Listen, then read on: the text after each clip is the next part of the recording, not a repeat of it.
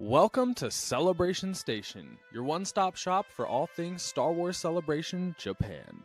If you've gotten to experience a Star Wars celebration before, whether at home or at the convention itself, you know that it's one of the most magical weekends of a Star Wars fan's year.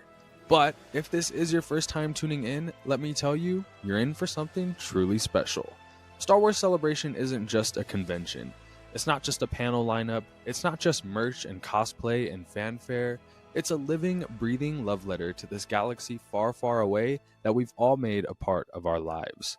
Today kicks off what is basically the Super Bowl, the Oscars, and Christmas all rolled into one for Star Wars fans. Over the next 8 hours, we're going to guide you through everything happening on the floor of Star Wars Celebration Japan.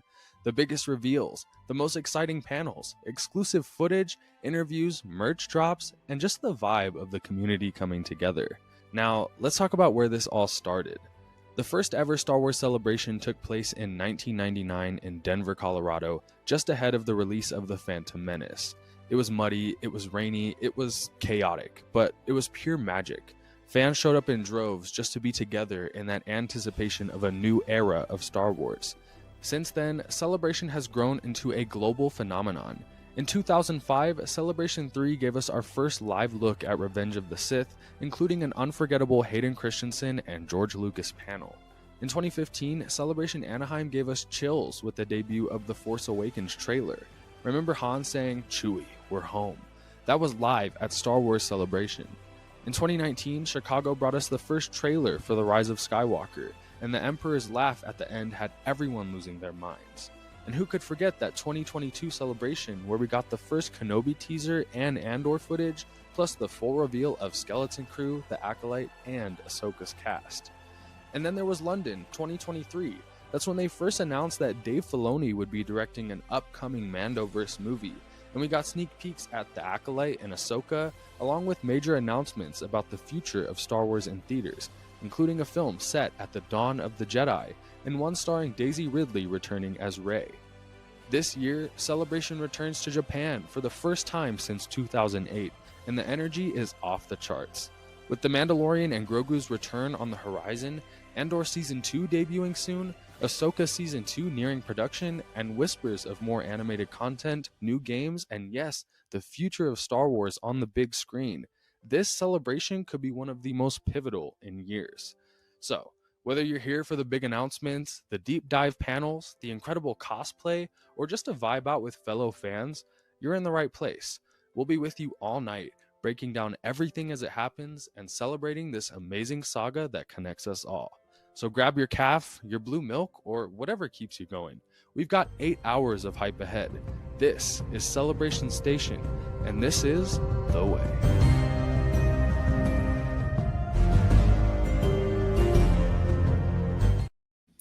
Welcome back to Star Wars Celebration Station, presented by This is the Wayseekers. We're on day two now. We had an eventful day one of Star Wars Celebration yesterday, and I'm excited to see what day two brings today, the follow-up, the sequel. Scotty, how are you feeling today? Funny enough, I'm feeling really at ease. I was a little stressed last night, but now I'm like, oh, this is gonna be nice. We're gonna talk some Andor, we're gonna talk some Ahsoka. We've got a new game to talk about. I think there's gonna be some fun stuff, and it's gonna be nice to take a little look back as well. Exactly. Yeah, I feel like today there might not be as much news or big reveals as there were yesterday. Just because, like, with the panels, there are Ahsoka, Andor. There's not much room there for new stuff. How much more can we know about Andor season 2 when it comes out on Tuesday? But I'm still excited to talk about it. Still excited to talk about season 1 as well with our Yes. guest Artur, aka Parks, later on. And then Ahsoka as well. The panel is more of a look back at season 1. Filming hasn't even started yet, but I'm sure they're not going to leave us empty-handed with a little tease for season 2. Maybe they'll talk about, some recastings, like maybe the Baylan Skoll recasting, Yes. or maybe some concept art. Just, Dave Filoni dropped, he was talking about the world between worlds and still working with the Mortis gods yesterday. So who knows what's in store for today. Yeah, But I'm excited to talk a little about Ahsoka too, and even if it's just speculation for season 2. And we have our guest Jonah coming on to talk about that, who is a huge fan of Ahsoka. I mean, yes. we like Ahsoka, but I would say he's a bigger fan than we are, and I Mhm. really like Ahsoka. So Yeah. Specifically of the show, I think he's a bigger yes, fan of Ahsoka. I don't know about as a character. Well, no, I'm just kidding. Jonah definitely takes the cake on that one. for But sure. yesterday was crazy, and I want to talk about it a little bit. We're going to get into the Andor panel. It's currently happening right now. They're just getting started. So, as we, you know, find any information out, we'll let you guys know about that. But yesterday, it all started off with the Mandalorian and Grogu panel, but they Mandalorian and surprised Grogu. us. They surprised us with an announcement for Ryan Gosling's movie, directed and written by Sean Levy. Um, I think that's going to be interesting. Star Wars Starfighter. We talked a lot about it yesterday. I think it's going to be interesting and unique. I think we both think that. Mhm. The casting of Ryan Gosling a little iffy because Star Wars is not known for casting big known name actors like that, but we'll see what happens there. We got some new information about Simon Kinberg's trilogy officially confirmed, leading us into the Yep. future of Star Wars. Very excited for that. And then, of course, Mandalorian and Grogu. Um, we did not get the trailer. Our speculation was that on Good Morning America this morning, we were going to get Oh, the did you trailer. did you even watch that? Because I completely forgot it was happening. No, I didn't watch it. I didn't see anything about it, didn't hear anything about it. So I'm assuming there was no trailer. Yeah, well, and on top of that, we also got with Simon Kinberg the confirmation of that the Ray movie is still happening with Charmin Obaid-Chinoy. So we also still got confirmation of that. And was there a third movie that they mentioned? No, it was Simon Kinberg, Charmin Obaid-Chinoy, They talked about Starfighter. they confirmed Dave Filoni's movie, they confirmed the Mhm. Taika Waititi movie. Taika Waititi's movie, that one was the other one that we like know nothing about, but they said is Right. still happening. Yes, and James Mangold's Dawn of the Jedi Oh, movie. yeah, so there was 4 like confirmations like, yes, these are Mhm. still happening. We're doing movies again. Yeah, exactly. I'm excited for it. I'm excited, especially because we talked about, 2026, having a movie, then 2027. It feels like we're back to having maybe one movie a year, especially Mhm. if we have all these movies in development. You know, if we have one movie a year, we have movies all the way till 2030. So we're good. God, how old am I gonna be in 2030? That's a good question. Right, exactly. But something else that we did like or that we've been wanting to see for the future of Star Wars is having a movie a year, a TV show, and an animated show. In Yes. 2026, that's going to be the case because in 2026, we have The Mandalorian and Grogu, we have Ahsoka season 2, and now we know we have Maul Shadow Lord. I learned the title. Oh, you said it right, I was a little worried. I did not say Maul Shadow Hunter. Um, but Maul Shadow Lord. We talked about it a ton yesterday, but Scotty, how are you feeling about it today? It's been almost 24 hours. You've got to let it marinate. What do you think? Well, let me point out the fact that I did see the leaked trailer. Oh It's yeah. very hard to find. Yeah. Um, don't post it. We don't condone that. But I have watched it and it looks really interesting. Something I pointed out that I posted earlier, there's a confirmation, and this is pretty well known. It's been reported on that Maul's going to get a new Padawan who is a Twi'lek who is a reddish pink color. People are making Darth Talon connections. I think Sam Witwer even teased on the Celebration Live stage that they're taking ideas from George Lucas, possibly from his sequel trilogy of the Maul Yeah. Darth Talon thing. And I'm like, finally, we can get not this sexed up Darth Talon. Like, we love a baddie, but I'm Yeah. like, she's more than just, a slave Leia outfit in black with a red Mhm. lightsaber. Yeah. So, What I think is interesting is that at least from the kind of poor cell phone footage I saw of the trailer, it looks like if that is Darth Talon, she doesn't have the tattoos yet. I mean, this is like mhm. the start of her journey. It seems like. So, is this something where we'll see that journey go on, and then eventually she gets the black tattoos like Maul has? Um, Yeah, Oh and yeah, I could see that. I could totally see him kind of passing that. He got his tattoos done, passing that down as a part of his like not training, but like initiation as his apprentice. yeah, absolutely. Absolutely. All right. So it looks like we're getting into some Andor stuff. Let's check in and see what they're saying. Did you see they have they've got some cast members there that I didn't expect? Ooh, I did not. Who Actually, they well, I didn't think they were gonna have the full cast there, but it looks like the full cast is there. yeah. I mean the show comes out and they're on their press tour, you know. That's true. So So who do we the have show from comes out left to on Tuesday. right? Let's see. Let's see. We Who's the have I have Kyle Solar, I see him. Who's on mm, is that Alan Tudyk all the way on the left? yeah, Alan Okay. Tudyk, So Kyle Soller, K2SO. Denise Go, Mhm. um Adria Arona. yeah, mm-hmm. Genevieve Genevieve O'Reilly O'Reilly. in red. We love it. Looks like the moderator of the panel. Diego Luna, Tony And then Tony Gilroy. Gilroy. Oh, speak of the devil, look who it is. Or is that the executive producer? San Wahlberg next to her. Maybe. Does it you know what? I'll look and see if we know who's moderating. But hello, Parks, Artur. We're excited to talk to you in just a bit. Hello, hello. Let's see who's moderating. It just says joint creator and executive producer Tony Gilroy, executive producer Diego Luna, and cast for a sneak peek at the final season of Andor. Look at this. With the Narkina 5 people. Yes, they I like that there's some aliens in there too. There's like a pink Twi'lek. yes, they had a let me find it. Here it is. One way out. One way out. What is that chaotic music?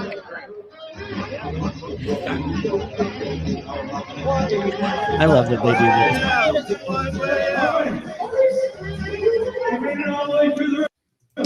this. Okay. Park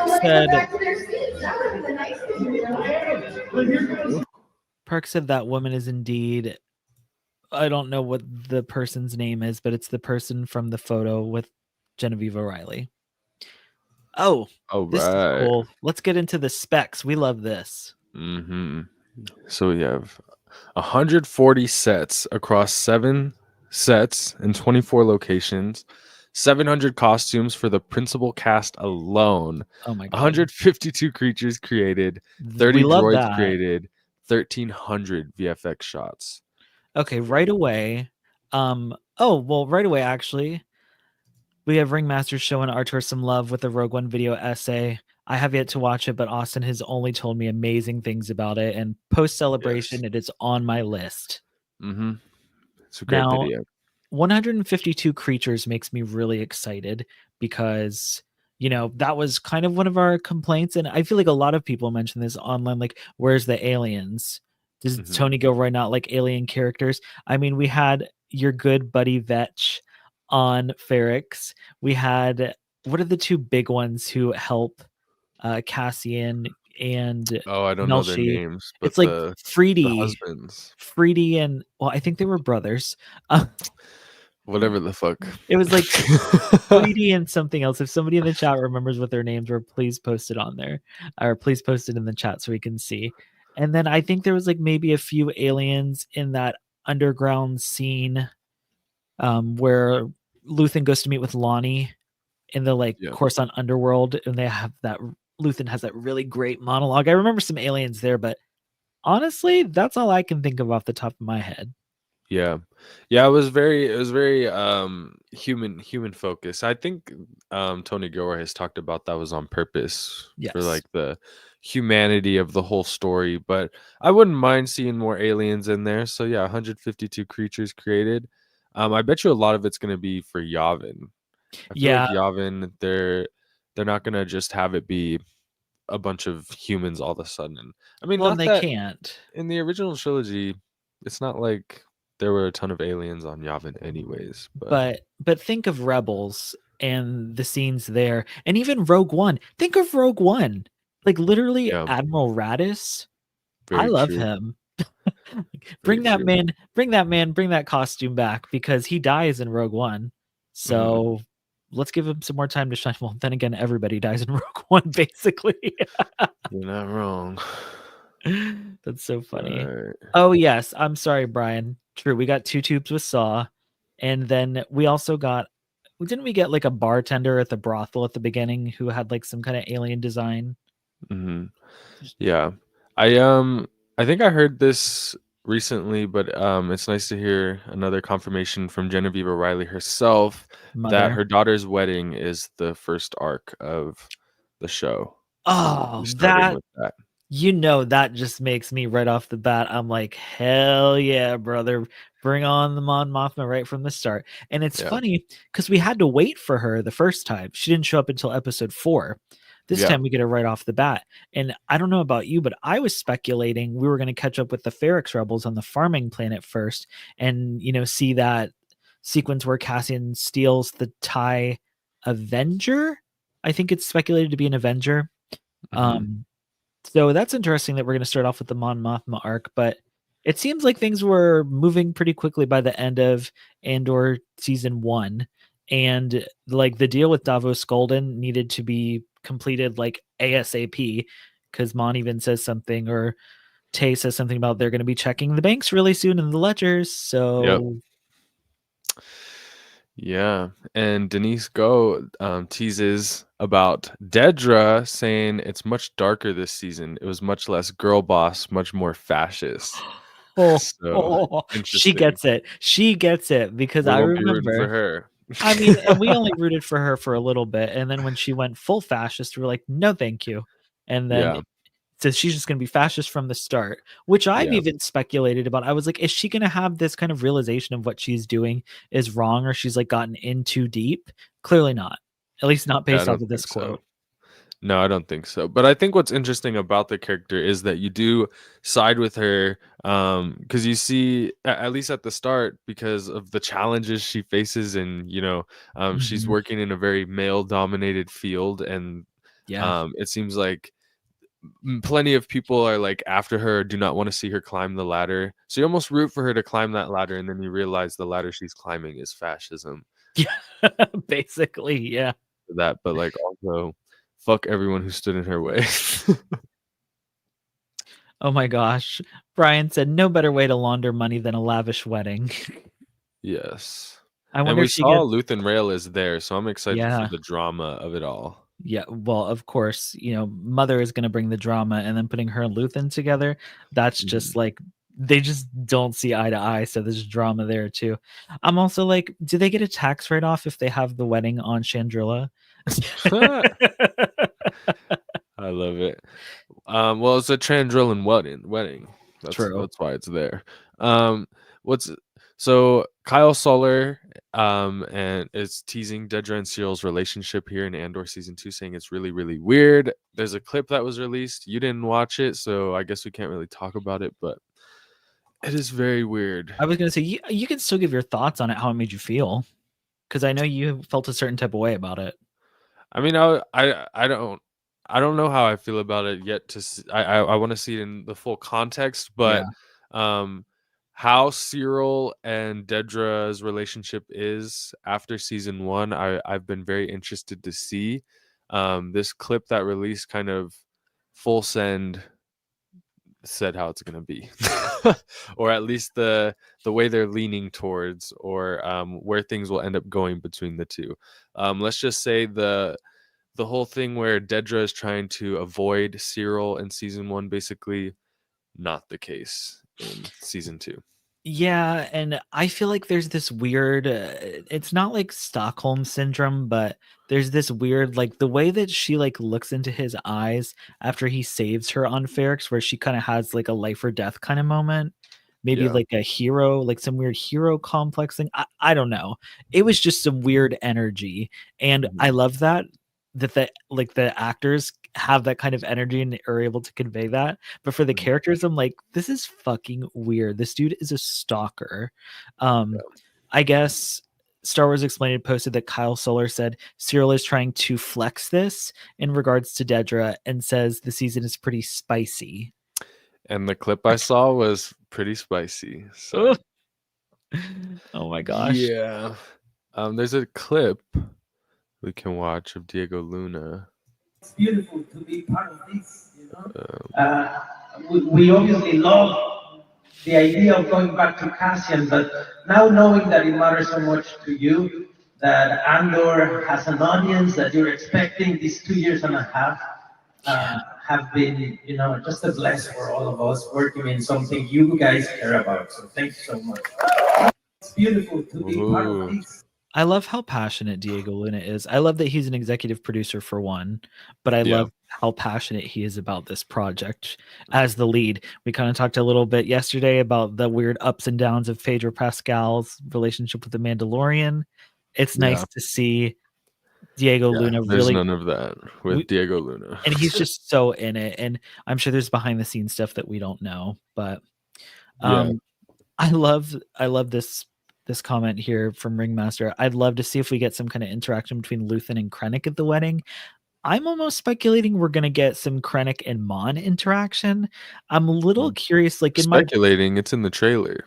I was going to say, we see ISB agents and they have more lavish looking details on their uniforms. So I'm not sure if it's at a like Coruscant party or if it's at the wedding itself, but they're clearly in like not their business outfits, but their more formal version of their uniforms. And Mon's clearly interacting with him. So yeah, I'm really interested to see, because we know Krennic is kind of devious. He wants to get down. He wants to snuff out rebellion. So I'm curious if he's going to catch on to any of these characters and they're going to play this kind of like, I know that what you're saying isn't completely right and I'm going to figure it out. And then same from like Luthen, for example, he probably knows exactly who Krennic is. And he's like this guy, but hello, I'm an art dealer and we have cool military artifacts you would love.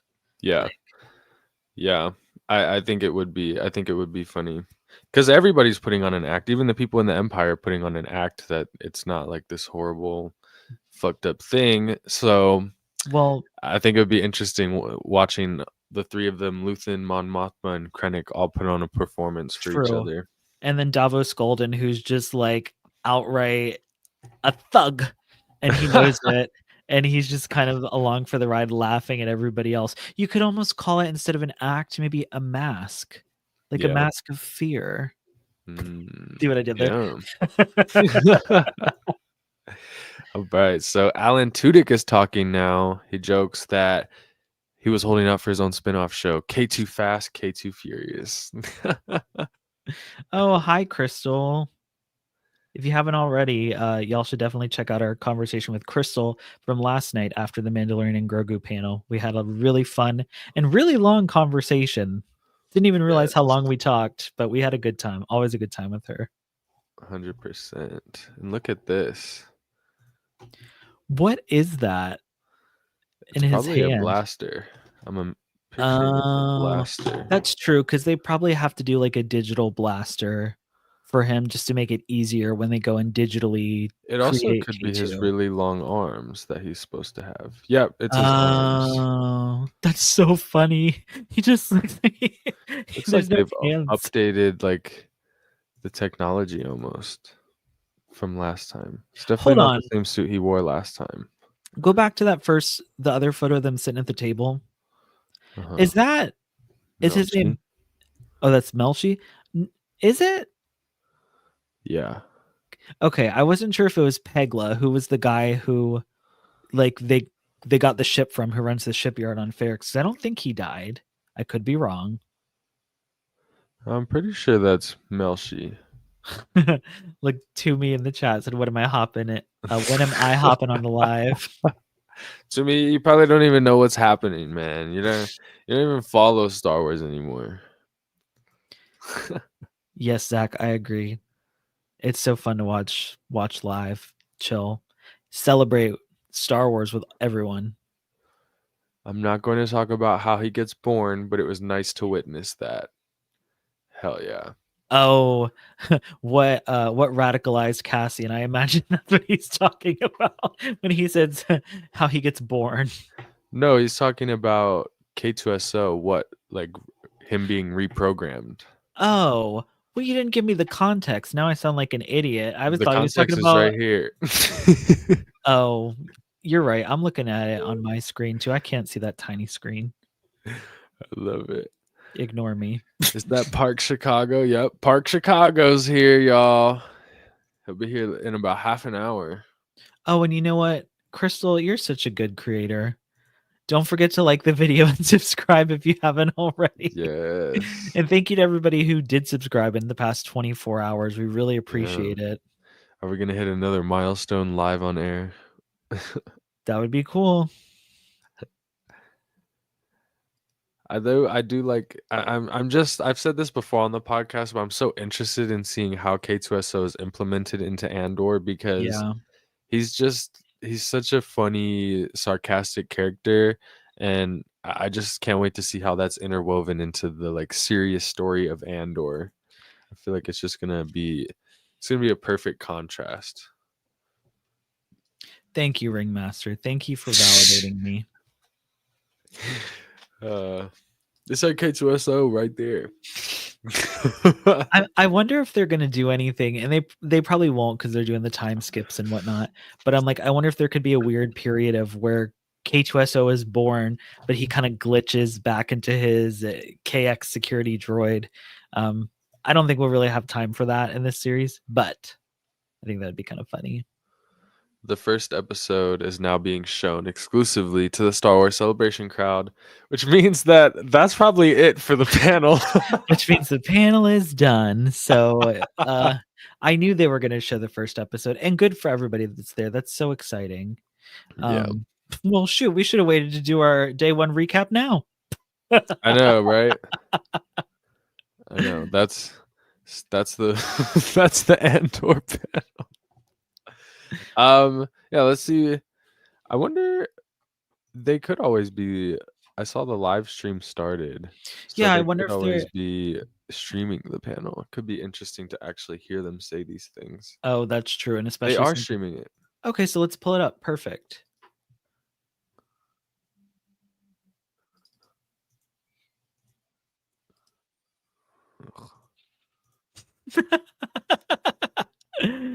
Oh my gosh. I mean, just to be part of this thing, like every character is so fully drawn. I've never. Denise Goff and Kyle Solar in the interviews are hilarious together. I don't want to give too much away about it, but yeah, Dedra really shows herself. It was much darker this season. It wasn't so girl boss. It was much more. It was much more fascist this season. She literally sounds like us. Unlike me, so it's serious. So true, Brian. I gotta go mute Tales of the Underworld on Twitter. Everyone and part of this I already saw things from the first episode, and I'm like, oh my gosh, I didn't even want to know that. Characters that appear. What the hell? All right. Strange is a strange word, actually. It's a kind word. Yeah, okay. Speaking of cereal. Oh, what shirt does he have on? From the badge art. Chimera, maybe? Oh. Gentleman never tells. Gentleman never tells. Because she'll kill him. Look, we're literally in the same layout as the Star Wars live stream. Strange, really, really weird. So Cyril is starting out this season feeling pretty good about himself. He's got a little promotion. He's got some new threads. Little He's emotion. on a new planet. He's a promotion.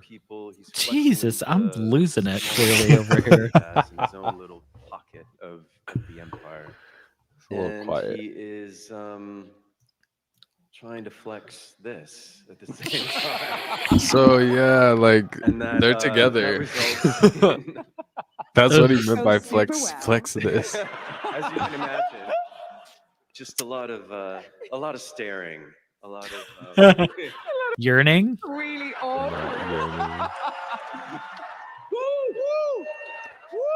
We all know Crystal Kyber's she's gonna be the next Cyril Dedra shipper. Crystal Kyber, do you ship this? Is this up your alley? But yeah, it's amazing. A lot of yearning. You want romance in Star Wars. You said it last night.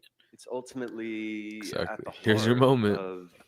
Cyril's arc, and in a She way, probably ain't Dedra's even arc watching is right now. really them coming together and opening themselves up to Look each how cool other. that set looks. That looks like another one of those like Ultimately giant city forces them block into sets. extreme Right. situations that they never anticipated. So it's pretty spicy. Wow. Wow. Strange, weird, spicy. Yeah. What will go on? Okay. So, Adria, your characters. Ooh. I don't think I heard it or saw anyone tweeting Your about the big character, stuff. Bix was also they're doing that riot on Ferrix, and we see her leave the planet. So how is she doing these days, and where do her allegiances lie? Well, first of all, I'm really trying to be cool, but I'm so overexcited right now. This is insane. Course. This is wild. You know, it's really, I love you. It's so rare that you get to put faces to the reason that you're making all these choices. Was she at the You know, last we have celebration? I think she all of you was. in mind in every single I don't know, but decision on I the would show, love so to know this is what her skincare very routine is. surreal and really exciting. Because I want to Really look like exciting. that. Thank you. What was the question? Bix. Yes. Yes. My name's Adria. My character's name is Bix. Bix really went through it in season I'm one. almost scared When we for first the meet her person in season Bix two, will become in you season know, 2. she's left her Dead? home. I really believe Or that you know, Bix is the most Phyrexian woman there is, and Phyrexian. like you she's think away from maybe home and she'll kind of really trying to go a little reconstruct dark or herself. something. Yeah, that's what I'm What worried that Morals will means about. be for her and questioned. how she's I sort mean, it of makes gonna sense cope after with everything everything she's that been happened through. with Dr. Gorst is very interesting. And then you get to kind of get a sneak peek into this beautiful relationship that starts forming. You know, season one, everyone's like, "What are you guys? Are you guys together? Are you not?" Well, I think this season you'll Oh, we really saw get the to yearning in the see trailer. these two characters. See, but like, how do you have a come love together, interest for which is really Cassian beautiful and probably one of my favorite parts. that's not mentioned in Rogue One Wow. without killing her off? Oh, she's gonna die for sure. He's gonna lose everything for the Okay. rebellion. And Alan, Oh, how does it feel to be back as K2SO? yes, sir. Yes, sir. How'd you feel?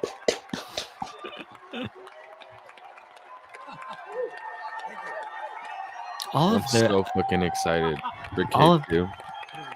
and like Park said, I feel like all of these actors really love their characters so much. How does it feel? I'm not going to top that. Let's just move on. Who loves K2SO? Oh, come on. Is Alan Tudyk wearing docs? Do I see yellow stitching? Thank you very much, y'all. Thank you. Let's see. Thank you. Thank you. Thank you. But did you ever think that was going to happen? Did you Yep, ever- oh, he's think wearing the about- Cassian I always held out shirt. hope, you know, hope. Such an important part of the show. I really wanted it to happen. I did for a time hold out for my own spinoff, K2 Fast, K2 Furious, Which we would all which watch. we discussed Literally. at D10 a long time ago. But I mean, Tony's it's a better funny writer, because it turns that's out. the original And, pitch for he Andor has, was had K2 involved made an much more than he amazing is. show. Yeah, I wonder And, if we he'll get ever to talk see about how that. our two characters meet and the birth of K2SO will be seen this season. Not the birth of which is Cassian. Exciting to see. It was very exciting to do, to be born. Yeah, it's Oh my just, gosh, it's now she beyond. moisturizes It with is, Jason it's Momoa's hair beyond anything I grease. could have hoped. It's I such an read that, important- Brian, it and feels I like a was like, very important I'm gonna let series. you keep that to And, yourself. it's very- When are they Great to gonna have ask you back. Mother a Welcome question? back. I think they did at the start. Diego, And you didn't Always play that go part? back. of you meeting K2SO. Oh, I missed Alan badly. It was 7 very tough years, man. I was laughing the moment I saw him back in his like very tight wardrobe. Suit? I mean, and I saw everything was in the exact same place.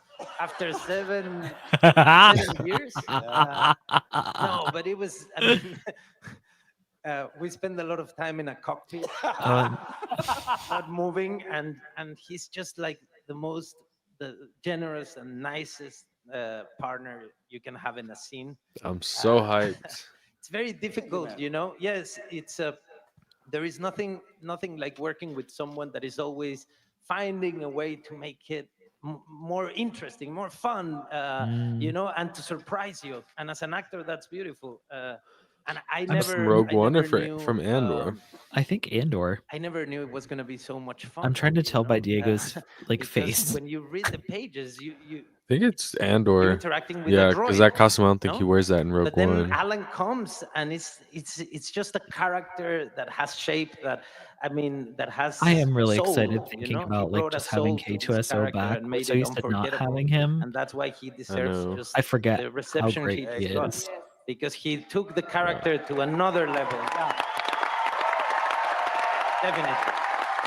Looks like our poll is most excited about the Ahsoka panel And it was so nice. far. It was There nice. have been some votes no, from I'm not Andor, going to though. talk about how he I mean, gets with born, the Andor but it was panel, nice it's to like witness that. Just you a know. celebration of the show's it coming was nice and ending. and Yeah, because it's awful like there's nothing we're gonna learn. and nice. I didn't do a We already video know once we didn't or learn shit. anything. We learned that they're watching the yeah. show right now. It's cool to work with Did he someone just also say so shit? bright and funny, you know. Right. In Oh, this no. with this How could material that he? is so deep sometimes, and yeah. Okay, looking really forward to see it. Yes. Yeah. Well, now I speak for all the fans here when I say I know we are expected to see what you all are up to. We are counting the days. 3 more days here in Japan. Yep. Until April 22nd. Sucks for everybody that has to come back home to the U.S. and gotta wait for Go. it. My So- birthday.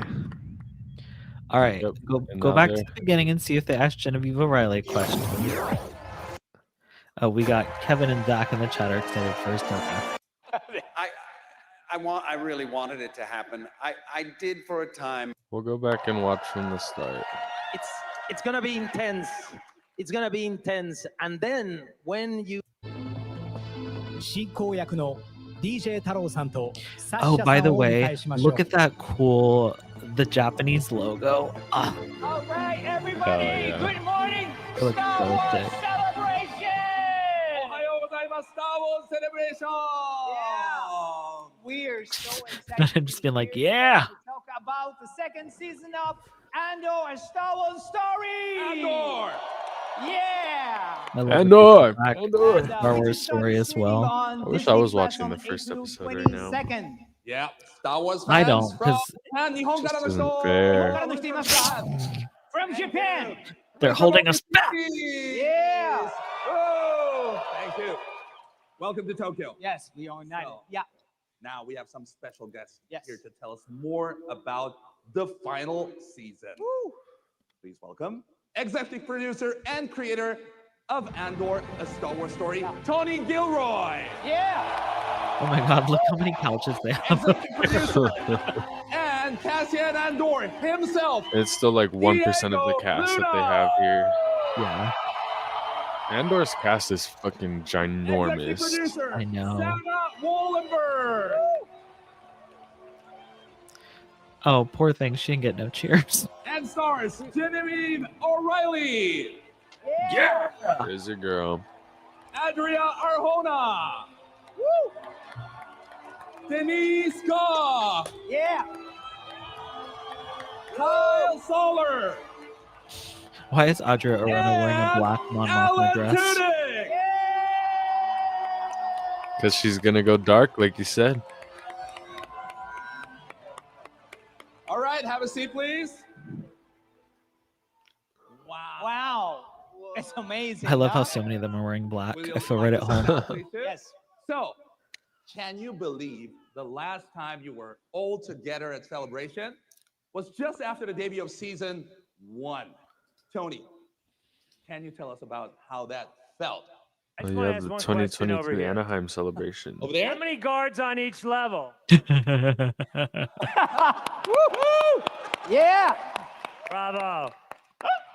Yeah. Oh, that's what that photo was from. Yeah. How did you feel? Oh, man. This is the third one we've done. This already takes the cake. All you people who traveled here, oh my God, bless you, bless you, bless you. What a thing. Thank you. That's right. At the last celebration, they had just started filming Andor, but And they we were- still had enough footage to show a little trailer. Yeah, I remember, and it was just like a lot of Oh, walking, a lot of it's sets. just, I mean, Yeah. like many things And that we were all like, why are they just doing a happen in Cassian celebration. show? Thank you so much for this reception, this love, this energy. Yeah. It's so special. There's nothing like this. And everyone watching at home also, a todos los que están viendo en América Latina, en España, saludos. I love that he always makes it a point to Really, speak in there's his native exacto, language and en México like también, give a nice sí. hello. Qué chingón que están aquí. Yeah. You know, there's 125 countries represented today in this room. That's what Wow. Star Wars means, you Wow. know. So thank you all for coming. It's beautiful to be part of this, you know. We obviously love the idea of going back to Cassian, but now knowing that it matters so much to you, that Andor has an audience that you're expecting these 2 years and a half, have been, you know, just a bless been for a all long of us wait. working in something Yeah, you guys but it's care gonna be about. well So worth thank you it. so much. Thank you. Yeah. And Diego, arigato from Japan. Arigato. Yeah. Arigato gozaimasu. Yeah, you know. So from everything we've seen from the final season, and it looks just epic. It's epic. Diego, what can we expect? It's just, it's so big, you know, in every possible way. That's so sad. You see the More official Star Wars adventure and account says the action, cast the of Andor drama. say goodbye. I mean, we're Or say heading, goodbye to we're fans, but close it's to also Rogue like One, so goodbye to everything Andor. matters so much. It's Yeah. emotionally Because I mean, charged. they're probably And, not going to be you at have celebration the again, story of all the characters you met in season 1, unless it's to plus like many revisit. new characters you'll meet in the second season. Wow. And obviously, because we're heading to start the beginning of Rogue One, many familiar faces also. Did you think that planet was Lothal?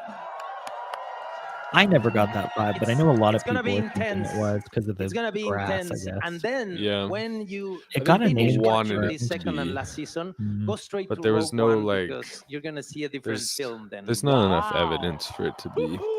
Amazing. That's One of those exciting. theories That's that like exciting. Yeah. the want carries And it. Tony, Like tell me me More about than like what like me time with frame Dantooine. will be seen on Yep. screen? Yeah, they Season confirmed one, it's we like took a a whole new year. location or something like that. I Of course forget Season what one, it we took a is. whole year Of course to it's new. do the It whole always is season. new. Second season, we're going to do 4 years. I in the won't one complain season. about so each Naboo, 3 even if episodes it's in will the represent volume. 1 year. 1 year. And we're going to drop them, 3 a week. So it's basically like dropping a movie every week in Wow. essence. And there'll be a jump. It'll be 1 year. The fan in me is 1 year, 1 excited year, for 1 that. year. And when we The land, we only land for podcaster a and couple days. So creator. they're very, very intense Still a little scared. experiences. And we tried to find the most Yeah. important 3 days, 4 days we could to land on. But yeah, that's how we'll drop. Wow. I'm not good at math, but Austin, you it's and I are like going to 12 drop times 4, after 12, right? watching and 12 recording. episodes. Yeah, Okay. literally. So, Sana, from all the material we've Oh, yeah, seen I'm- so I far, wanna it hear looks her like the speak, production this too. season was or is massive. Yes. Can you tell us about that? Tony doesn't hold back. I think we all know that by now. And going to two, we could, of course, had to be wider, larger, and really more ambitious than what we've done before. And I have to say, this time our extraordinary team I forgot really about the outdid amazing themselves. cinematography. Our production designer, Luke Hull, costume designer, Michael Wilkinson, and all our extraordinary creatives and their teams put their heart and That shot's souls into interesting because it's like creating yin and yang, all but these new it's worlds to tell this it's story as, as Vel we go and on. Cinta. Mhm. Why are they? They managed to, opposites? the amount of creations really was staggering. Because they want We opposite created things. 140 Well, not sets opposite across things. 7 I think stages, Vel 2 puts their backlots, and relationship over the 24 rebellion, different where Cinta does the locations. opposite. 700 costumes just for Yeah. the principals alone.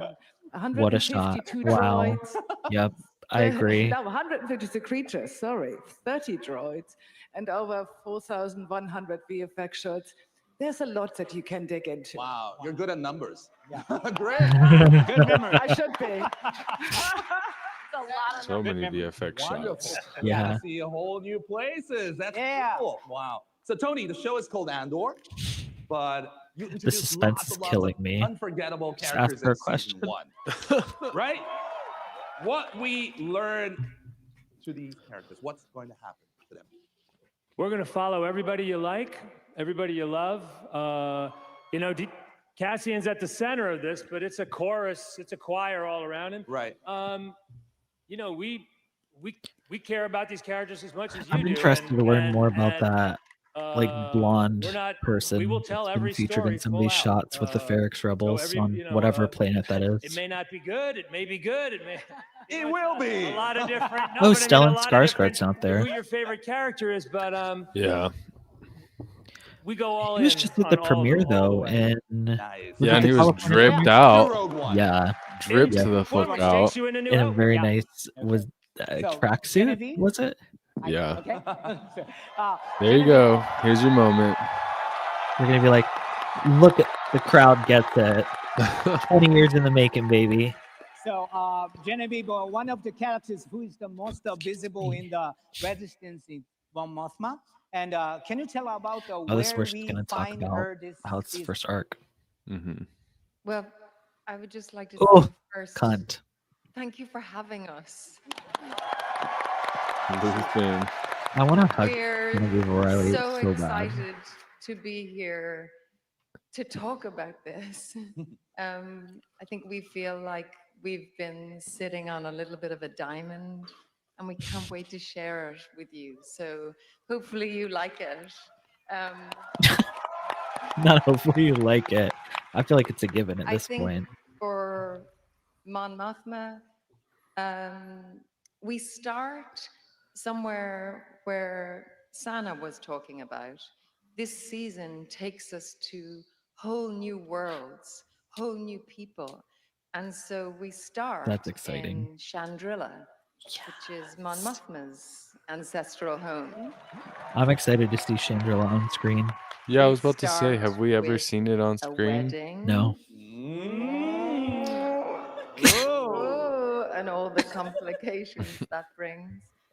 And I then want we to drink drive with Denise and we Goff. reach, I bet she's a for Mon blast. Mothma in particular, you really see her have to work and graft under the eyes of the Empire. And we go to some dark places this season.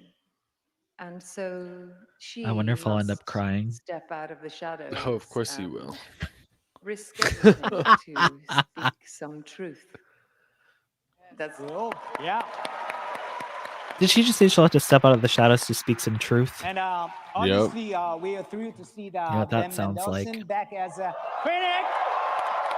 Oh, and he's Right? not there. I'm surprised. And one of the more iconic bodies Remember in in Star 2016 Wars, when he was but, in his full Deborah was, costume and they had him pretty, come out? formidable in You the probably don't season, remember, right? but they had him come out at the Rogue One panel in full costume with Death Troopers talk to behind us, him a little Oh, bit about in her character. arc this season. Yeah. Oh my God, I'm See, so overwhelmed. Here's so the worst part. I so was not even emotional. paying attention to Celebration in 2016. Incredible to be Not because I here. didn't care I'm about being Star very Wars, but I was undead not and in the really fandom online excited. at all. I was so out of touch. I'll try and be Yeah. serious. We find out where Dedra comes from in I this wish I can go season. back and have a been little there. bit about maybe what makes her. I think it's who still she available is. on YouTube. Things get real strange. Here. Oh. This is where we picked up when we began Yeah. the stream. But what's great, it's I mean, just to be part let me of see if I can this find- thing, like every Oh, the character clip. is so fully drawn. I've never been part of such an ensemble, and I don't want to give too much away about it, but yeah, Dedra really shows herself. It was much found it. darker this season. It wasn't so girl boss. You know what it I was should have much did? more- I should have asked in the poll which Rogue One, not Rogue One, which Andor character are you most excited for? Is a good Oh, villain. Gwendolyn Christie. I'd like to see her again. Let's get the Phasma a Star Wars story.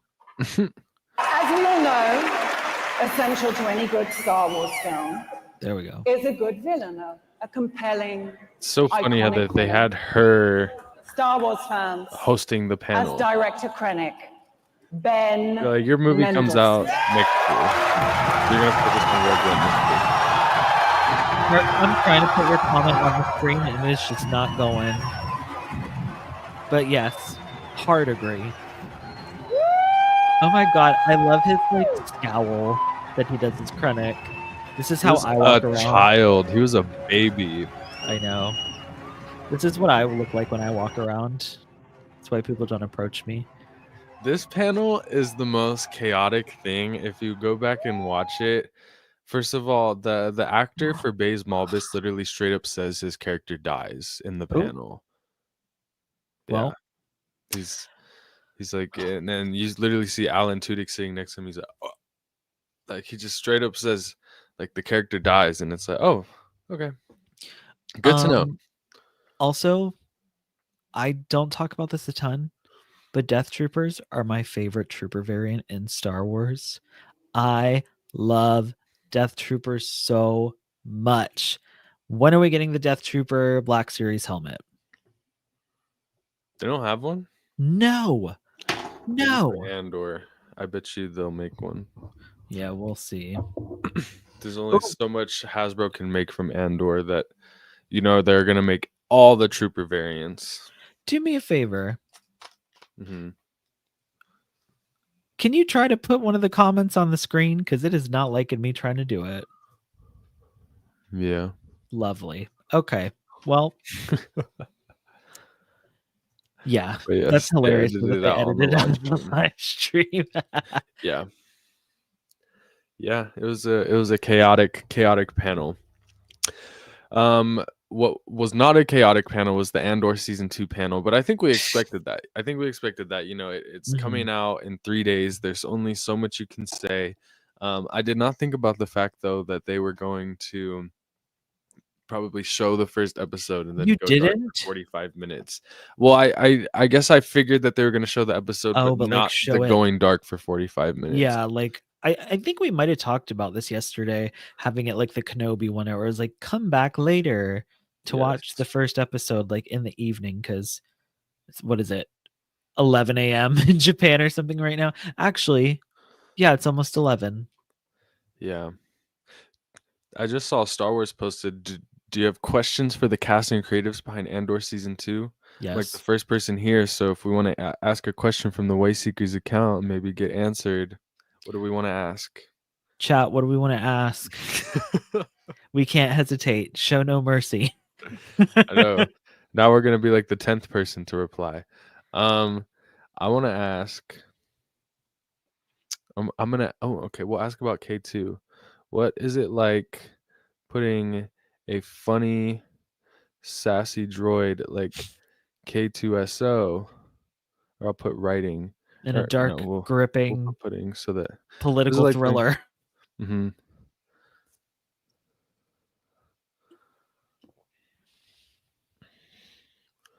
Into such a serious. How did you describe it? A dark, gripping political thriller.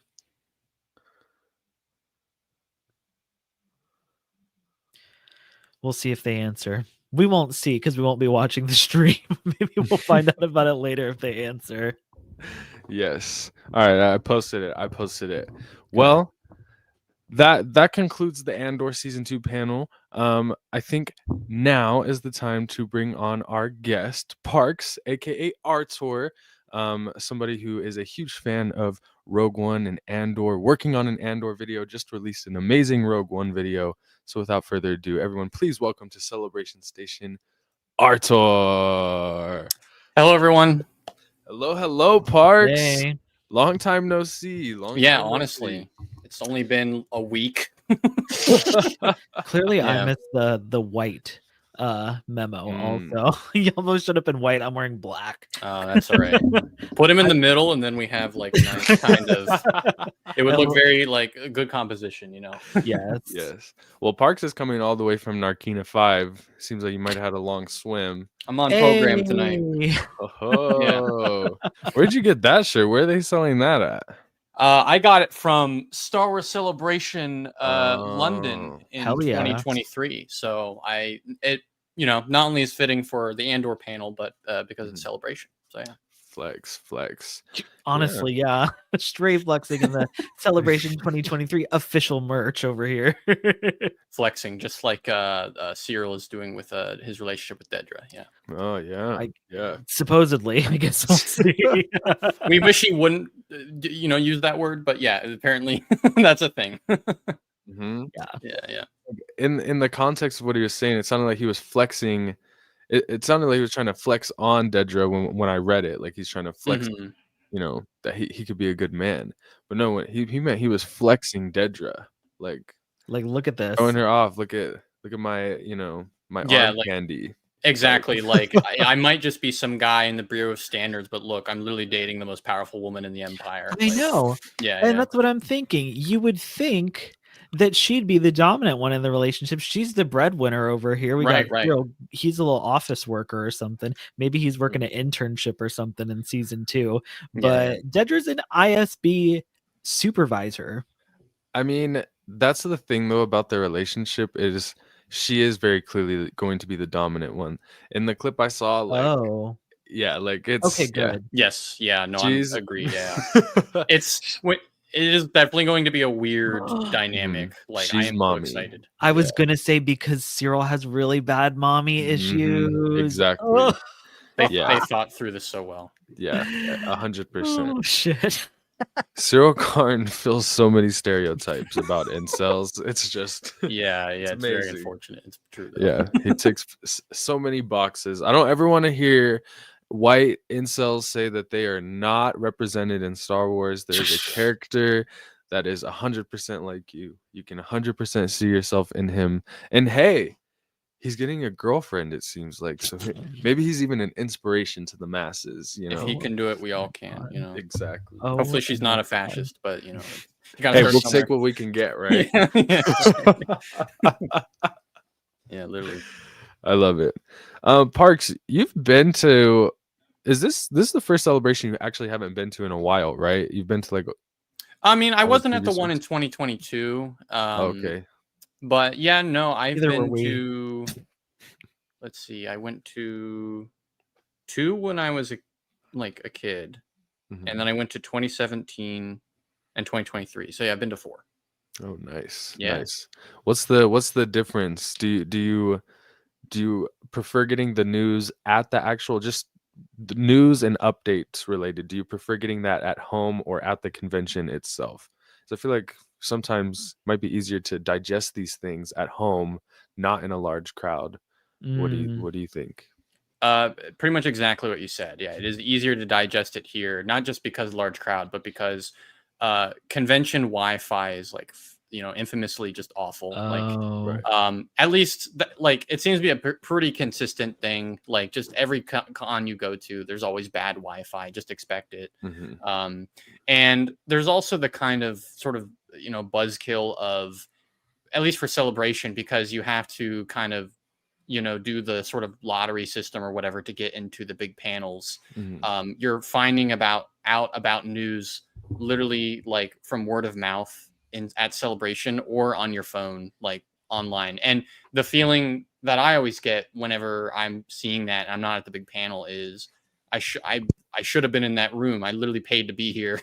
So yeah, I want to follow up on that specifically. Did you, and I'm not sure about the time frame, so correct me if I'm wrong, were you at any of the pre-Disney celebrations? I was, yeah, in 2010 and 2012. 2012 was literally months before the acquisition. And that correct me if I'm wrong as well, but that was when they were actually streaming most of the panels online and you could watch them outside of the panels, correct? That was after. That was the Disney era, starting in 2015. The technology of streaming hadn't quite taken off yet in 2010, 2012, unfortunately. But it's a fair question. But also at the same time, those celebrations were nowhere near as big as the Disney ones. The culture of Star Wars was very different. Really, the biggest things in Star Wars at the time were the Clone Wars and the video games like Force Unleashed and stuff. Oh no. And I've seen the Ashley Eckstein early celebration videos where she's it's her and the Clone Wars cast riding in a van and they're really shitty camera quality. Like, we're going to Celebration. Here's our Celebration diary. They're still on the official Star Wars YouTube channel. Pretty funny to look back and watch if you haven't seen them. Yeah, I think Celebration, I was looking at the history when making the intro Your video. amazing intro. Just the intro video. I don't know about amazing. It was great. I learned a lot. Appreciate that. It seems like they only really focused on teasing and announcing new things during the third celebration for Revenge of the Sith. I actually watched the trailer. What they did was they went through and did episode 4, 5, 6, episode 1 and 2, like a little recap, and then the first footage people saw of episode 3 was attached to that, like a video showing the full saga is now complete. Obviously now so we thought. Yeah, so we thought, but at the time that must have been so cool to be like, oh my gosh, like it's complete and you're seeing the footage for the first time next to the already, existing movies and shows, or not shows, but the existing movies. It would have been really exciting. But yeah, it wasn't until the Disney era, 2015, that they started streaming stuff. They showed like the Force Awakens trailer, and I they used to remember that. stream all of this. I will never forget the hype of 2017, like just watching the Last Jedi panel from home, and everything was included. When they showed the trailer, that was when they released the trailer to the public. They didn't black it out so that only the people there could see it.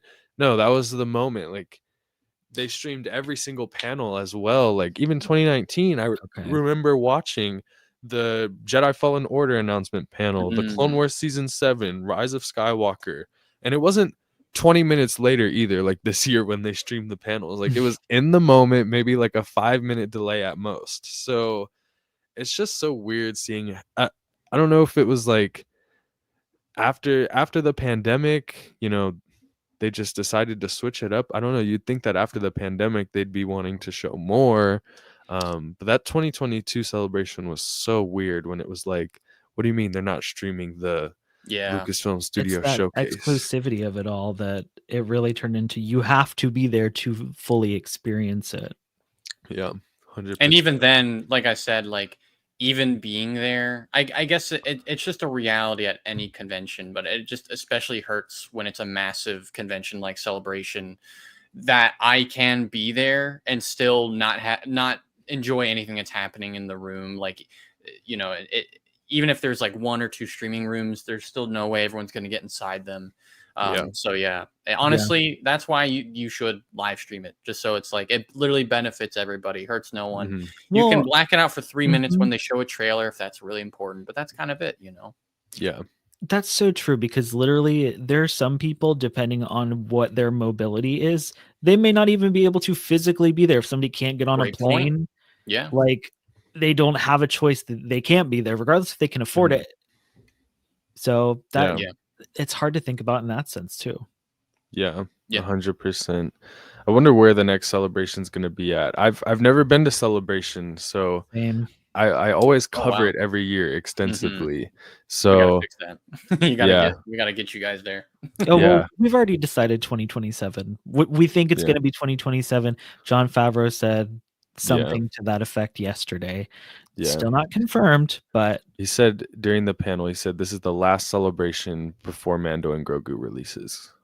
But maybe there's one like, right after. Opium, like in August or something, can you imagine? No, I don't know. Yeah, that might be a stretch. That might be reaching for the stars, unfortunately. I almost feel like not the first London one in 2016, wasn't that in August or something like that? Yeah, I mean, they're usually like April, May, but yeah, there's been plenty of celebrations in August before. I mean, the 2 that I went to as a kid were both in August, like, especially if it ends up being somewhere like Orlando, like great time to also, people can go to Galaxy's Edge. If it's after the movie, they'll have the kind of, whatever, like Mandalorian and Grogu tie-in that they announced like a month or 2 ago with the Millennium Falcon ride and all that stuff. But I don't know. Yeah, no. If it was such a specific thing to say that it probably implies that there's no celebration next year. So right. Yeah. Womp Yeah. womp. Womp womp. Guess Great we're going set. to C2E2 Parks. C2E2 round 4. Let's do it.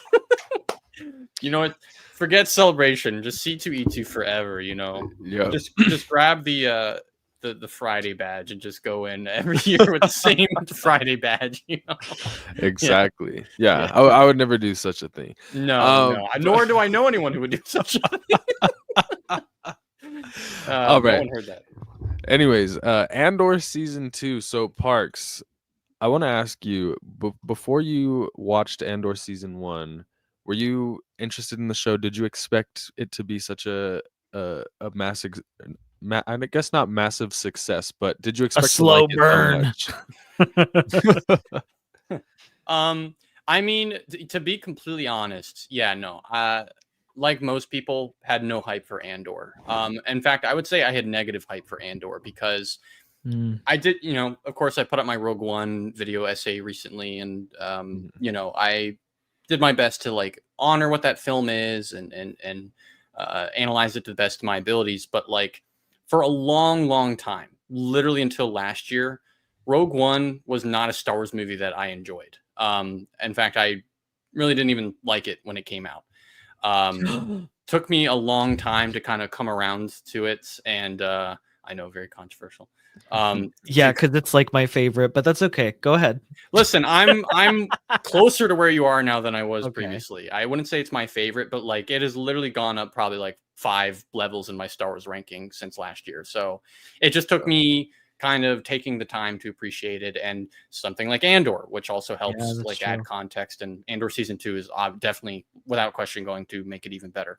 But yeah, because of that, I had pretty much no excitement for the prospect of like a Cassian Andor spinoff. To me, it's just like, what are we doing? Like Rogue One's already a prequel to the movie. Now we're doing a prequel to a prequel. Like, do we not see just the corporate kind of exploitation in effect here?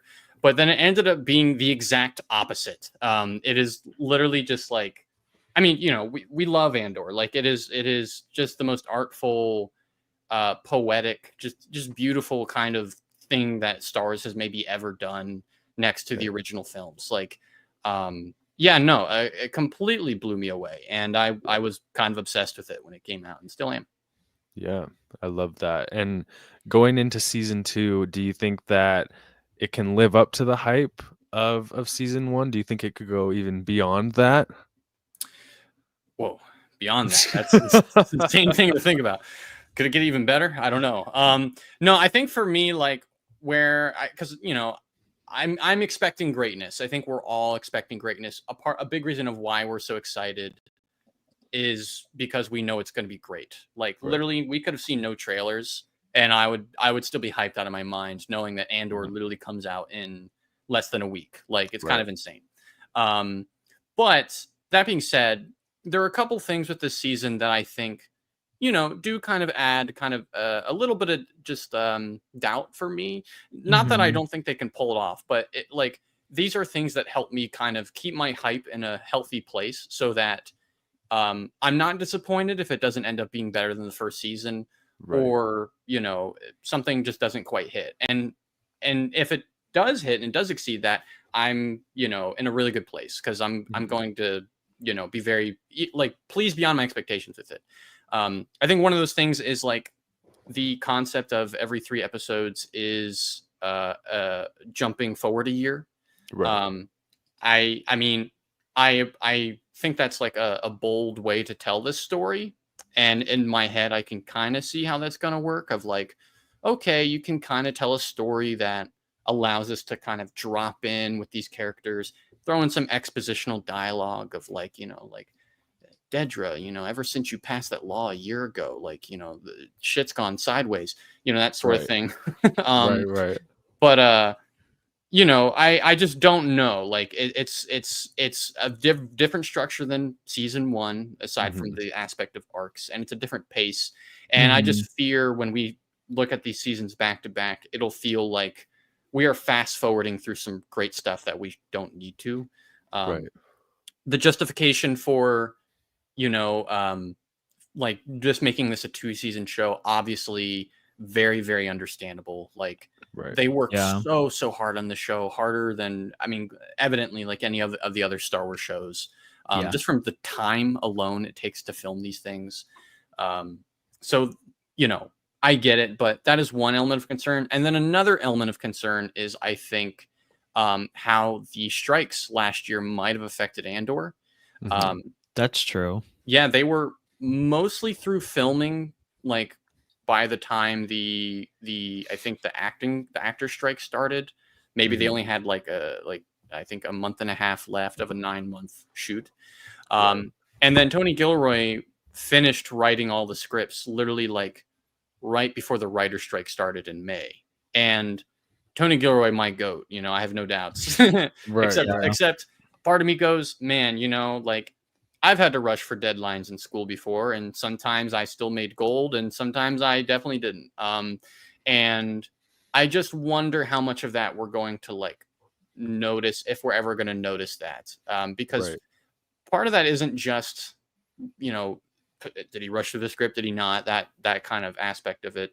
But it could also be like, you know, because of the strikes, Tony Gilroy couldn't be present on set for things being shot for at least a month and a half until the actor strike started. So yeah, it's just, there's some kind of things that I go, okay, I don't know how that will affect it. And if those things do, I'm internalizing that now so that I don't get disappointed if the show is not as good as the first season. Right. But from the previews we've seen, just from what we've heard, the clips, it's probably still going to be really great. So yeah.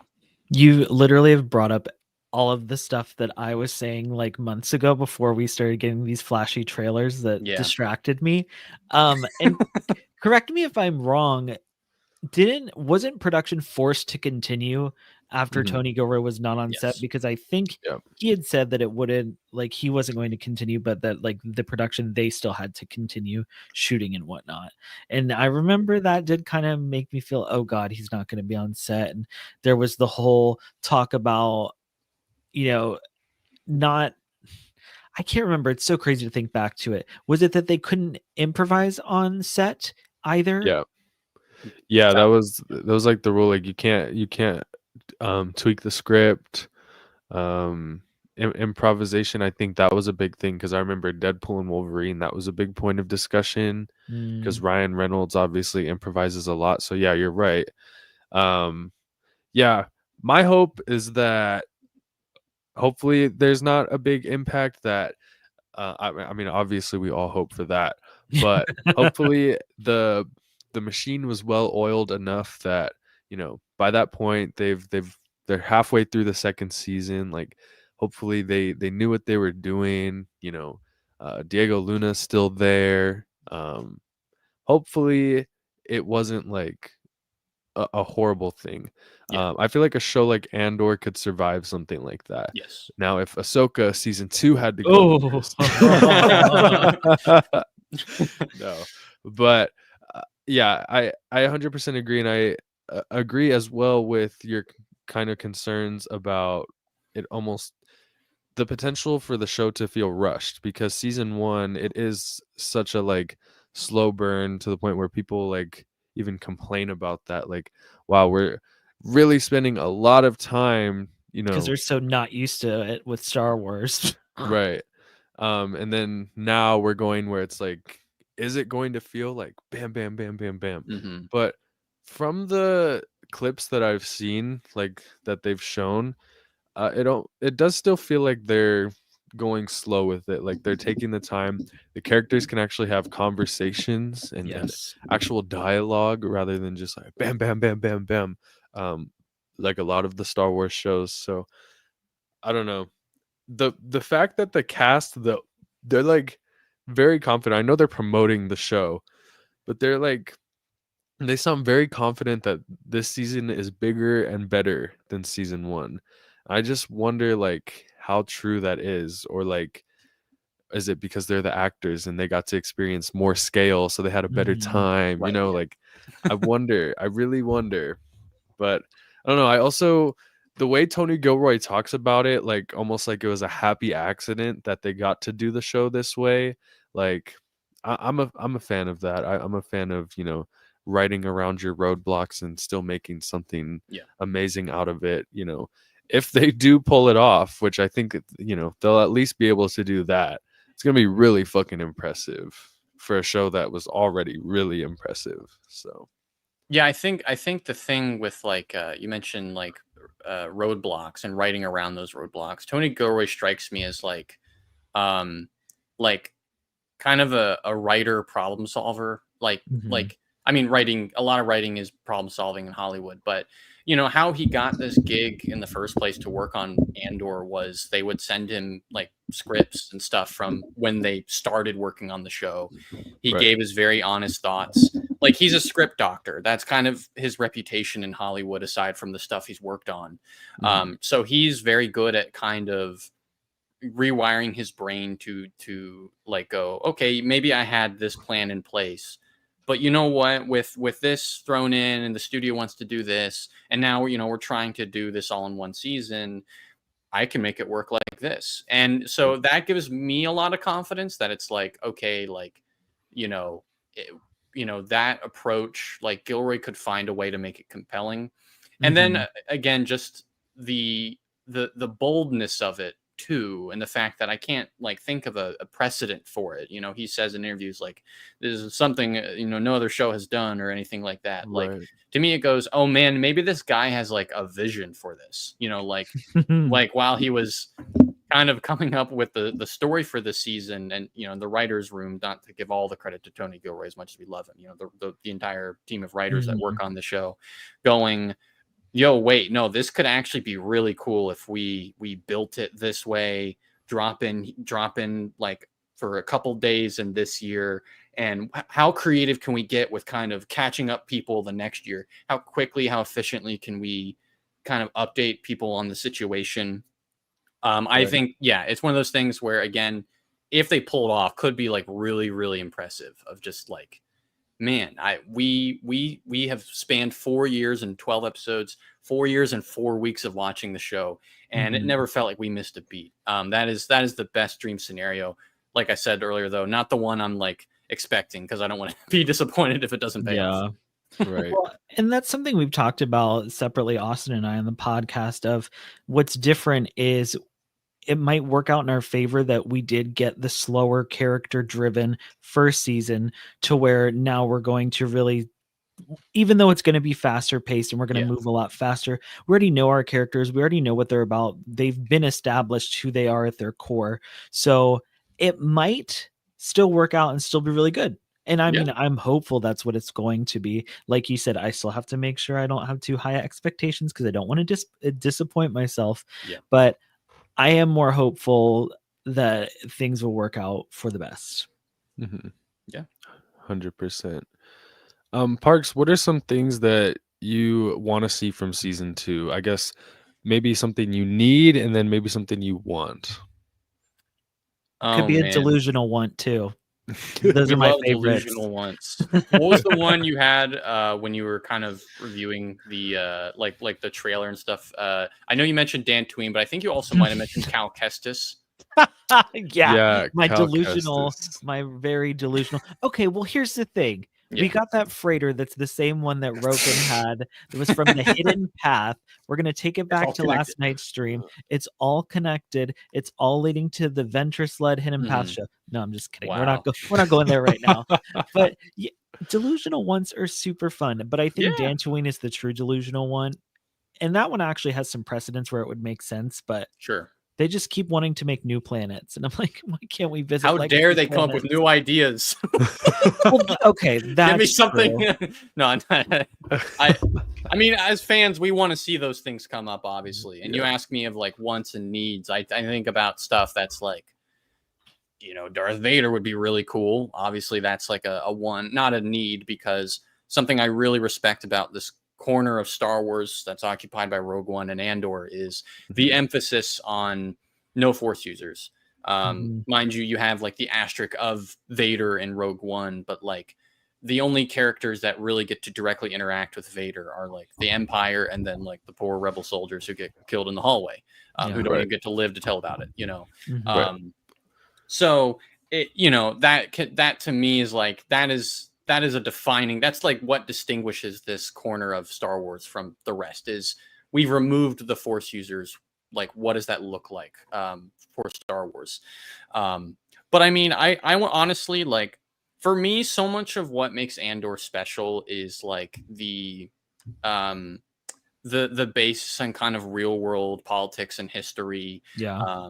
Tony Gilroy is very outspoken in so many interviews about, you know, I don't need present day events to inspire my storytelling. I have 4,000 years of history to reference already. And if history truly does repeat itself, then it says something when we, you know, go, hey, this is just like so and so happening on the news today, very unfortunately and tragically.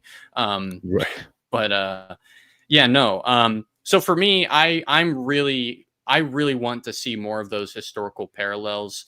You know, what we kind of saw last season was a lot of what you see in kind of the birth of a revolution, the kinds of, you know, ideology spreading around and the sort of cries for liberty and freedom, intense oppression. You know, these are all things you find throughout, you know, really any point in history, you know. And I want to see that continue into season 2 with some looks at kind of the mechanics of a revolution, of like, I don't know, just like, you know, where we kind of look at leadership changes. You know, that's a big thing in a lot of revolutions. A key one for Andor was the first season. It was the Russian Revolution, and there's a lot of like leadership changes in the revolution, all the way to the founding of like the Soviet Union at the end. Someone take me off my history soapbox here, but no, it's a great perspective that not lots of people talk about when they talk about Star Wars. So yeah, certainly. And I think for me, that's something I'm very excited to see. And so I think one thing that is a need is like, I want to see more of that historical precedence, and to get specific, maybe veering into the delusional, but maybe not, you know, calling my shot right now in the Wayseekers podcast. I think Luthen, this is a very, very important character for the Rebellion, but literally never gets mentioned anywhere after this. And I think that's by design. You know, he is the leader that is right for this phase of the rebellion, but not what it becomes. That's Mon Mothma. And so at some point, I think you need to see a conflict between these two characters. And Luthen is not someone who's going to concede. This is a man who views everyone kind of as like a chess piece. So at some point, you need to remove this guy. And my crazy prediction here is Cassian is going to be the guy who's tasked to remove him. Cassian is going to kill Luthen. That's my prediction. Wow. So that'll be like right before the end, and it'll be another callback to that moment when we met Cassian at the beginning of Rogue One, where it's like, is this right? Am I doing the right thing? Am I losing a little bit of my soul in this action? And we end off those 3 episodes of the show going, this is what the rebellion is now. Is this what we wanted? Is this going to be successful? Do we have the right leadership in place? You know, so yeah. I think Luthen's gonna die. Now knowing that we have like one shot of him in the first trailer, and then like a few shots of him with Mon in the second trailer, which we now know is from the first arc, most likely. Yeah. My theory with Luthen is that because we know he's kind of like Saw, like willing to do whatever it takes, but I think he's gonna go too far.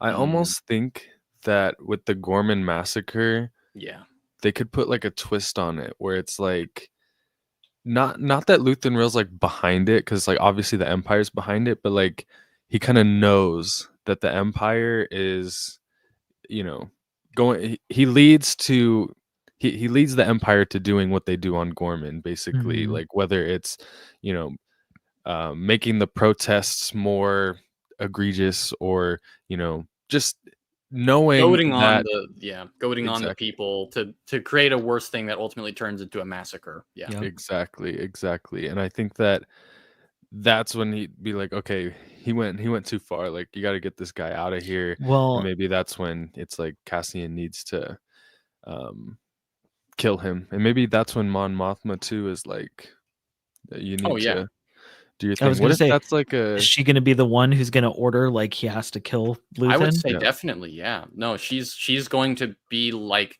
she's going to have her speech, and that, and again, this is kind of getting into what Andor does so well with the nuances of like, is Luthen a necessary evil or not? You know, is what Right. he's doing too far?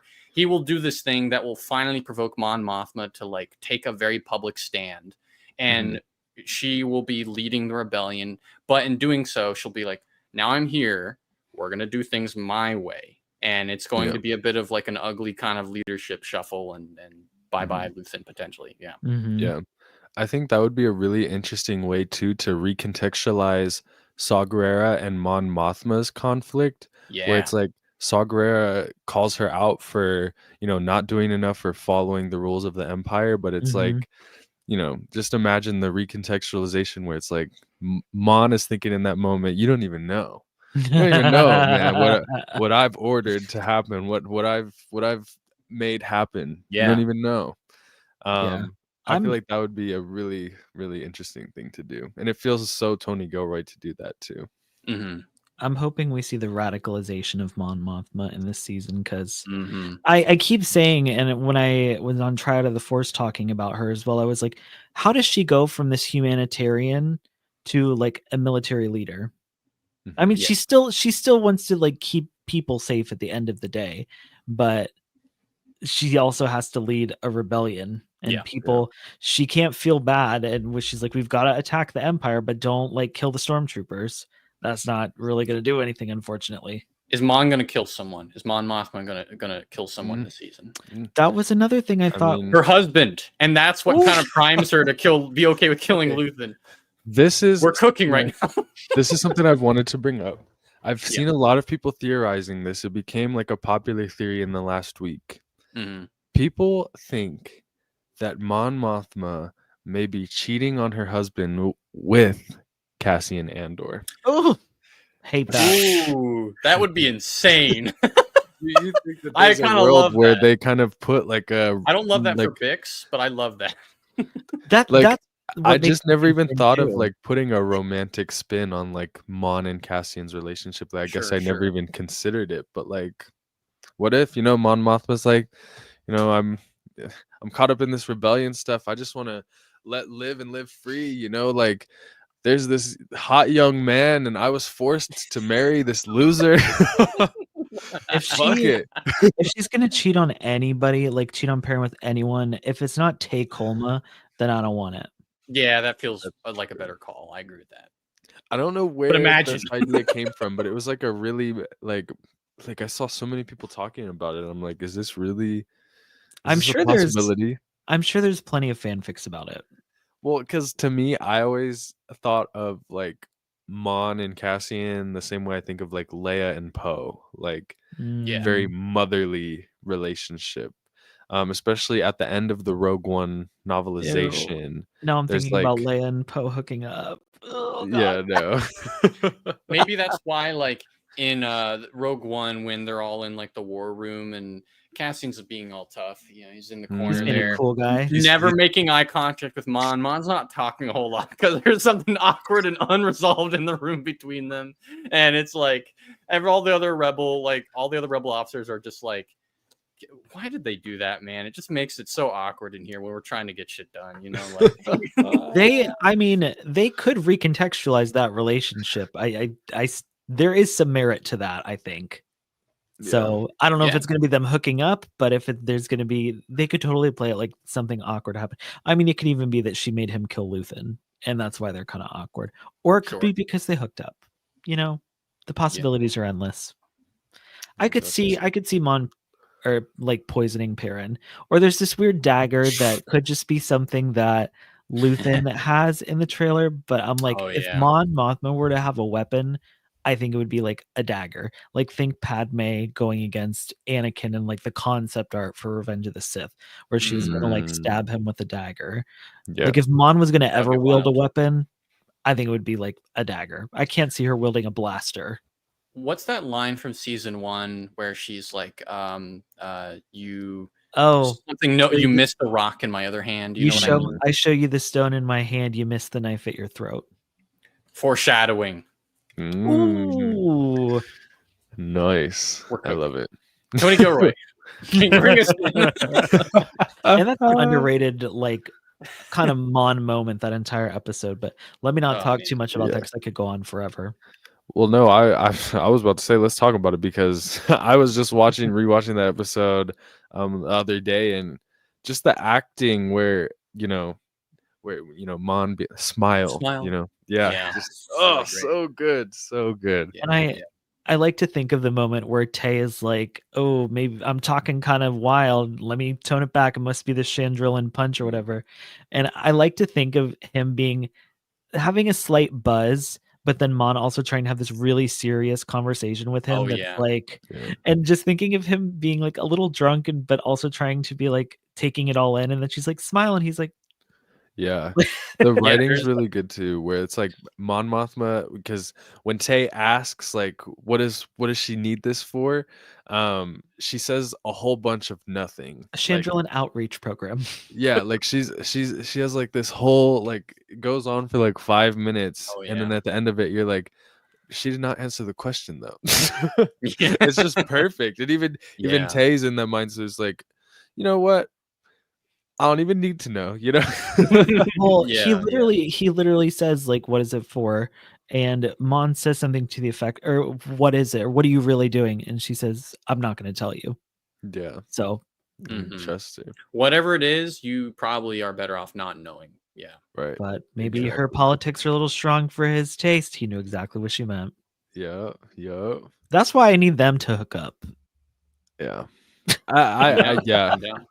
I want to see that.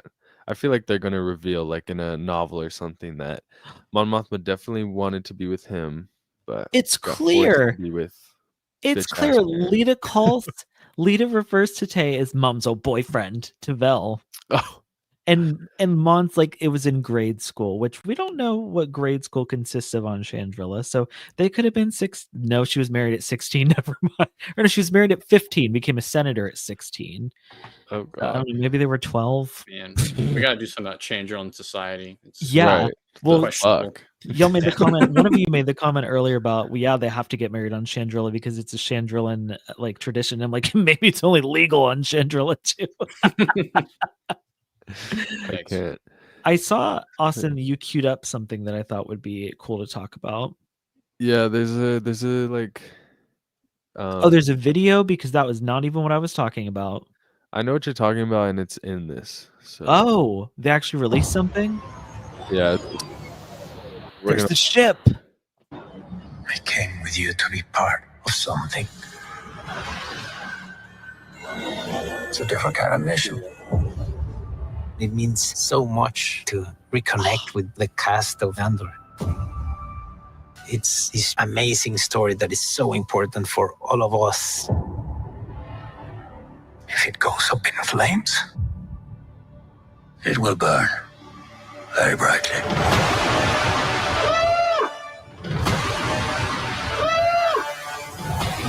It goes hard when they put the fucking siren in. So much destruction. And the walking scenes. So the evolution of these characters is pretty intense. The actors, they were so great. You start to realize what you can write for. Everything's in play. Everything's in motion. Nobody can escape the crushing power of the Empire. We need to speak out. We need to stand up. There is peril at every corner.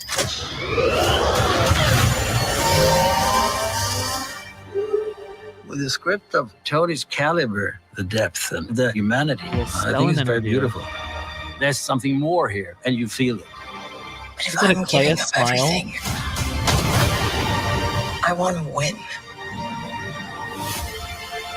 It's smart, it's emotional, it's human. We have to. And it just happens to be in a galaxy far, far away. We must stand together. We will be crushed. Welcome to the rebellion.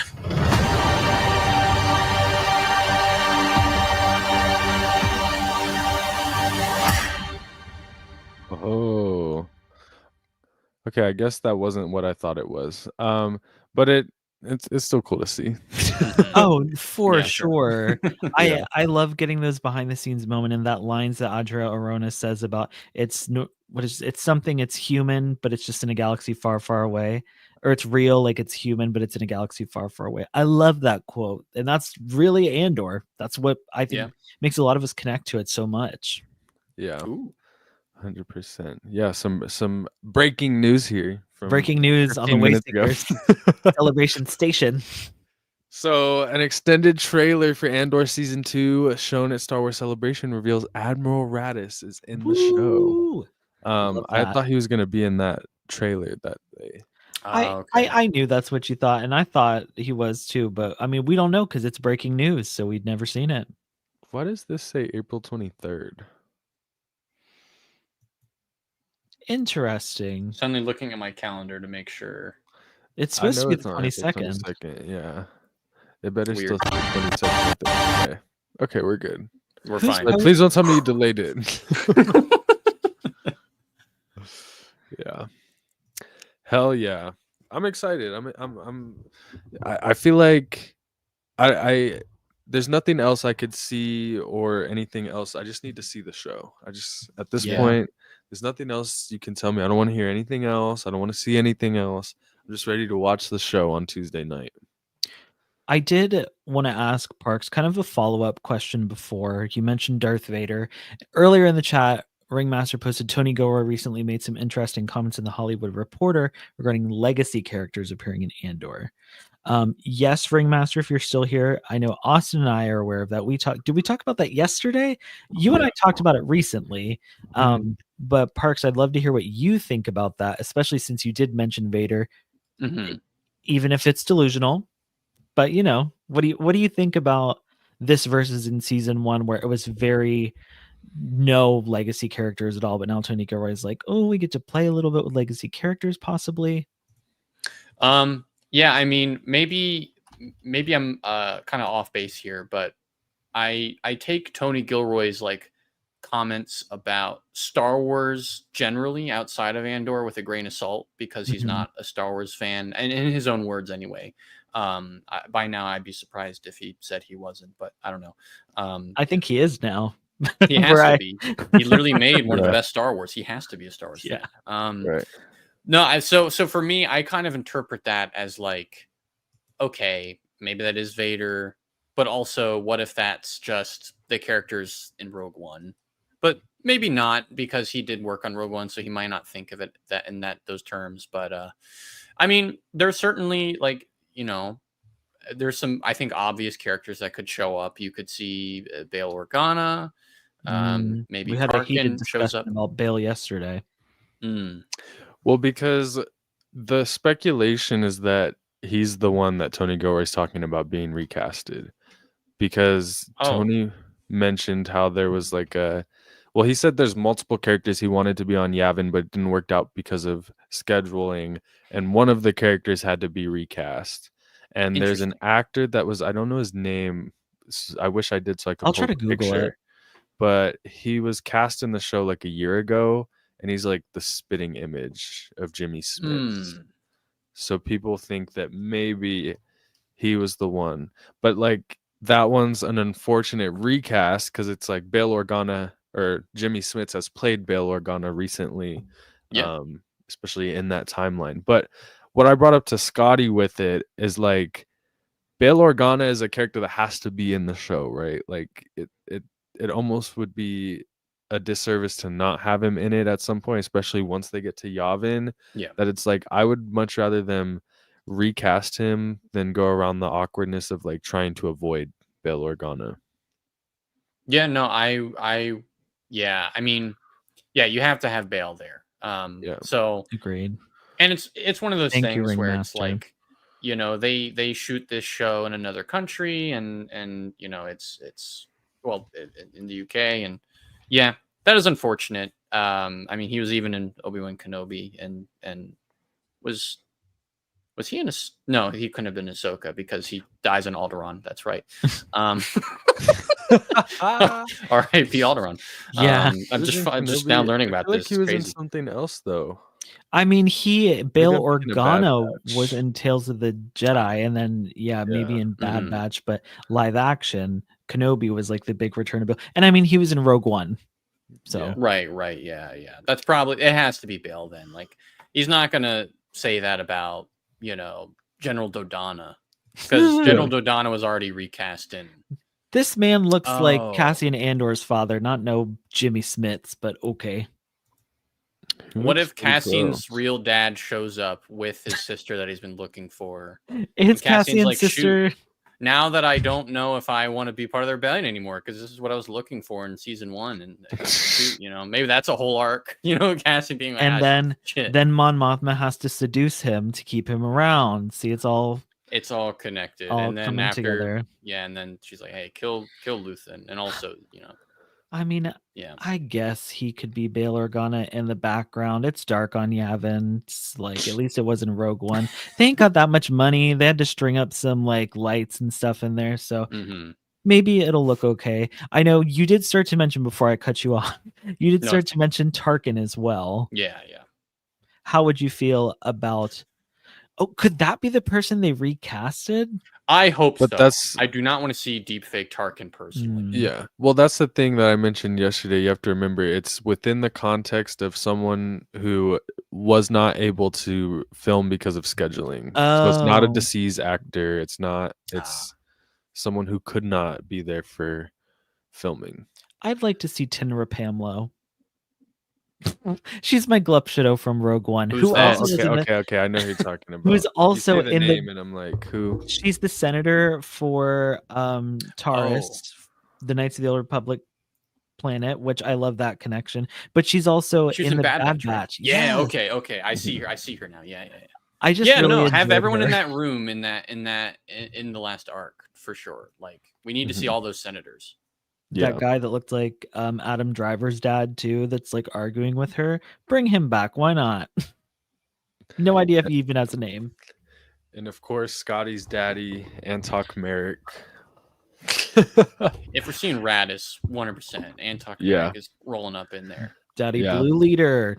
Parks was with me when I bought his Black Series because I'm telling you, he's going to be in the show, and then his Black Series is going to be worth twice as much. So. Speaking of Black Series, I got a message on Discord. Speaking of a Black Series that I wanted to show off, which I kind of complained about and now have been proven wrong about. So let me pull that up so we can check that out because it's related. Let me make sure I find the right window. Here we go. I'm excited. I have to figure out how to do it first. I'm getting there, y'all. There we go. Okay. Some items reveal something Can we hear? very cool. Yes. Let's get into it, shall we? Yeah. Yeah. I think we should Should talk we? toys. Why don't we start with the stuff we revealed yesterday? Quick Just a recap. couple of pieces. We're talking but about they're pretty toys, so you cool. can probably guess where this is Cool. Now, going. I think I know I'm supposed to start with Cal. Is there more Ventress? Any Jedi Fallen Order fans in the audience? Yeah. We'll see. I know Tales that of the Underworld Ventress. Turgle. Yeah. We love the Turgle. He's really the star of this He's show. the star of my heart. Yes. Agreed, So Ringmaster. let's run through it. You revealed these yesterday on the panel. We did, along with a bunch of other stuff for Vintage Black Series. Yeah. We also have Cal here. I just pre-ordered this today, actually. Talking about it, yeah. Requests have been answered. No way.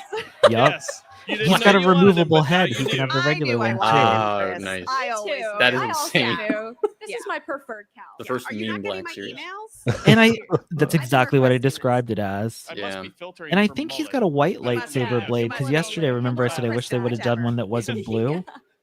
We also have Scuba Stev here that comes with him. Yes. Great Scuba character from the Stev. game. Oh, beautiful. We love Scuba Not Stev. decapitated cow head. And of course, Turgle. So Turgle! We had a fun chant at the panel. Everyone was going, Turgle, Turgle, Turgle, Turgle. How did Turgle get Oh, it was the Black Series before Terra Sinube? The swappable head. for Turgle Cal. is a, Swappable head, You're not lots into the of- a mullet. I don't know beloved who among you is character. not into Terra the Cal Sinube, who the Kestis fuck is mullet, that? but, you know, Yes. yeah. Yeah, you can clean him up for the for the- Clean him up. Yeah, for All business. right.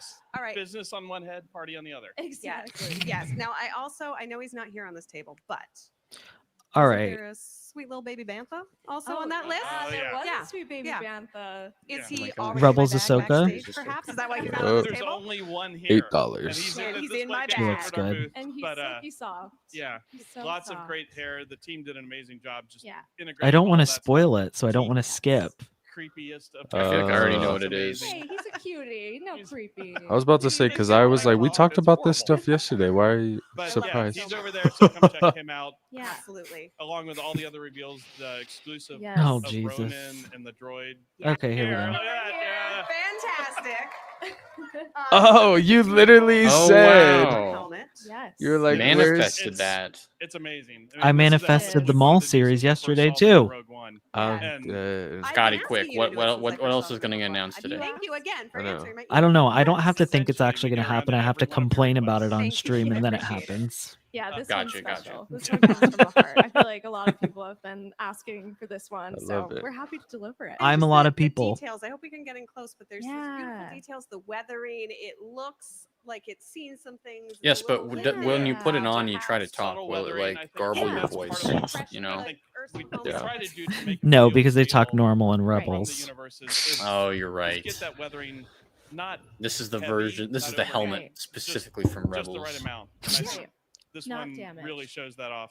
Yeah. Yeah. Hope, do you want to do the honors Nice. on the feature of this helmet? There's a feature. Yeah, okay, so we have some fun lighting features going on this guy. Oh. Do you The mind? green I was light. ready to. Do you I was mind ready pressing to for me? actually have it be the So voice we garble. have thing. these lovely. Are we working? Yeah, we're on these beautiful green, glowing, beautiful. And see, what I was lights on the thinking I was going to have to get a so third that's a party fun one. sort I of was like, do I want to if spend you're $600 to have the lights? And yeah, of course, we have the spectra sensor on the side, so lots of really fun light up features here. I need Just Cobalt to love tell the me if it's green against the accurate or black. not. It looks so. Oh, you know, they will point out I love it. every Oh, reason that why guy it's on not. Twitter, They will yeah. know. All right. And then, of course, like all our Black Series helmets, Yep. it has a full interior in it. Yep, and an adjustable headband. interior. Full interior. Fits all noggins. It fits all noggins. Did you say that on the box? Yeah. Yeah, it really should. It's about to It fit looks this smaller noggin. too, which I Yeah, like let's because go. the Yeah. clone helmet I have is ginormous. Well, and that's what I was worried about too, Good. because All right. they Whatever are supposed to have that Chris. slimmer When like will this be vibe. available for all of our noggins? Right. When's it Do you want to dive available? into details, or would you like me to? Go for it. Okay, yeah. So this one is going to be up for pre-order on the 18th. So today. at Get it out of here. 3 We're not p.m. giving them free Eastern time for promotion. the US. And I believe I'll You've have given to. enough money to Star Wars already. Right. Don't worry. I'll go order it now while y'all talk some more. Well, Parks, I want to ask you. I think there's only so much you could say about Andor. The show's coming out in a few days. I want to ask you though, how do you feel about? Well, we'll start with Star Wars Starfighter, starring Ryan Gosling. How do you feel about that? I have mixed feelings, to be very honest. I've been, where do I even start? So like I said, I have mixed feelings. To echo some kind of points I've seen on the internet and maybe y'all said yesterday yourselves, like Ryan Gosling does not feel like he's too much of a movie star, I think, to be in Star Wars, as opposed to either unknowns that were cast in Star Wars or like smaller character actors like Diego Luna, who was in a lot of movies and shows before Andor, but wasn't like a huge star or anything. Or like an actor who, because of Star Wars and because of other things in their career, became a movie star, like Oscar Isaac, for instance, who I think when he was cast in Star Wars, similar to Diego Luna, was like a character actor in a lot of stuff, and now he's a movie star. Those are acceptable things. But Ryan Gosling, I don't know. For me, it kind of the announcement, the combo of Sean Levy, director of the highest grossing movie of 2024, and Ryan Gosling, star of the highest grossing movie of 2023, to me reeks of Disney really, really wants a win. And not that this can't be a good story, like with intentional creative decisions and a vision by Sean Levy and Ryan Gosling, but it feels like the kind of mandate from the top down is we want like a guaranteed hit. We want to like revive the Star Wars IP in theaters. We need these first few standalone films to be guaranteed knockouts, because we have kind of a mixed track record with, stuff like Solo in the past, and then the kind of sort of a very kind of waning interest in some of the TV shows. So for me, it feels like it's a lot of that. But I don't know. It could be good. Like, there's an opportunity at the intersection of, a business, a corporation like Disney wanting to make a movie or a show, and, production and creative teams being hired to fulfill this need. There is an opportunity to tell a good story. That is, I maintain that through all the sort of shows of Disney Plus for the last few years. It has always been the case. Sometimes I meant there was a good story, sometimes there wasn't. The same thing for Starfighter. So I'll have an open mind about it, but right now I'm like, I have more doubts than I do kind of like hype. Right. Yeah.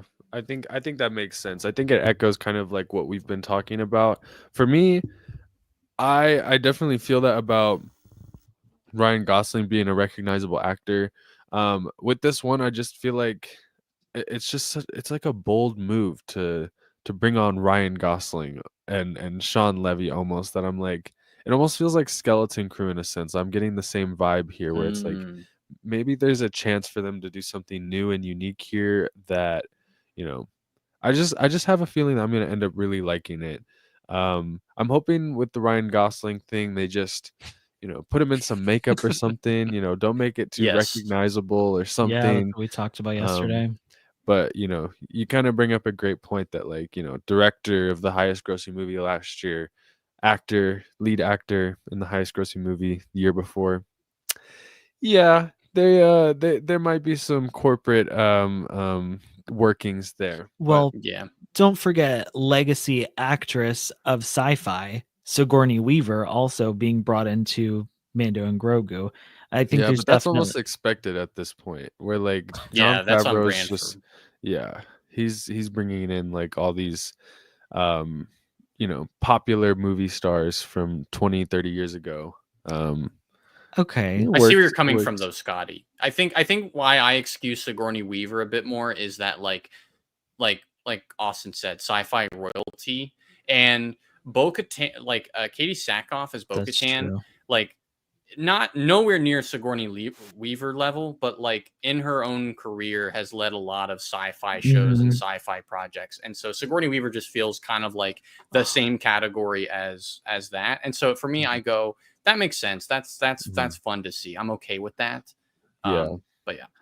It also, with Ryan Gosling being like the main character, I think that's also something where it's like with these Mando ones and Sigourney Weaver as well. I mean, we haven't seen the movie, but it seems like, more like a supporting role, a supporting character. I feel like she's going to be the Genevieve O'Reilly to Diego or to Mando.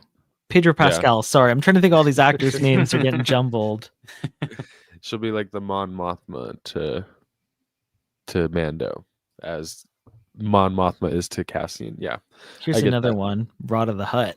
God, yes. Did you see the photo, Parks? I did. Honestly, what'd you think? Honestly, pretty good. I think when I first looked at it, my exact reaction was, "What the fuck?" I was like, "What are we doing? What are we doing with this movie?" That has been my reaction for half the stuff that we've learned. Like Embo is the villain, and Jeremy Allen. You're putting Jeremy Allen White in Star Wars, and you're gonna make him like speak Huttese. It just feels insulting to an actor of Jeremy Allen White's pedigree. But they're gonna make him speak basic. He ain't gonna be speaking. No, you're Huttese. Right. Yeah. He's gonna be like, "Hey, my cousin Jabba," that sort of thing. Or no, my dad. I Jabba, wonder what the voice will be like. It's gonna be interesting to see. Give us your best Zero the Hutt impression, Jeremy Allen White. We all know you're a big fan of the Clone Wars movie. From oh my god, you missed me doing my best Sice Noodles impersonation last night. Oh no. Oh man, that probably had to be really good.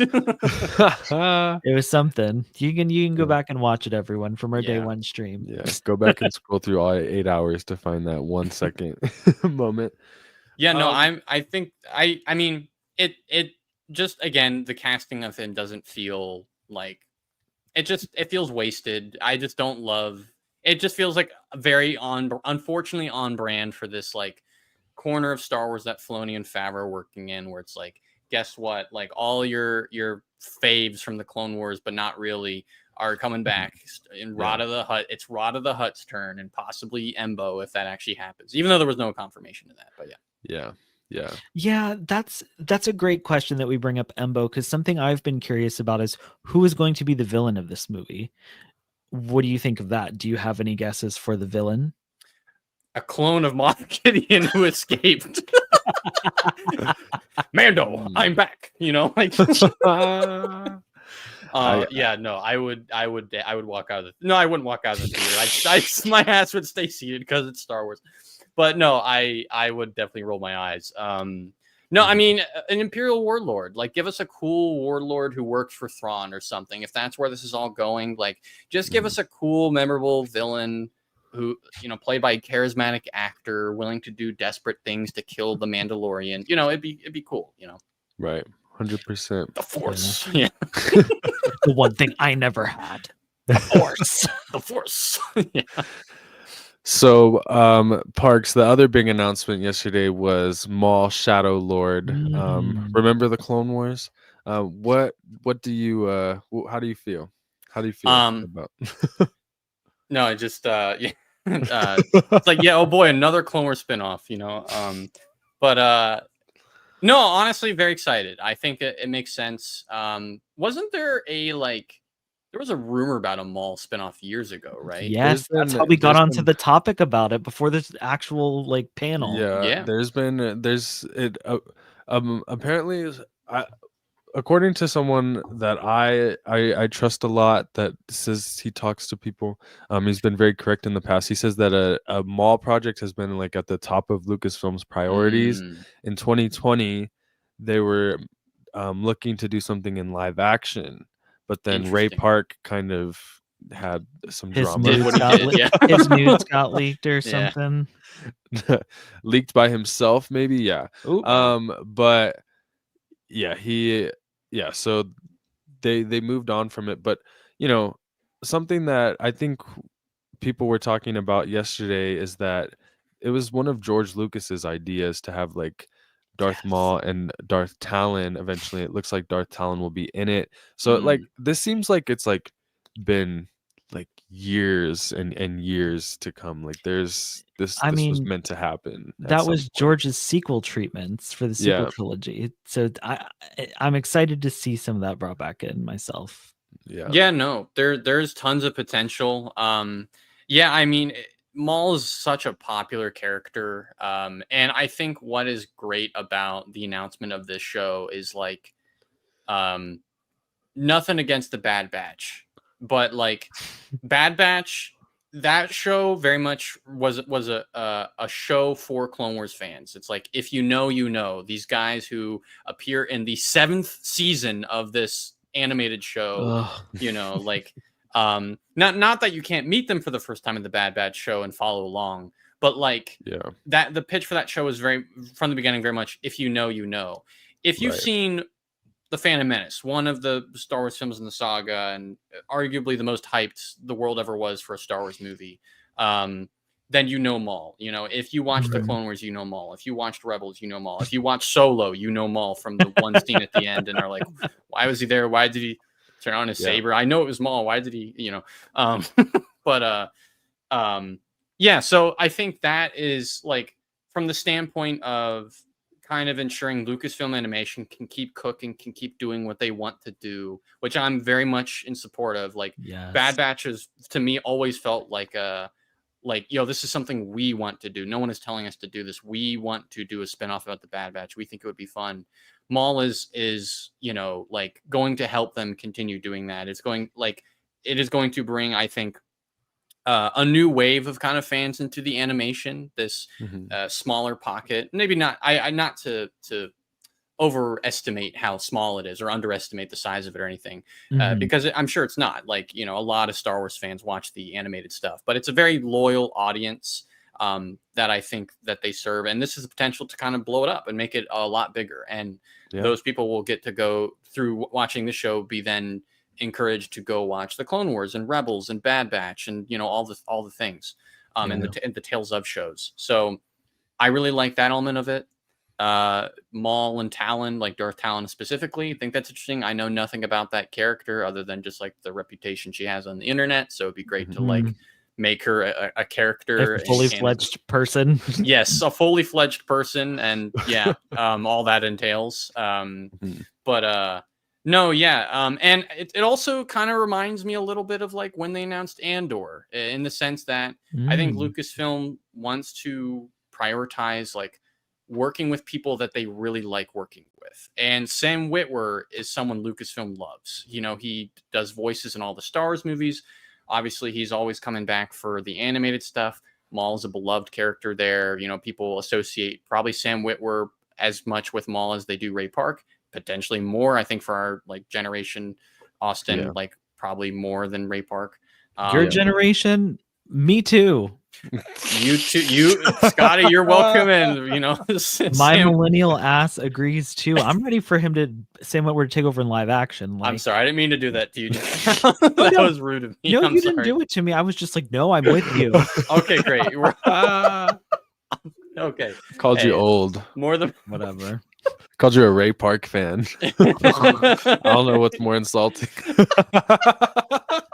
Jesus Christ. We all know Scotty's feelings about Ray Park. We don't talk about kind of a big problematic fan of Ray Park. We trying to confront them for so long about it, but I'm sorry. I apologize for everything. Amazing.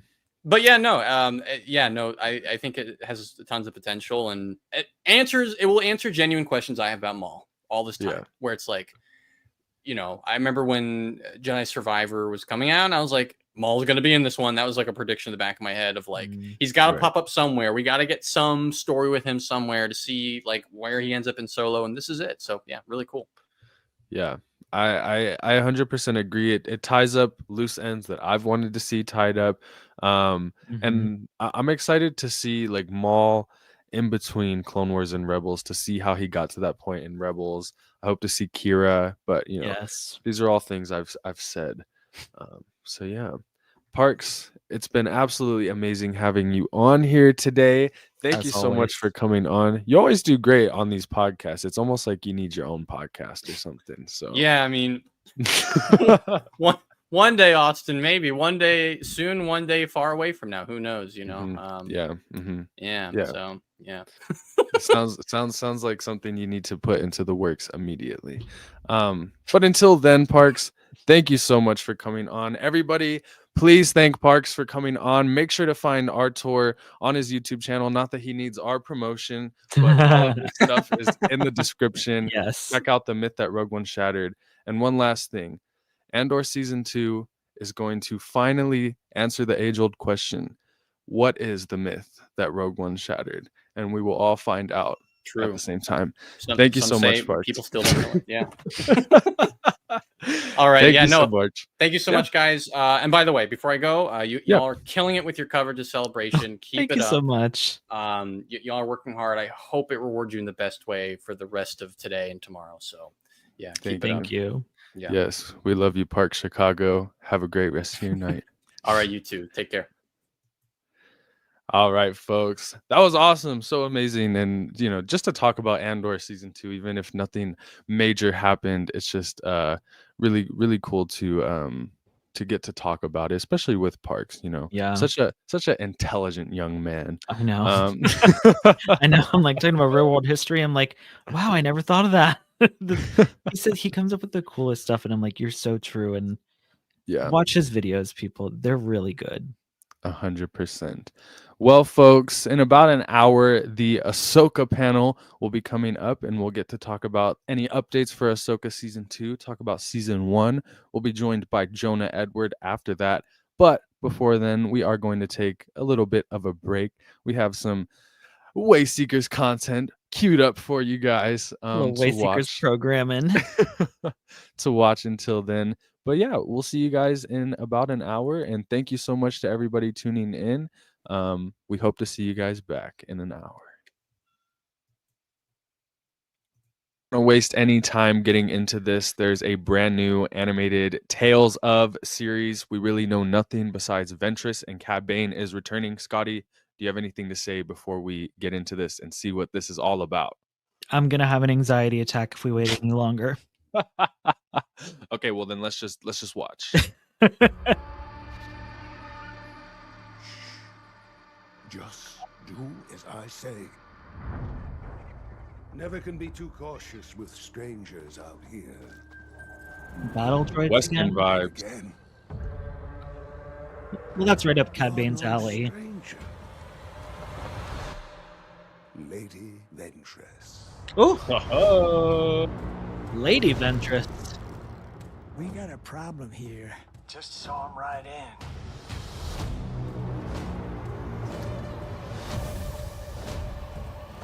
Okay, there's Cad Bane. Yeah, my boy. What's the situation? Oh, he looks super young. He looks very pale, like in live action. Changed. You took everything from me. Ooh. Ooh. Trauma. Are you?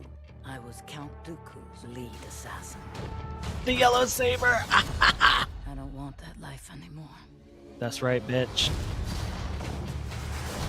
Who is that guy? Not Quinlan Voss.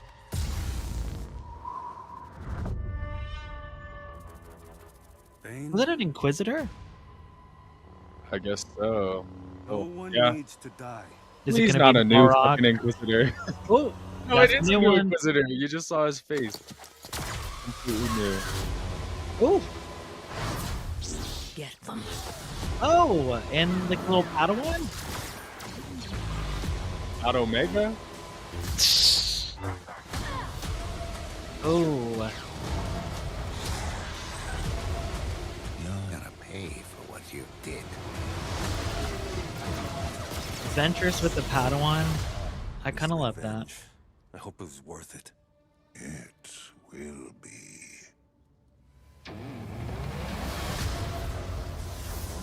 I like the green. They keep getting Tails. longer and longer with these tales I of the. know. And it was Empire. Now it's real wide. Now it's real wide with Underworld. That was a lot.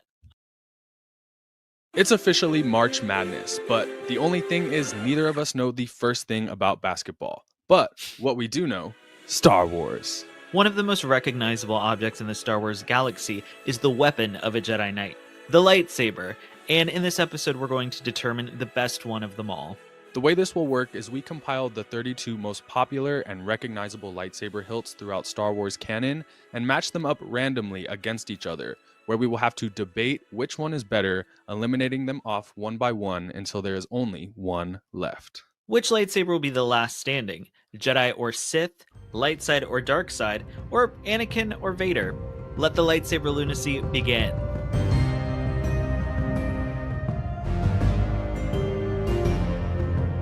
Welcome back to This is the Wayseekers, a podcast for Star Wars fans by Star Wars fans. And Star Wars fans, today you're going to see two Star Wars fans argue because I'm here with my co-host Scotty Holiday as always, but we both have very strong opinions about the lightsabers we love, the characters that wield the lightsabers we love, and I'm very interested to see how this is going to work out because much like our recent episodes, we have to agree on each standing here.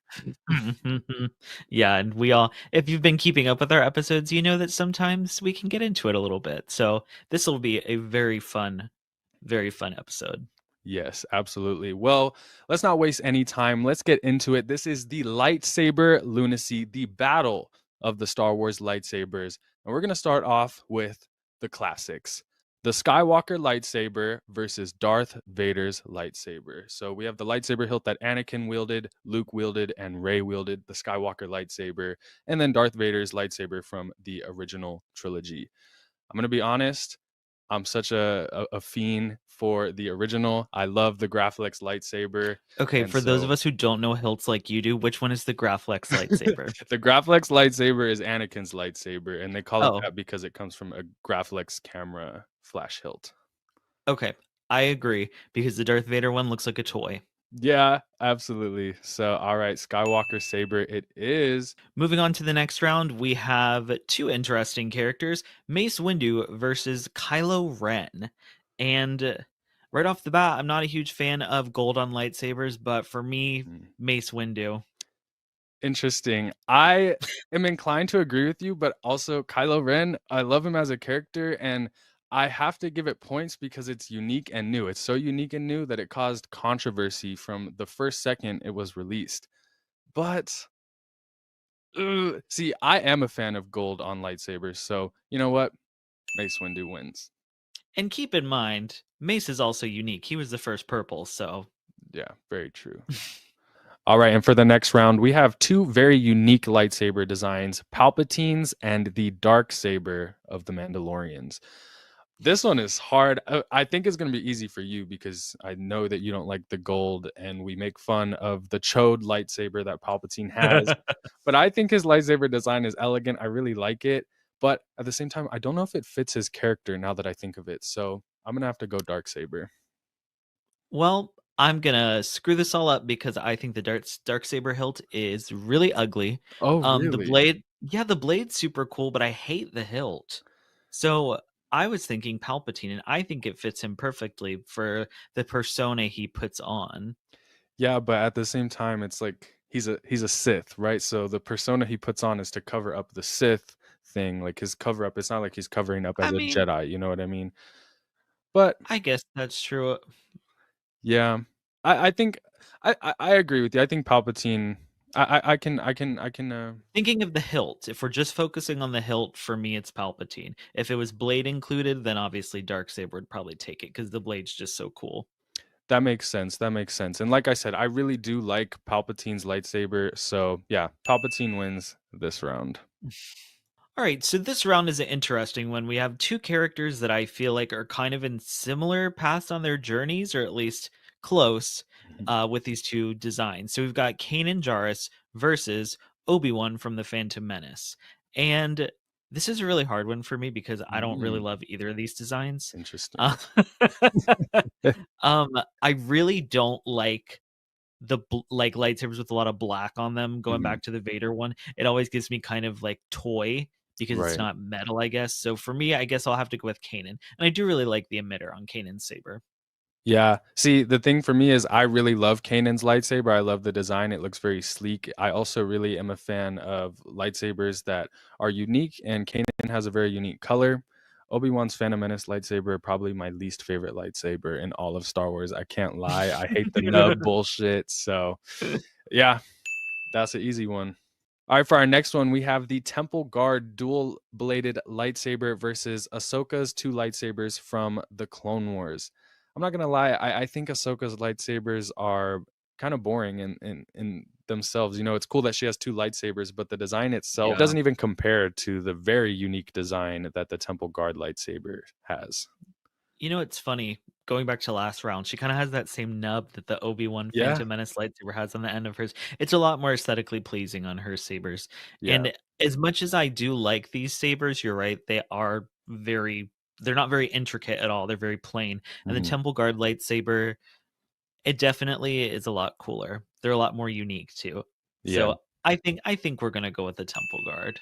Temple Guard it is. This round starts off with two characters and their Padawan stage. We've got Ezra Bridger from Rebel Season 1 and 2 versus Ben Solo.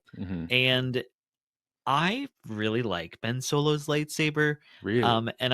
And I really don't like Ezra's his first hilt, only because it looks like a staple gun. And I think it's cool that it has like the little web shooter thing, but Ben Solo's for me.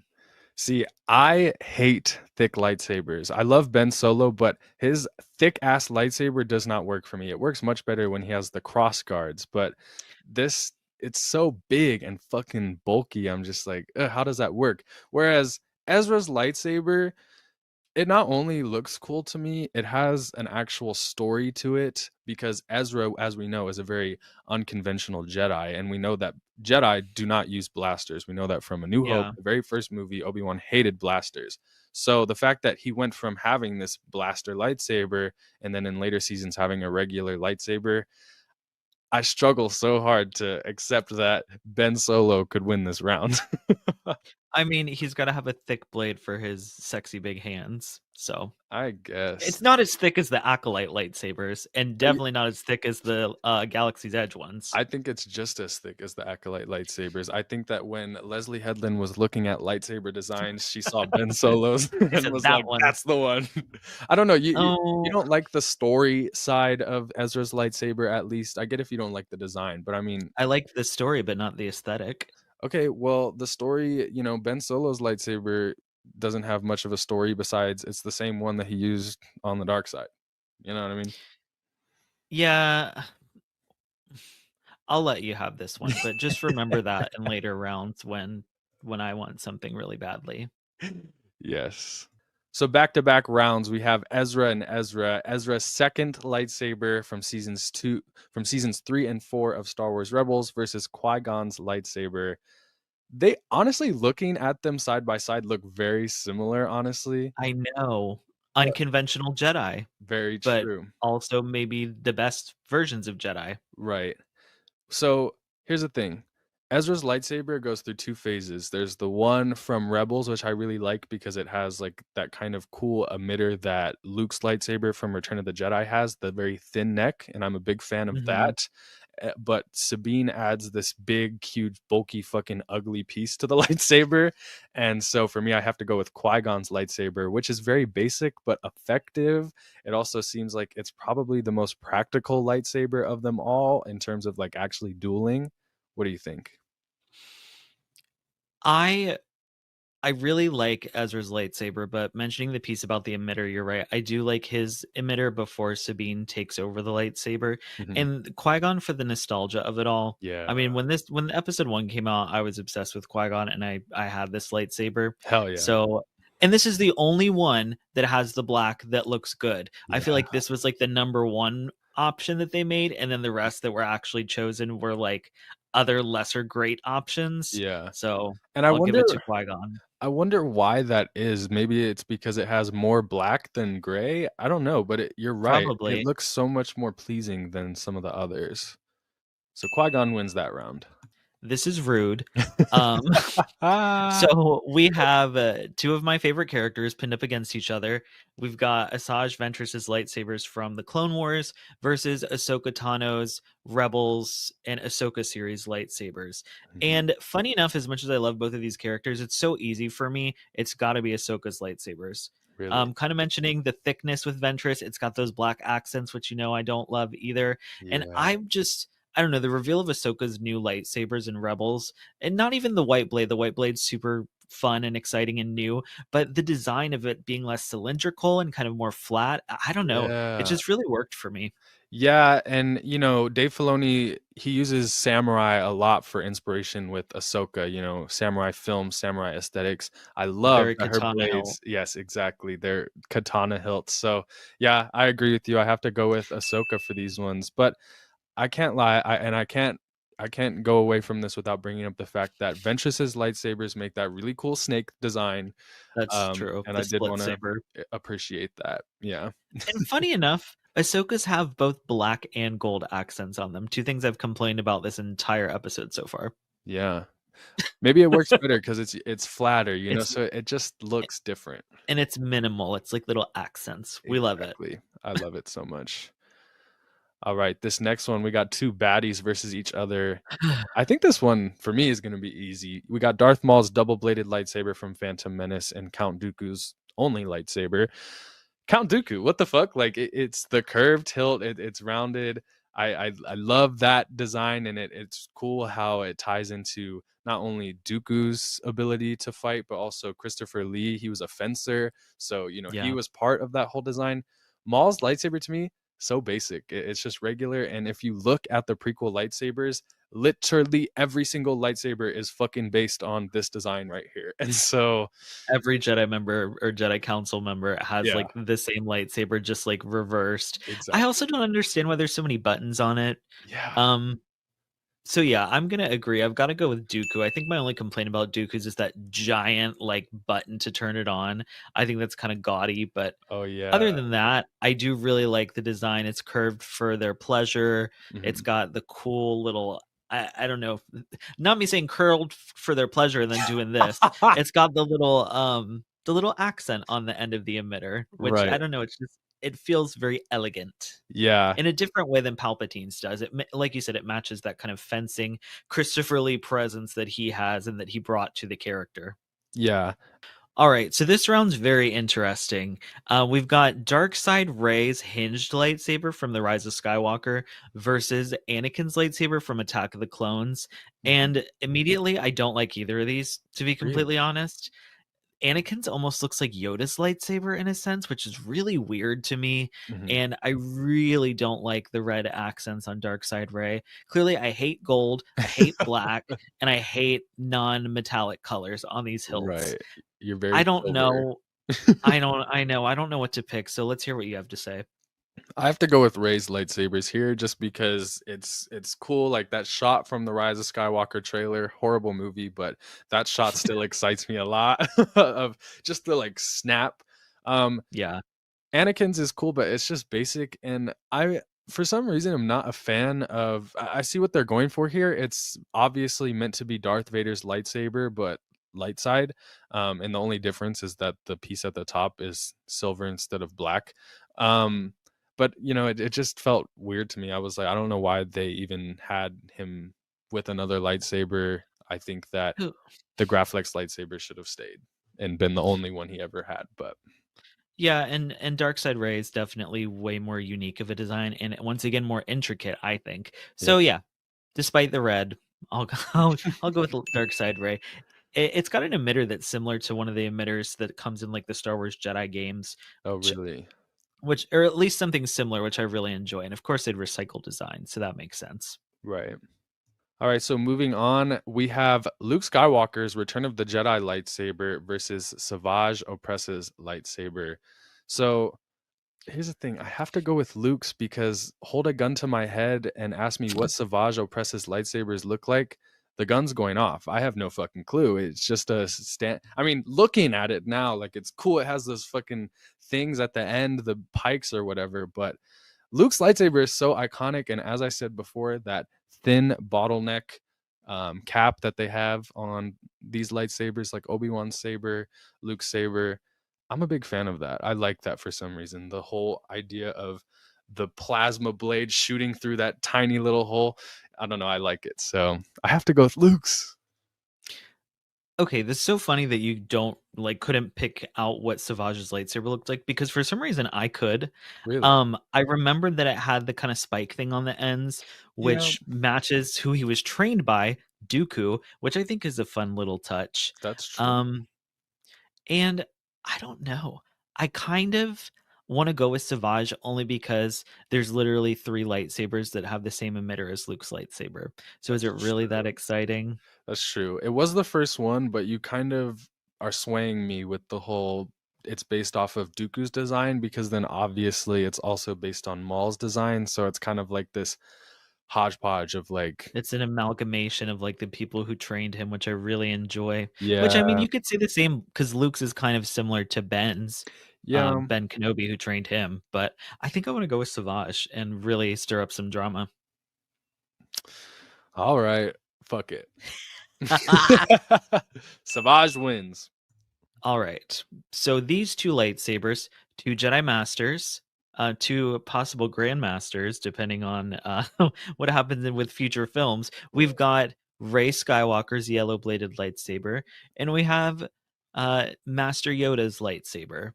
And if y'all have watched any of our shorts, you're going to know I'm immediately going to pick Rey because I love the wrapping. I love the emitter, like the leather grip, the darker metal. I really like that vibe. Y'all know I love a yellow saber.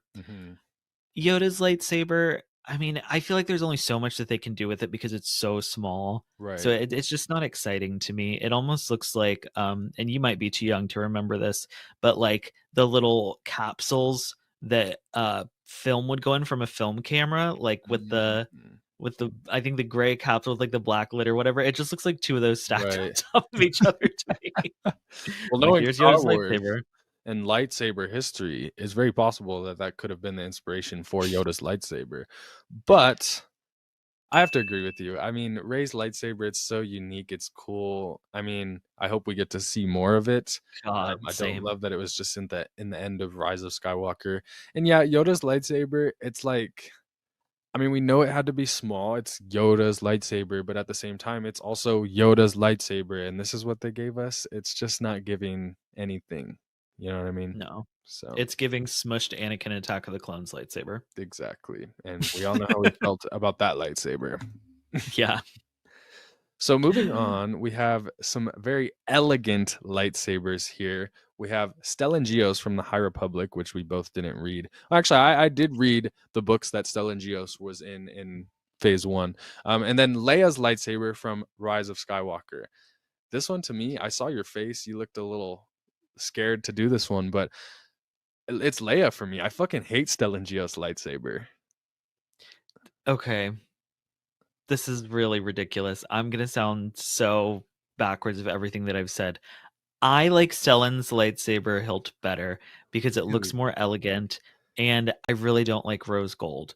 I don't like rose gold at all. I love rose gold, and Stellan I love Leia's design, but in comparison, I'm like, this is a cruel matchup. These are such elegant sabers. In comparison, one looks like a giant fucking mess to me. Highly impractical Stellan Gios lightsaber is. I mean, There's that was the High Republic too era, much though. going So on.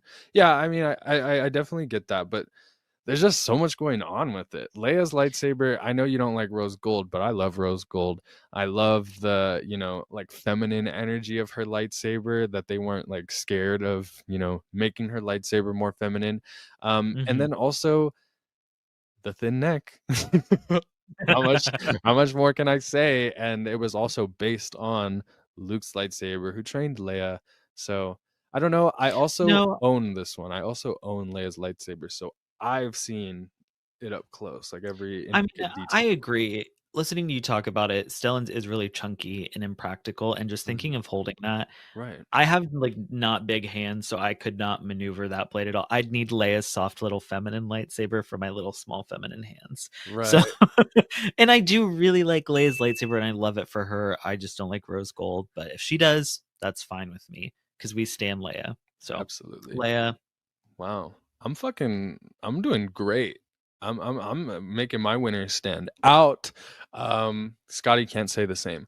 But also about Stellan's lightsaber, the crossguard annoys the fuck out of me because you can't use that. You cannot use that. The only thing it's going to do is protect your hand, which you're a fucking Jedi. You're moving super quick. Why you if someone were to just slide up, boom, the crossguard is gone. So like, okay, but you saw how Kylo used his cross-vented lightsabers in The Force Awakens. Yeah, but his crossguard is fully exposed. The bottom of Stellan's lightsabers, like he can't. You remember that scene where Kylo's like stabbing Finn's shoulder with the crossguard? You can't do that with this. That's what I'm talking about. Yeah, you can't Not do easily that with this. now. Not at all. No. It blocks the edge. You can only use the top. Do we know his lightsaber fighting style? Because if he uses a reverse grip, you can. But I highly doubt it. Yeah, I can promise you it's not reverse grip. But Okay. I don't. I think they mention it. I don't know. You know me. I barely paid attention. We're not even like, we don't have the credentials to judge the High Republic lightsabers. Exactly. That's why there's only one of them, and it's the most popular.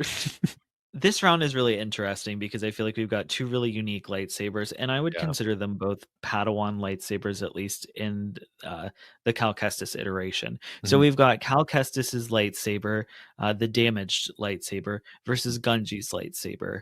And I have emotional ties to one of these. Right. And I really like the emitter on that one as well. So I have to go with Cal Kestis.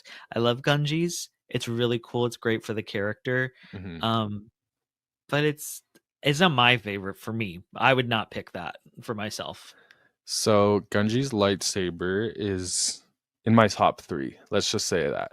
I love that lightsaber. So I do have to go with that one. My case for Cal's lightsaber. I do like the lightsaber. I know I said that I don't like the big chunky lightsabers, but this one works well because it belonged to his master, who was a big ass Lasat. Yeah.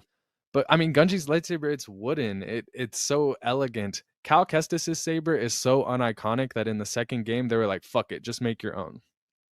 I disagree because unless the Shriwook tree or the Shriwook bark is like embedded with Beskar, that lightsaber is going to come apart real easily if hit with a blade. I mean, yeah, but it's Star Wars. You could technically say that about so many lightsabers because you can cut any lightsaber in half. I guess that's true. I really don't want to fight on this one, but I really don't want Gunji's.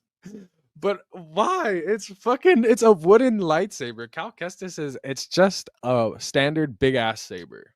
I love the emitter though of Cal's lightsaber so much. And Gunji's emitter is ugly. The cool part about his lightsaber is the actual like part that you grip. No. First of all, this picture we're looking at made it live action and ugly. Okay, in the show it looks great. Who chose the photos? Who chose the photos? Not me. Google Images, because they didn't have the fucking animated one. I guess if we're going off of hilt designs and like the prettiest design, I guess it's Gunji's, but I do really hate the grip on Cal's. I always change that in the game because it's not. See, it's and not that's what I nice. mean. Like But I love the exposed wiring on that one. And it's so cool and distressed and grungy. But I guess that fits more with me. And you were just hating on Kylo Ren's lightsaber. I having the know. same thing. Yeah, but Kylo had the time to make his nice. Cal was thrust into a galaxy he did not choose to be a part of. It's not even true. Cal Kestis had a fucking whole other person make his lightsaber for him. Oh, and his actual lightsaber is really ugly. Yeah. If I recall, it looks like a flashlight. Oh, yeah. Now that I think about it, I do remember it. It's very like bulky actual too. Padawan saber, and it's like a dark gray. It's yeah. Right. All right, What are we just go doing with here? Gunji's. We're going with Gunji's, and then we're moving on to something else. Gunji. Oof. Okay. All right. For this next one, we have two animated characters. The Grand Inquisitor, who his lightsaber I feel like could stand for all the Inquisitor's lightsabers. They're very similar. And then we have Yeah. Asajj Ventress's lightsaber from the Bad Batch, which you're gonna hate me for this. I forgot that she had like a different lightsaber in the Bad Batch. For some reason, when I was looking for the images, I was looking for the lightsaber that Maul uses as well, with like the holes in it Yeah. at the top. Mhm. So I I was love like, that one. what the fuck is this? Isn't this just her Clone Wars saber but yellow? No, they're completely different. Really? They're similar, but they're Similar different. shape, And it's yeah. funny because, well, yeah, it's still a curved lightsaber, and it's kind of got the ribbed like black parts on it. Oh, and But what's you're really right. interesting Ventress has the is that stripes, yeah. yeah, and she has these weird like cylindrical like metal pieces around the grip. It's not very nice. Right. I love this lightsaber, and it's interesting because this design also is very similar to like the grip of the Grand Inquisitor lightsaber with like those ribbed black pieces. Yeah. But I'm gonna choose Ventress's any day. I really like this design. Yeah, I'm leaning towards Grand Inquisitor, but no, Ventress wins. Inquisitor, it also has the stupid spinning function, and until they show us something cool with the Grand Inquisitor using that function, and not just him flying or spinning it around in Kenobi, and that's the most action he had in the whole show. Until they show us something more, Ventress wins. I love that for me. Okay. All right. So this is two Jedi Masters. We have the Elder Jedi Master, Tera Sinube. Mhm. He's my number one Glup Shido, if you can call him that. I love him so much. Mhm. And we have Obi-Wan Kenobi. And as much as I fought for this lightsaber to be on this list, Tera Sinube's lightsaber is ugly. Really? I don't like I like the kind of swirl emitter type thing he's got going on. And to be completely honest, it does look a little nicer in live action, because I did go and reference the live action imagery that was created for the Kenobi series, and it Right. looks a lot better there. But that like the cane part of it that has to be there, it just looks very Yeah. chunky. And I really like Obi-Wan's, and it's got that thin neck that you like. We know you love a thin neck, and his was like the original of that. Yeah. Oh, yeah, you're right, actually. I don't know why I was calling Luke's the original. It's Obi-Wan's that was the original thin neck. Mhm. It's hard because it's like Tara Sanube. I can't believe that I'm the one that has to defend Tara's lightsaber, first of all. Me too. But I like I guess the difference, the uniqueness. It's a fucking cane, you know what I mean? Yeah. But yeah, Obi-Wan's is interesting to me because we've talked about this before. I hate the prequel versions of the original trilogy lightsabers, except for Obi-Wan's. I love his Revenge of the Sith saber because it's brand new at that time. So it's like so Yeah. sleek, golden. It has 2 types of gold actually. And then in A New Hope, it's like dirty and broken and dusty, and it's not Well, as he was depressed. He pleasing. wasn't keeping up with polish in his lightsaber. Yeah, well, according to the Kenobi series, he was not depressed for about 10 years, but we largely ignore that series anyways. That is not true.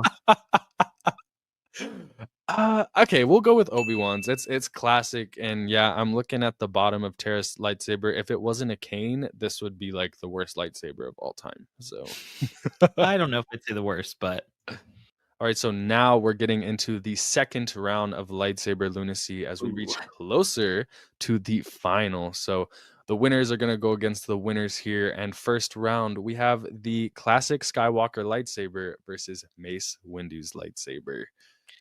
ooh, this feels like an attack. Yeah. Because we all know how Mace felt about Anakin. Right. I mean, This I is have to tough. lean towards the Skywalker The lightsaber again. Graflex. The Graflex, yeah, it's classic. It's my favorite lightsaber of all time.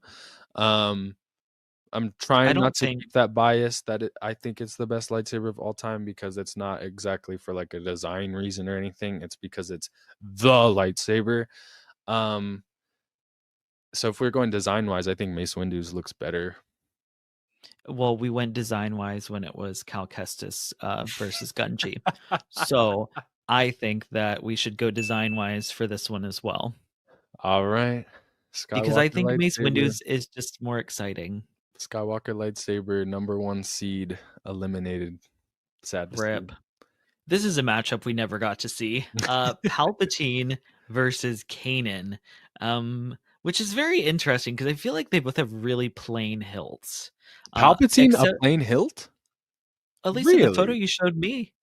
Plain? It's short, it's gold, there's It's not nothing very simple about it. it's not very ornate though. There's not ornate little details like some of these other ones. I feel like they've got some unique pieces, but overall the especially the grip of the lightsabers, it's very plain. His is just silver and Kanan's is just green.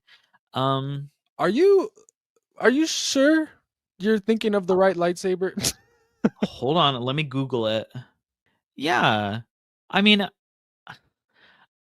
I guess if I have to choose one, I would go with Palpatine because I think Kanan's is I hate that green. Yeah.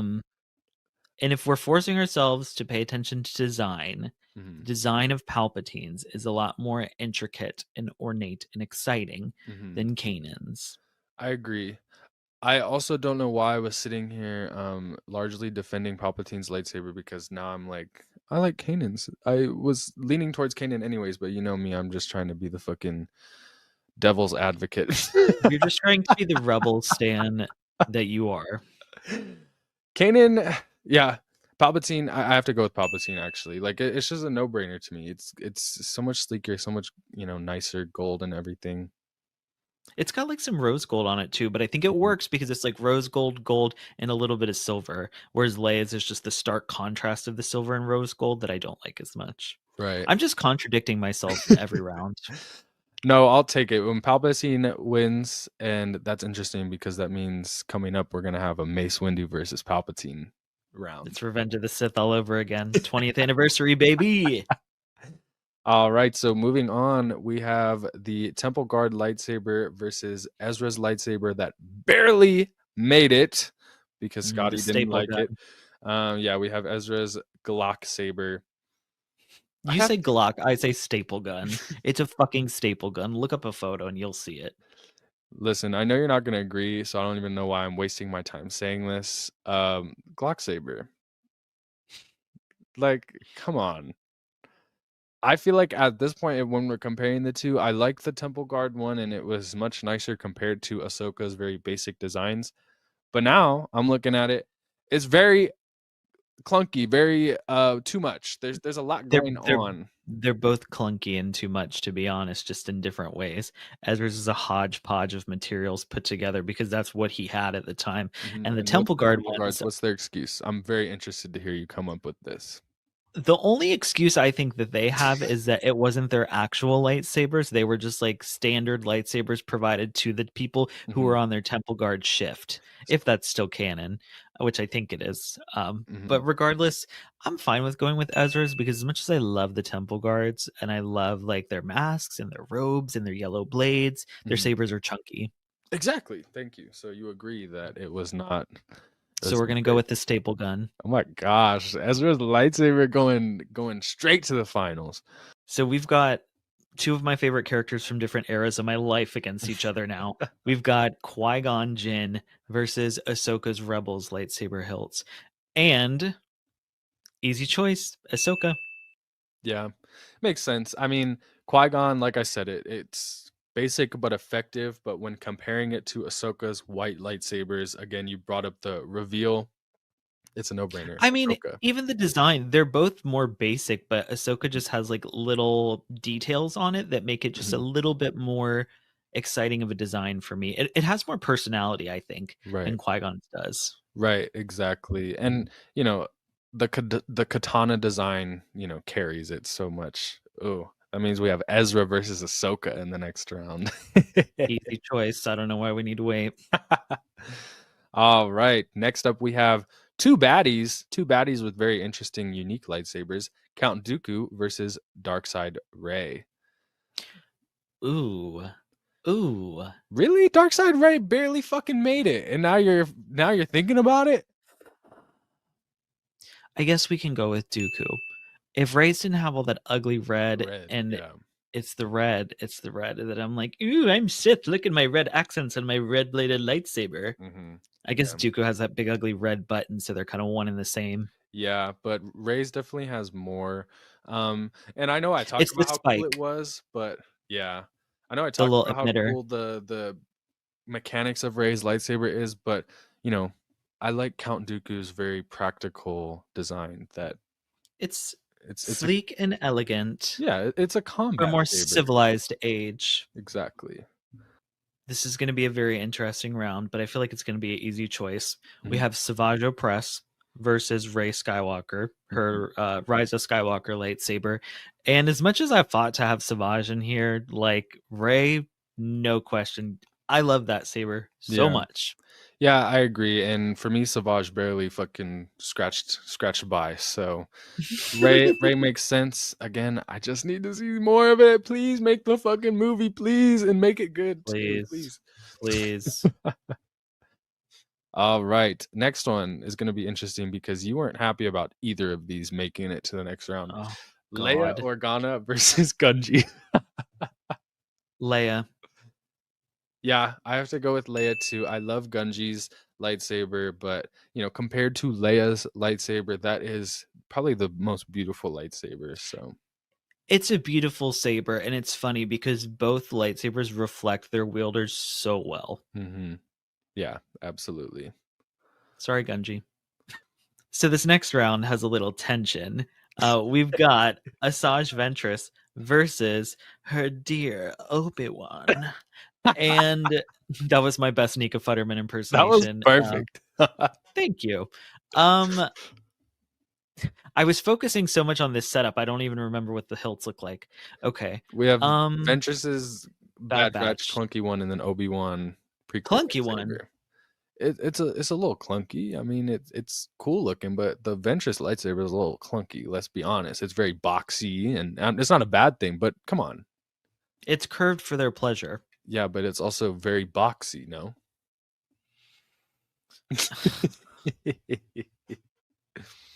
I don't know. This is very hard because I do really like Obi-Wan's design. Okay, if I'm going to be completely honest, and this is why Katrina Dennis is the Ventress CEO and not me, because I'm going to pick Obi-Wan's only because I like Ventress's refocused lightsaber from Dark Disciples so much more. And I don't really know if that's canon anymore anyway, since it was then repurposed for Maul's Clone Wars Season 7 lightsaber. So if it was that one, no question. But because of this Bad Batch one, which I do like the Obi-Wan more. I really like his saber for some reason. I like that emitter too. Yeah. Like, specifically for him. Yeah, I have to go with Obi-Wan too. I have nothing against Ventress's lightsaber in Bad Batch, but I also don't have anything going for it for me. Well, you have that GIF that I always post of her igniting it, and you make fun of me. But just like Rey's lightsaber, we just need to see more of it. Right. Yeah, 100%. All right, so we're moving into the semifinals here. It's gonna be interesting. So we got that teased Mace Windu versus Palpatine here. It's Revenge of the Sith all over again. Yeah, but this time it's gonna have a different victor.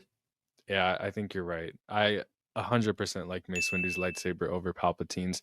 The funny thing is looking at them both, they both have that gold. They're very similar. If it weren't for the chode lightsaber that Palpatine has. So yeah, Mace Windu. Yeah, I agree. It's got to be Mace Windu. So I'm already teased about who is going to win this last round. We've got Ezra's Rebels Season 1 and Season 2 lightsaber hilt versus Ahsoka's Rebels and Ahsoka series lightsaber hilt. And for me, if we're picking design, it's got to be Ahsoka's. And if we're picking in general, it's got to be Ahsoka's. It's hard. It's difficult, but there has to be one winner. And I know I don't stand a chance. It's the fact that Ezra's Glock saber even made it this far is an achievement in itself. Let's give a round of applause to Ezra Bridger and his Glock lightsaber for the performance he put on. But unfortunately, because Austin's stubborn. Yeah. And doesn't want me to ever pick and have my choices. Fuck you, because I'm literally letting Ahsoka win. I'm not even debating. I'm not even trying because I know I'm gonna lose. Because there's no debate. Ahsoka wins. All right, next one we have Count Dooku versus Rey in The Rise of Skywalker. The leather grip. It's the only one on this list with that leather grip. It's and not even leather. You know that it's cloth, right? It's cloth or leather. It straight can be up cloth. either. Maybe it's bantha leather, which is thin. I don't know. It's 100% cotton. It's probably called like fucking polyfiber or some weird shit in Star Wars, but it's just cotton. Whatever. I really love Rey's lightsaber, and honestly, it's the most unique one on this list. If we take into consideration the cloth, none of these other ones have any other materials than metal. Yeah, but that's just because it fits Rey's design. Like that's the thing that I don't. If I were to have one negative about Rey's lightsaber, it's that all they did was basically take Rey as a character and then put that into a lightsaber hilt, and I don't like that because they don't do that for anything else. They don't do that for anyone else. Well, I think they did it for Leia, but in a different way. A movie. I think it was. That's true. And honestly, you're right, because they took Rey as the character and her character design and put it as a lightsaber. Whereas if we're thinking about her fighting style, they should have given her a double-bladed lightsaber. They were just too fucking scared to do it. Exactly. It's still so weird to me that she doesn't have a double-bladed saber. They could have went real crazy and given her a lightsaber pike. I think that would have still worked well based on her fighting style with her staff, but I guess she learned how to wield a sword right when she read Kylo's mind. I don't know, but I'm still gonna pick her saber. I want Dooku. Like Dooku is such a sleek design. It's a practical design. It's it just looks gorgeous in itself, and then it's very practical in the way that Dooku's able to swing it around and I don't know. We're not going off of practicality. This is We've lunacy. been going off of vibes. Every single fucking round we change what we're going off of, whether it's story or design or what. Count Dooku's lightsaber visually looks better than Rey's lightsaber. And we also got to see Dooku's lightsaber in action. That's the thing. You have to remember that all of this is going to lead to one winner. Do you really see Rey's fucking lightsaber in that champion spot over Dooku's lightsaber? Yes. No, absolutely not. Oh God. Okay, let me think. There's no redeeming qualities about Dooku's saber to you. I mean, talk about what you No, like there about it. is.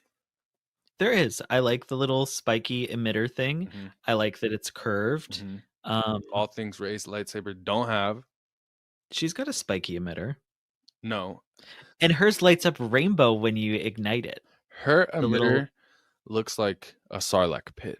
If you look at it when it's closed, it looks like a Sarlacc pit. It only has the spikes when it ignites, which is I know how cool annoying is and that? weird because it's like, how does that even work? How do they not get fucking cut off when she ignites it?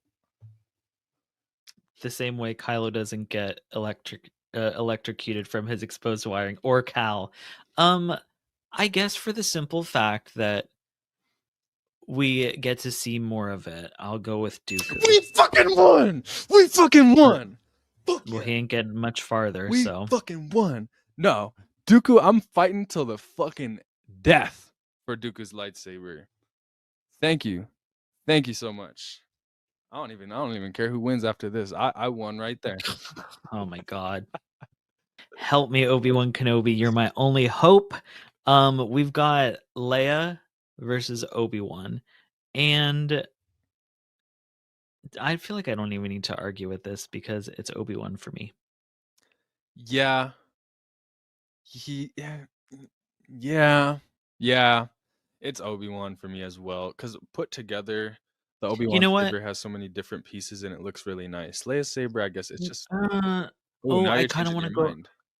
I kind of want to go back though, because to me, and kind of like we talked about earlier, I feel like Leia's lightsaber really reflects the person that she is into her hilt. Right. But I don't necessarily see Obi-Wan as a person in the design of his hilt. So it almost makes me want to go with Leia instead, because the design just reflects the wielder so well, and not in a here's Leia's character model. Now we're going to put that into a lightsaber hilt, like you were arguing about Rey's. Counterpoint though. Okay. Obi-Wan's lightsaber was designed in his first movie. Leia's saber, they had 9 movies and countless books and shit to really pin down who Leia Organa is. So they didn't have the opportunity to do that with Obi-Wan, if that makes sense. And then even then, that's true. They did a pretty decent job because, like I mentioned before, it's all shitty and dusty and torn apart in A New Hope, and that kind of falls in line with the type of Jedi he is at that point in time. God, this is hard. Leia was leading there for a second. This is going to be an upset because Leia was in the lead, or Obi-Wan was in the lead. I know. I think I want to go with Leia, though, just because as much as I don't like the rose gold, her design is just... It's simple and elegant at the same time. And like I said, I really feel like it reflects the type of person that she is. I don't know. And I also love Leia, and Obi-Wan's had like 3 lightsaber hilts, and yet they've all been kind of ugly, except for this one. Right. And see, that's what I was going to mention is I'm going to go with Leia because Obi-Wan, he has 2 versions of this hilt in Revenge of the Sith and A New Hope. And as I mentioned before, I don't like the New Hope version. Leia's lightsaber, there's just one version of it, and I like that one version. That means that I like it better than Obi-Wan's, right? So I guess. Leia. All right, we've decided Leia. Are we down to the final 4 rounds? Yes. So I'm sorry, I misspoke before. This is the semifinals. I don't know what you call the previous round. As I mentioned before, we don't watch basketball. No. Okay, interesting one here. I don't even know where I want to go with this. Mace Windu versus Rebels Ahsoka.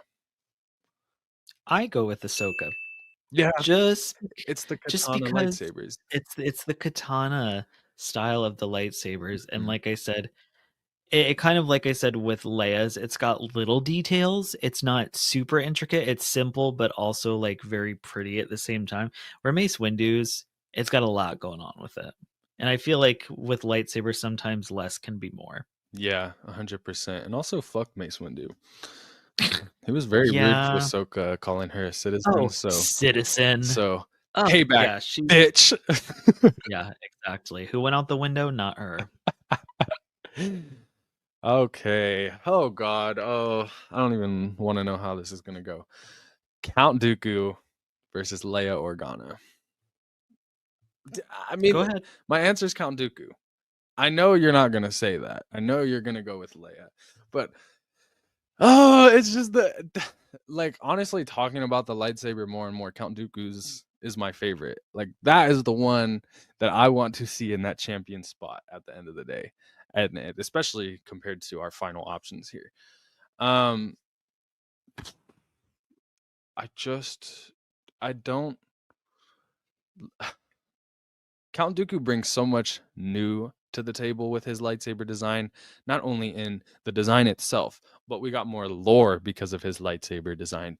We got, the interesting behind the scenes stuff about Christopher Lee. Behind the scenes. Yeah, Christopher Lee, he got to be a part Behind of the it. scenes.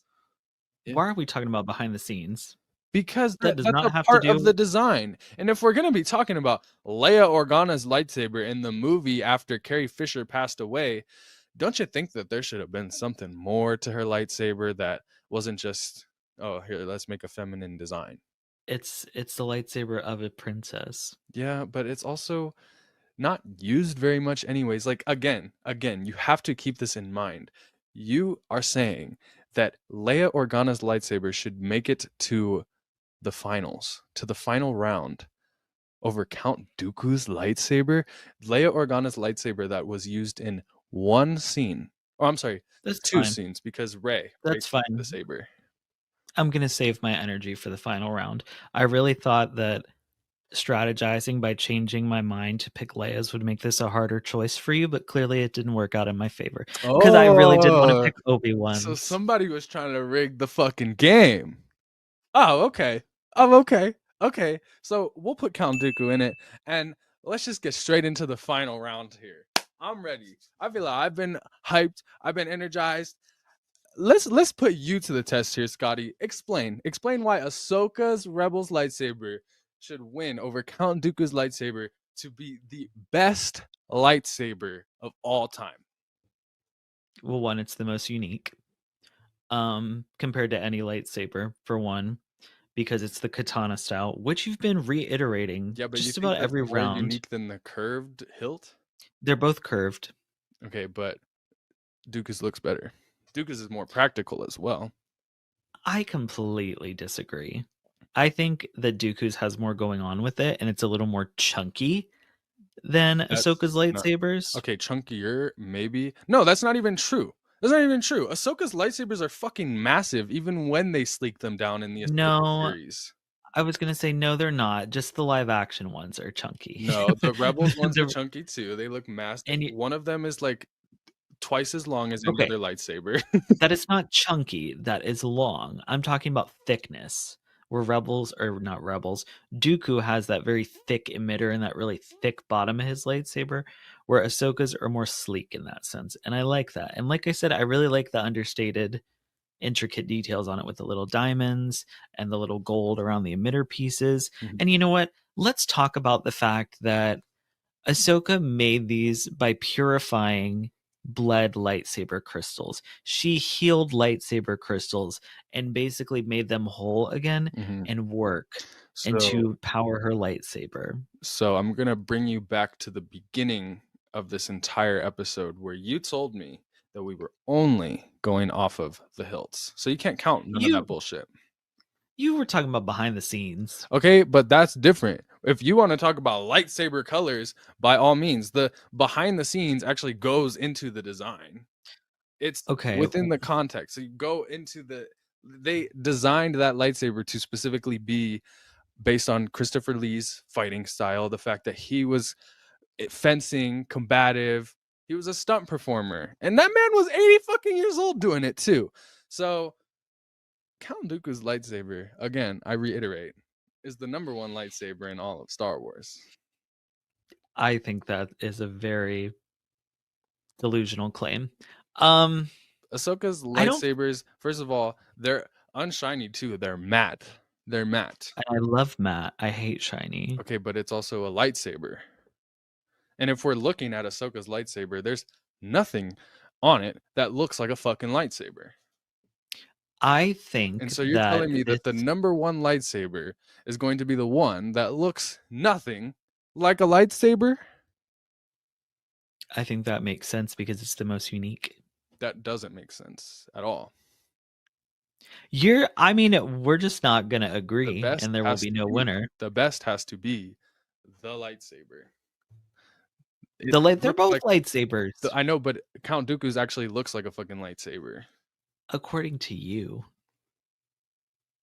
According to literally the lore of Star Wars. If you're telling me that I'm the only person that thinks that Count Dooku's lightsaber looks more like a lightsaber than Ahsoka's that we have been talking about. You brought up the fact that I've been reiterating it this whole episode. So let me do it once more.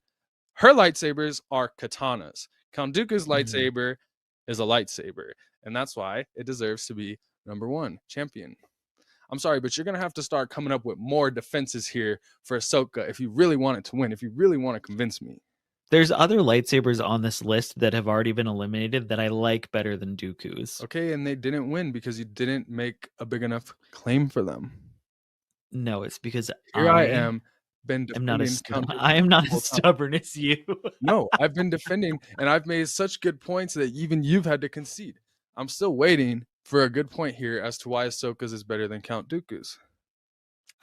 My whole reason is because it's the most unique. It's the most and the unique. Design, like I said, is very understated with very ornate, intricate details that make it more exciting than Dooku's. It's not that much detailed. I'm looking at the details of it and the little things of it. You're looking at the overall design is what it seems like, because you like the fact that it's curved and that it reflects Christopher Lee's fighting style. So you could say that about both lightsabers, but I think his hilt is not as detailed as Ahsoka's is. So what you're telling me, like when you watch back what you just said, you're going to be like, what the fuck was I talking about? Because you're telling me that me saying that Count Dooku's is better overall is worse than you saying Ahsoka is better because she has little details. Yeah, because Dooku's is more plain. The only exciting thing is his little spike. Plain. You just said it was too busy. Now it's too plain? I didn't say too busy. You said it was too much compared to Ahsoka's simple lightsabers. I think at the end of the day, I win because I'm clearly more passionate about this than you. Well, you're more competitive than I am. I think Count Dooku wins. I mean, he may win in your heart. We should have had a referee in here to ultimately decide who had the better argument, but we didn't do that. Well, let's ask ChatGPT. No, I'm just kidding. no AI. I feel like I should have played more competitively with my choices, and then we wouldn't be in this predicament. Well, let the most competitive win. Well, that's unfortunately how it normally goes. So I'm just gonna concede because we gotta end the episode because you already know we're going way past the time we're supposed to. We gotta end the episode, and you're just not gonna budge at all. Let's fucking go! And the winner of the best lightsaber of all time, according to Austin SWE. This is the Wayseekers, Austin SWE, and Scotty Holiday. Count Dooku wins. Thank you so much for playing. Thank you so much. Make sure to let us know in the comments who you thought should win and why Count Dooku was the correct option. Or you can let us know in the comments why Austin is delusional and why a lot of these choices should have been a little bit different, including Ahsoka as the winner. But with that, make sure to follow us on social media. I'll let you continue if you want to say anything else. No, we can end on that note of me winning. It's perfectly fine. So Well, make sure you follow us on social media at Wayseekers Pod or wherever you get your podcast so you never miss an episode. Thank you all so much for coming on this journey with us, and may the Force be with you always. Welcome to Celebration Station, your one-stop shop for all things Star Wars Celebration Japan. If you've gotten to experience a Star Wars celebration before, whether at home or at the convention itself, you know that it's one of the most magical weekends of a Star Wars fan's year. But if this is your first time tuning in, let me tell you, you're in for something truly special. Star Wars Celebration isn't just a convention. It's not just a panel lineup, it's not just merch and cosplay and fanfare. It's a living, breathing love letter to this galaxy far, far away that we've all made a part of our lives. Today kicks off what is basically the Super Bowl, the Oscars, and Christmas all rolled into one for Star Wars fans. Over the next 8 hours, we're going to guide you through everything happening on the floor of Star Wars Celebration Japan. The biggest reveals, the most exciting panels, exclusive footage, interviews, merch drops, and just the vibe of the community coming together. Now, let's talk about where this all started. The first ever Star Wars Celebration took place in 1999 in Denver, Colorado, just ahead of the release of The Phantom Menace. It was muddy, it was rainy, it was chaotic, but it was pure magic. Fans showed up in droves just to be together in that anticipation of a new era of Star Wars. Since then, Celebration has grown into a global phenomenon. In 2005, Celebration 3 gave us our first live look at Revenge of the Sith, including an unforgettable Hayden Christensen and George Lucas panel. In 2015, Celebration Anaheim gave us chills with the debut of The Force Awakens trailer. Remember Han saying, "Chewie, we're home." That was live at Star Wars Celebration. In 2019, Chicago brought us the first trailer for The Rise of Skywalker, and the Emperor's laugh at the end had everyone losing their minds. And who could forget that 2022 Celebration where we got the first Kenobi teaser and Andor footage, plus the full reveal of Skeleton Crew, the Acolyte, and Ahsoka's cast. And then there was London 2023. That's when they first announced that Dave Filoni would be directing an upcoming Mandoverse movie. And we got sneak peeks at the Acolyte and Ahsoka, along with major announcements about the future of Star Wars in theaters, including a film set at the dawn of the Jedi, and one starring Daisy Ridley returning as Rey. This year, Celebration returns to Japan for the first time since 2008, and the energy is off the charts. With The Mandalorian and Grogu's return on the horizon, Andor Season 2 debuting soon, Ahsoka Season 2 nearing production, and whispers of more animated content, new games, and yes, the future of Star Wars on the big screen, this celebration could be one of the most pivotal in years. So, whether you're here for the big announcements, the deep dive panels, the incredible cosplay, or just a vibe out with fellow fans, you're in the right place. We'll be with you all night, breaking down everything as it happens and celebrating this amazing saga that connects us all. So grab your calf, your blue milk, or whatever keeps you going. We've got 8 hours of hype ahead. This is Celebration Station, and this is The Way.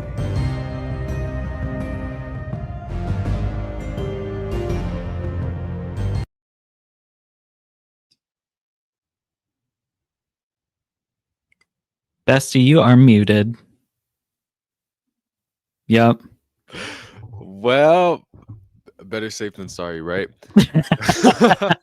Welcome back to This is the Wayseekers, or I'm sorry, Celebration Station presented by This is the Wayseekers, where we're covering day 2 of Star Wars Celebration. We have the Ahsoka panel upcoming, and we have a special guest afterwards, Jonah Edward, coming on to talk about Ahsoka Season 1 and possibly Ahsoka Season 2. We shall see.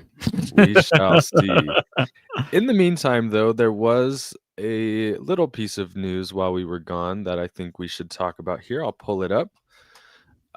Basically, if you guys remember the Lego Rebuild the Galaxy, the basically Lego What If, the Lego What If, which you loved. You thought it was amazing.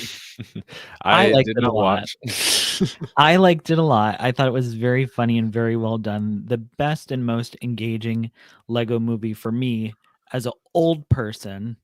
If you saw a recent tweet, I thought it was really good. It was my favorite Lego thing by far, and I've watched a few of them, and they're not all my favorite. It's a very niche specific like type of humor. But yeah, I like this one. So I'm definitely excited to see what they're going to do for the second one. Or I guess who knows, maybe this is part 3 and 4. Yeah, I believe. Well, it looks like it's its own thing. So it's called Rebuild the Galaxy Pieces of the Past. Oh. I I just thought it was funny. I just wanted to talk about it because I love that they're having Ahsoka as a brickhead. I hate the brickheads. Yeah, but isn't that funny? It's just gonna be, and also Ashley Eckstein is returning to voice Ahsoka. I'm always a proponent of give her the money, give her the roles. Yeah, I mean, I do like that she's coming back to voice Ahsoka again. Did I want it to be a brickhead?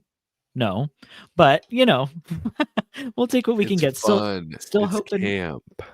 And you watch when we watch the series, I'm gonna be the one like that was so funny, that was so good, and you're not even gonna watch it. You're gonna be like, that was stupid. Let's say we. I don't know. Scotty had like a watch party in their server for Rebuild the Galaxy, and I was like asleep. I was there when they were watching it, and when everybody was watching it. It was a great time. I couldn't tell you what happened at all. But we're here for Ahsoka Season 1, Season 2 panel. We have our panelists, Dave Filoni, Jon Favreau, Rosario Dawson with a new wig. Yeah. Okay. Interesting. And that's it. And the moderator. No Hayden. I'm surprised. I wonder if they're going to bring him out. I wonder. Is he even there today? Yesterday. I don't know. Good question. I guess we'll just have to wait and see. Look. We'll go ahead and say what you're saying, and then we're going to scroll back up to validate me. I was just going to say there's been a lot of Andor reviews coming in, and there hasn't been a negative one. So far. People, I guess the embargo's gone, and like a lot of people were sent the actual full series, which is kind of crazy that they sent out the full series, but yeah. I think Lucasfilm accidentally missed our emails, but it's fine. No, I'm just kidding. Oh no, I think they accidentally typed. They accidentally lost our email. Yeah, they forgot to send it to us. But it's okay. Maybe the next one. If you refresh it again, Star Wars Holocron posted something about Miyazaki's influence on Ahsoka, which I've talked about a lot on my channel. Some of the first videos I ever did. Yeah. I can't. You're gonna have to read that. I can't read it. It was the idea that Dave could start bringing to the live-action screen characters that he had known well for over a decade with George. Jon Favreau discusses how they brought Ahsoka into live action. I don't think that's the right post. It is not. There's actual photos of Princess Mononoke and Ahsoka on wolves. There you go. That one. Here we go. Yes. So Dave Filoni talks about Miyazaki's influence on Ahsoka. I fought for years to get Ahsoka to ride a wolf. What is the wolf she got to ride? A howler? She got to ride a wolf in season in Ahsoka. Remember the wolves on Peridea?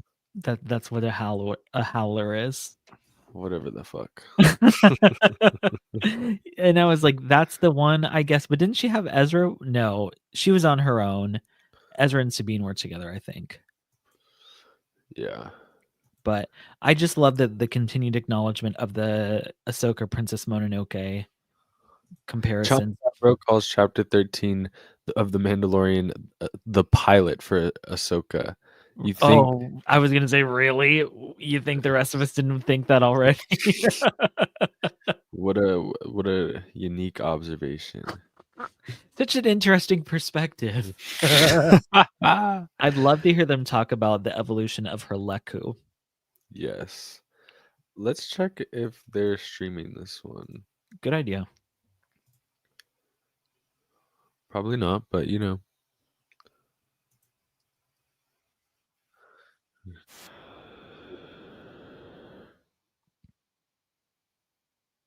With you, Eric Elliott. We hope you wake up to some amazing Star Wars news. Thank you for popping in. Even though I don't know why YouTube didn't notify you, but that's why you gotta set the notify button, press the notification, especially for day 3, so you don't miss out tomorrow. Yup.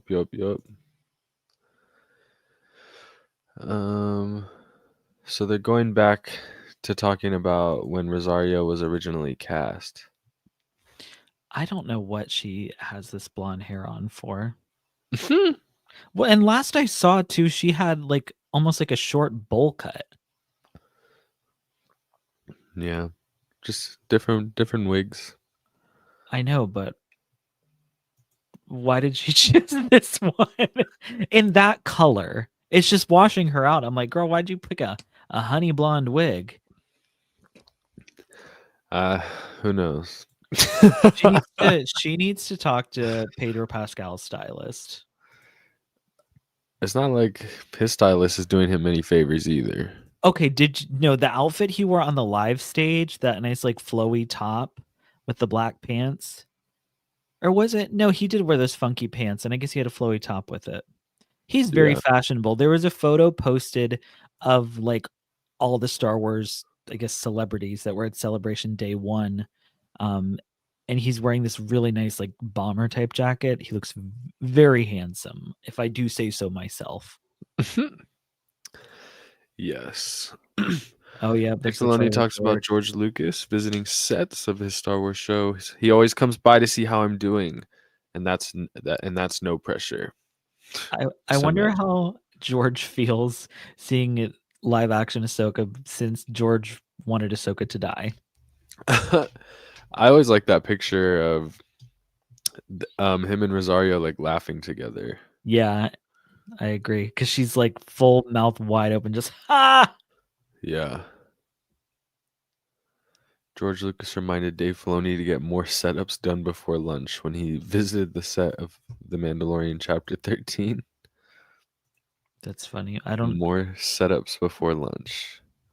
Oh look, AJ the Finesman's here again, sipping Blue Mill. Hey, Blue, yo. Thanks for popping in.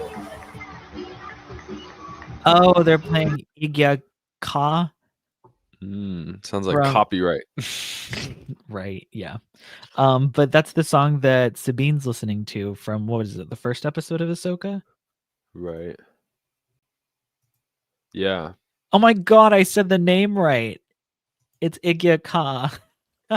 Look at you go. That's what I'm here Look at for. you go. That's what they keep me around for here at the Wayseekers, to know the titles of things and names. Yeah, we keep you around for that and nothing else. Okay.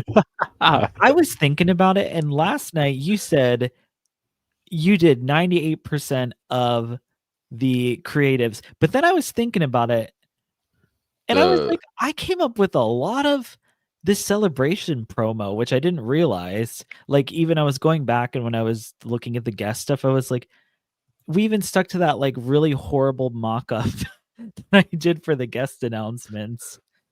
I was surprised. I forgot, like, and then I saw that pop up in my files again, and I was like, oh wow, we really stuck to that too.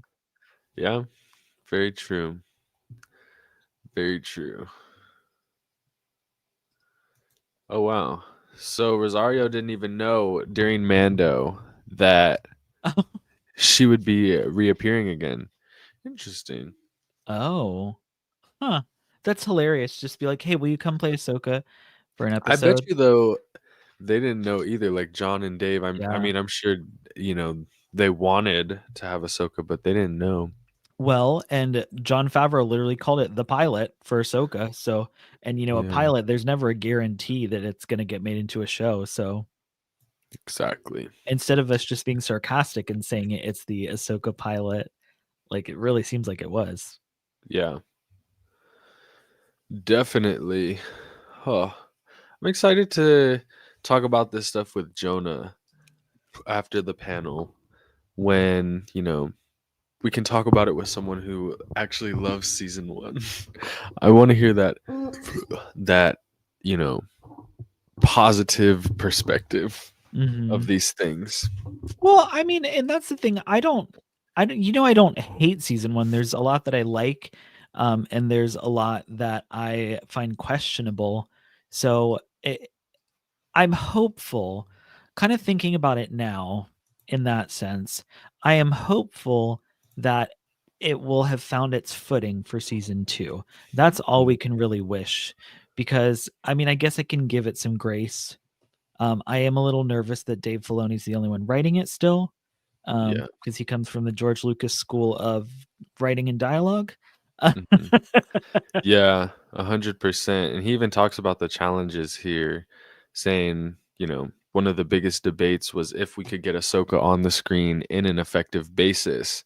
There's no simple element to it, which is true.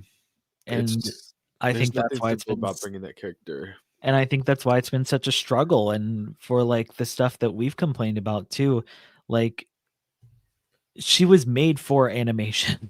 Yeah. And the way she moves and the way she moves. even talks, the way she looks, And I don't mind. I like her look in this series. In the Ahsoka series, it's the best she's looked. The Leku, I think they look great. I know some people don't like that. They don't think they're as long as they were in Rebels, but they're pretty close. They're just more bulbous and less. They're thicker. Yeah. They're still around the same length, but they're thicker. Also, Rosario's chest is bigger than Ahsoka's chest in Rebels. So obviously they're not going to lay as flat either. Yeah. I know people complain too about the Montrals kind of not being slicked back, but kind of having that slick back motion instead of more pointed like Shakti. But like, I don't love Shakti's Montrals. I don't love Shakti's Leku. I don't know. I was very happy with the updated Ahsoka. Sometimes from head on, she looks a little funky. But in these profile shots, like these that they've posted online, they're great shots. And I think she looks great when it's not a head on shot. But then there's this, that's the weird symmetry of, do you make Leku symmetrical or are they more imperfect, like a person's face? Mm-hmm. Yeah, I agree. I think they've been doing better with it. There's definitely, when you look back at Mando, Book of Boba Fett, then Ahsoka, there's a progression with it. There, especially the Leku. The Leku looked really bad in season 2 of Mando, but even Book of Boba Fett, they're very stiff. They were short. They were not. They were wrinkly. They looked like styrofoam. Let me explain what I mean. Then, I think that Book of Boba Fett's were the worst. And that simply, to me, is because they were very skinny up with the Montrals, and then the Leku got kind of fat right here, but they weren't long. At least with Mando season 2, in comparison, I much prefer the Ahsoka series, like headpiece, obviously. But with Mando season 2, it just seemed like a miniature version of it. I still agree that they should have been way longer. They were way too short. But if I had to pick from Mando season 2 to Book of Boba Fett, Mando season 2. I don't know. I liked Book of Boba Fett's better. It just looked more natural too. Like it didn't. That's true. So. That's true. Now, hopefully our girl Hera can get a little bit of an upgrade with her Leku. Yeah. Her tattoos are markings that you can't even see in the show.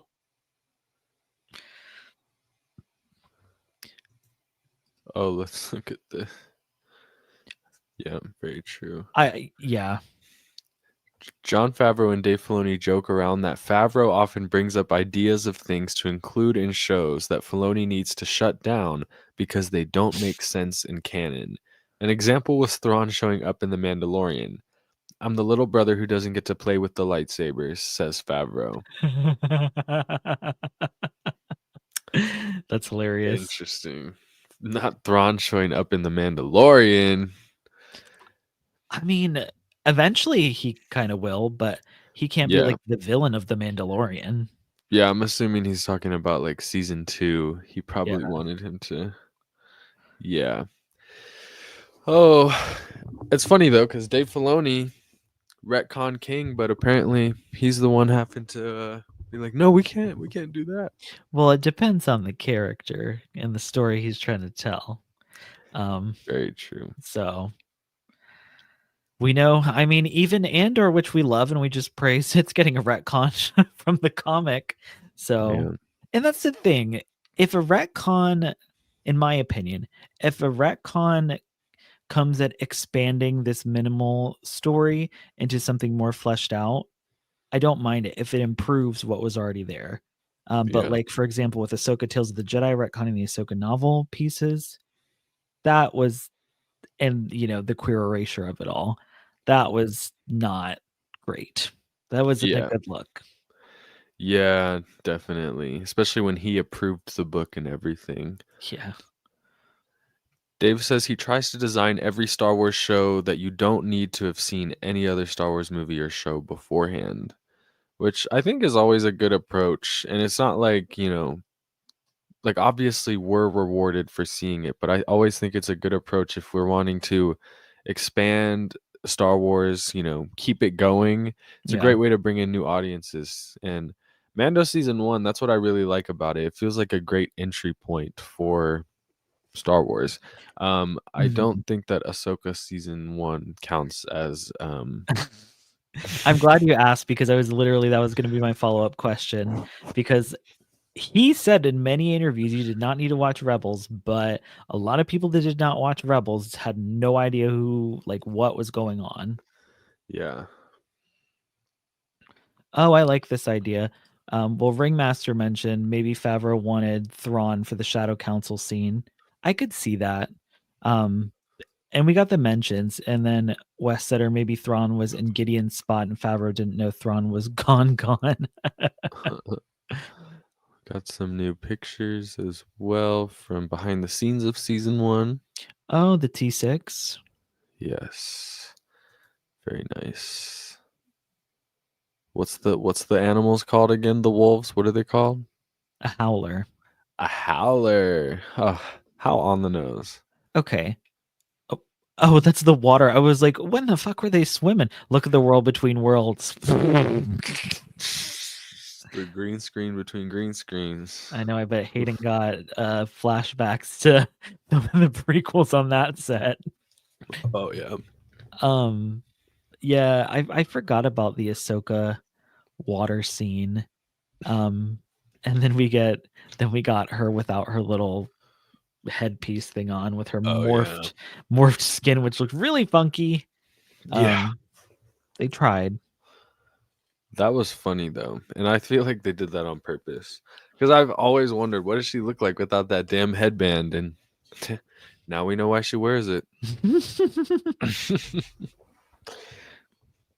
One thing that my biggest thing I felt about Ahsoka is, and it's just looking at these pictures of Rosario smiling, playing with the cat. I'm like, Rosario has Ahsoka energy, but she doesn't, in my opinion, utilize it when she's playing Ahsoka. Yeah. She's very stoic. And I found that weird. Yeah, even in her new appearances, when she's supposed to be like, rejuvenated, Yeah. She wants to live. I choose to live. Well, she makes a little joke to Hu Yang, which I really loved, where he's like, where are we going? She's like, anywhere. What do we do now? Whatever. Like, those are the moments that I really liked. Sipping blue milk, Ahsoka without ears was even weirder. Oh, like she didn't have any like holes in the side of her head to hear. She doesn't normally have ears.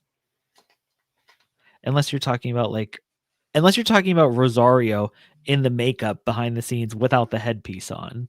That I agree was very weird. Yeah. She looks so funky, and she's just kind of like... Hayden Christensen just pulled up. Okay. We knew that was coming. So he's still there. Yep. Oh, that scene that made me cry.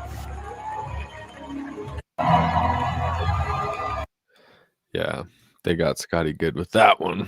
They really did, because I didn't think it was going to happen, and yet it did. I remember that you were there.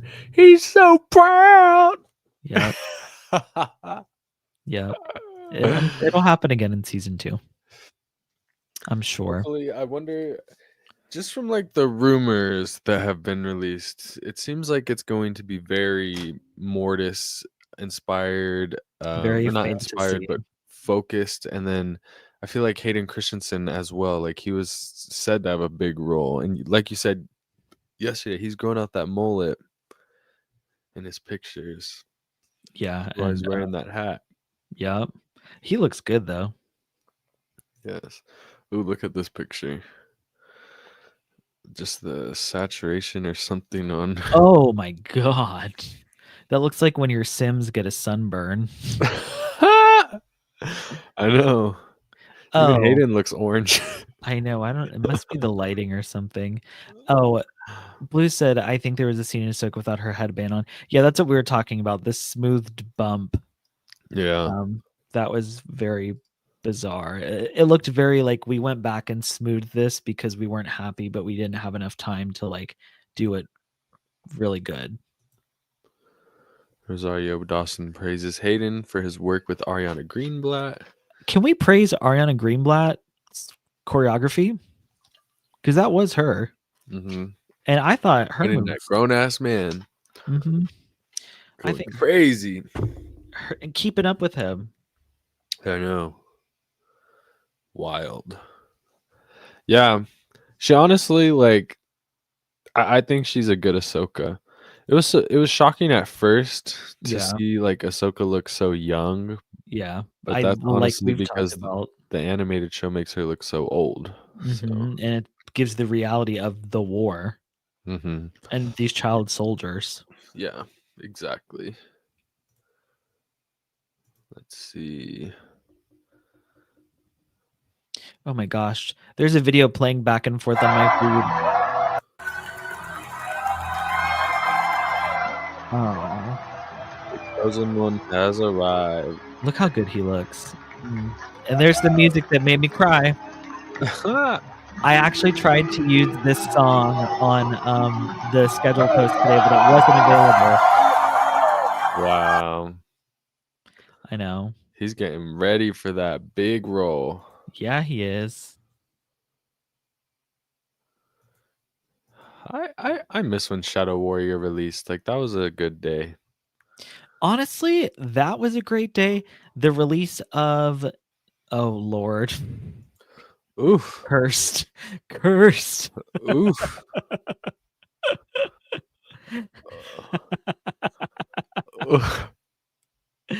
Oh my. Oh, that's hilarious. Also, that's me and you. I can't. They need to release that picture in HD. Oh, I love that other behind the scenes photo of Ariana Greenblatt and Rosario like back to back in full costume. They look so good. Where's that at?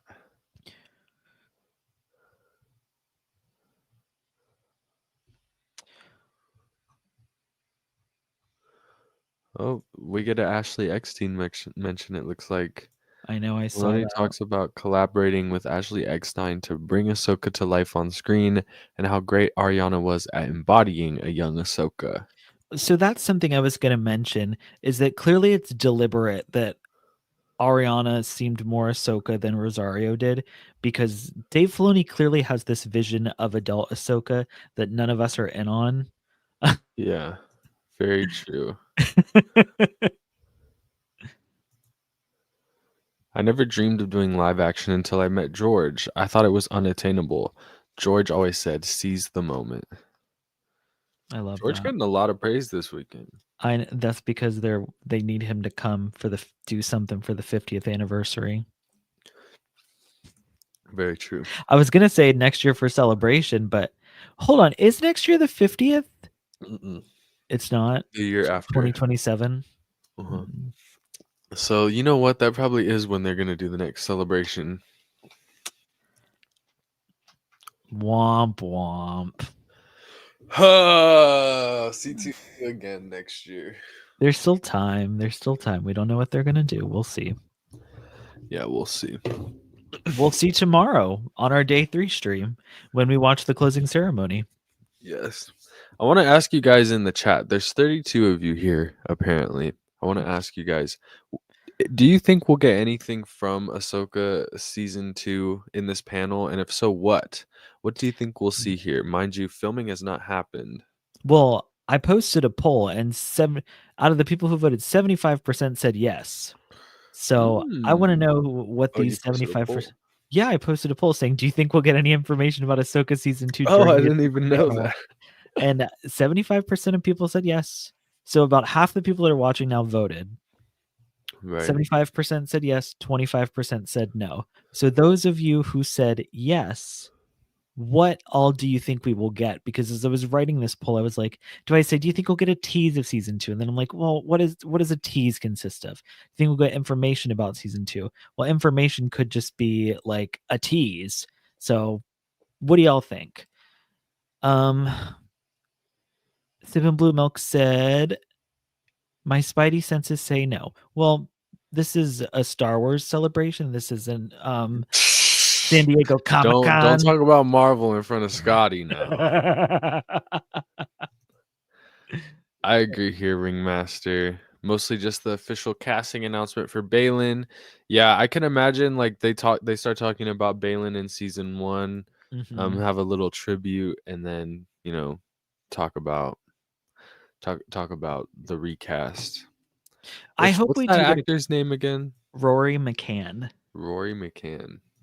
Yep. Kyle Beckworth said the same thing. I think they'll reveal who played Baylan Skoll. R.I.P. Ray Stevenson. I hope they do talk about Ray a bit. I can't imagine they won't. Yeah. But from even just when he passed, like everybody on this set had nothing but amazing things to say about how great he was just in general as a person.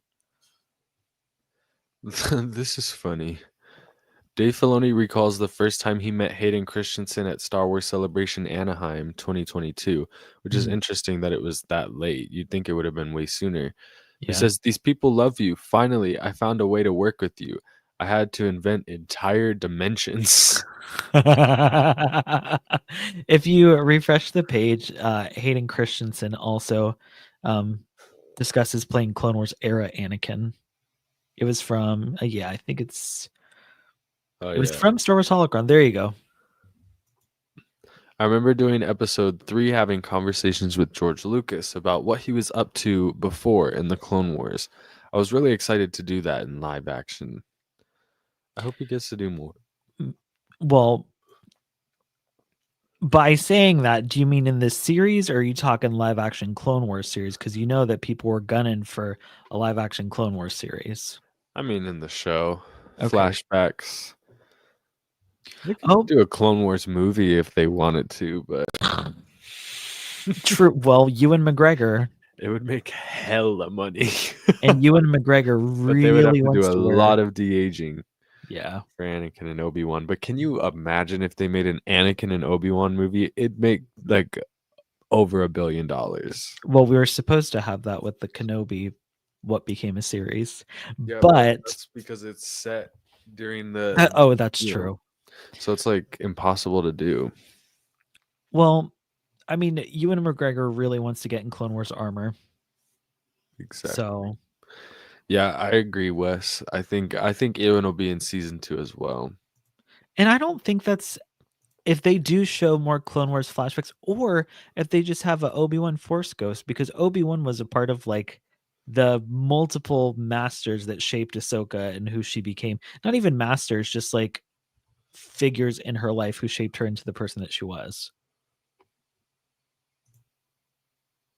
Because even Padme like was a part of shaping Ahsoka into who she was, especially like when it came to understanding the war and the politics of it all. Yeah. Oh, Star Wars Holocron updated their post. It wasn't 2022 Anaheim. It was 2017 Orlando. Oh. That he met Hayden Christensen. Okay. Which makes a lot more sense. A lot more sense. Yeah. More people have voted, and the yeses have gone up for season 2 information. We hope so. That's so true. I didn't even think about that. Obi-Wan was instrumental in the Mortis arc, which they're full in on, so he has to come into play. Exactly. Now, do you think we talked about that on our podcast as well? Mm-hmm. Do you think we're gonna get any like Obi-Wan Force Ghost though? Because you know that Lucasfilm has toyed around with, do we have Ewan McGregor as Obi-Wan Force Ghost? But I mean, Right. when you have Hayden Christensen Force Ghost looking like he did, choosing to be perceived how he wants to. Very true. And in that sense too, what did Ahsoka see of Obi-Wan? As far as we know, they didn't meet up at all between, Order 66 and Obi-Wan's death. Yeah. For all we know, the last time she saw Obi-Wan was the last time she saw Anakin. Very true. And when I say Anakin, I mean Anakin, not Anakin Vader, Twilight of the Apprentice. Oh, look who it is. Hey, Katrina. Hey, Katrina. You think we're going to get any Ahsoka Season 2 news?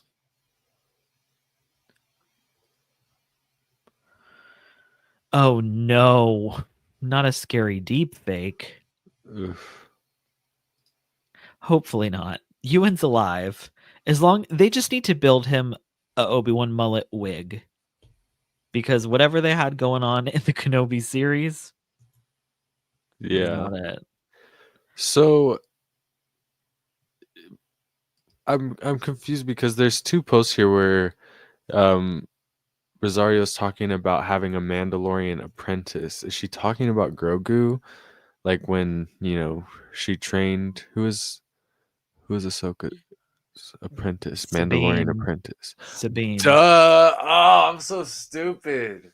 Oh my gosh. I'm so stupid. I forgot about that show. I'm like, who the fuck is Ahsoka's Mandalorian apprentice? Right. Sabine.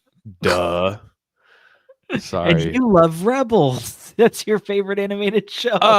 Excuse me, Scotty Holiday. There is no fucking reference, not even a little bit of a reference to Sabine being Ahsoka's apprentice in Rebels. No, that's true. I just meant that she's a Mandalorian. Dumbass live action show. You're going down a path that I can't follow with this talk. There is, though, in the Rebels comic that I have, I saw that there is an interaction between Ahsoka and Sabine. If you look to right there on the screen, the Star Wars holocron one. Oh. It was talking about, yep, right there.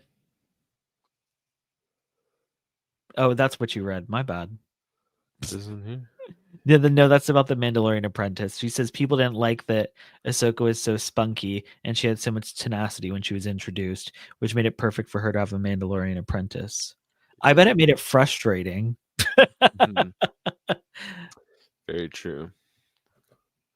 I'm so dumb, though. I can't believe I forgot about that. I can't believe you did either. But as I said, it was not in Rebels. Well, she trained in Rebels. This is that New Testament bullshit. She trained in Rebels with the Darksaber. She had some training. Not with Ahsoka. No. Yeah, not with Ahsoka.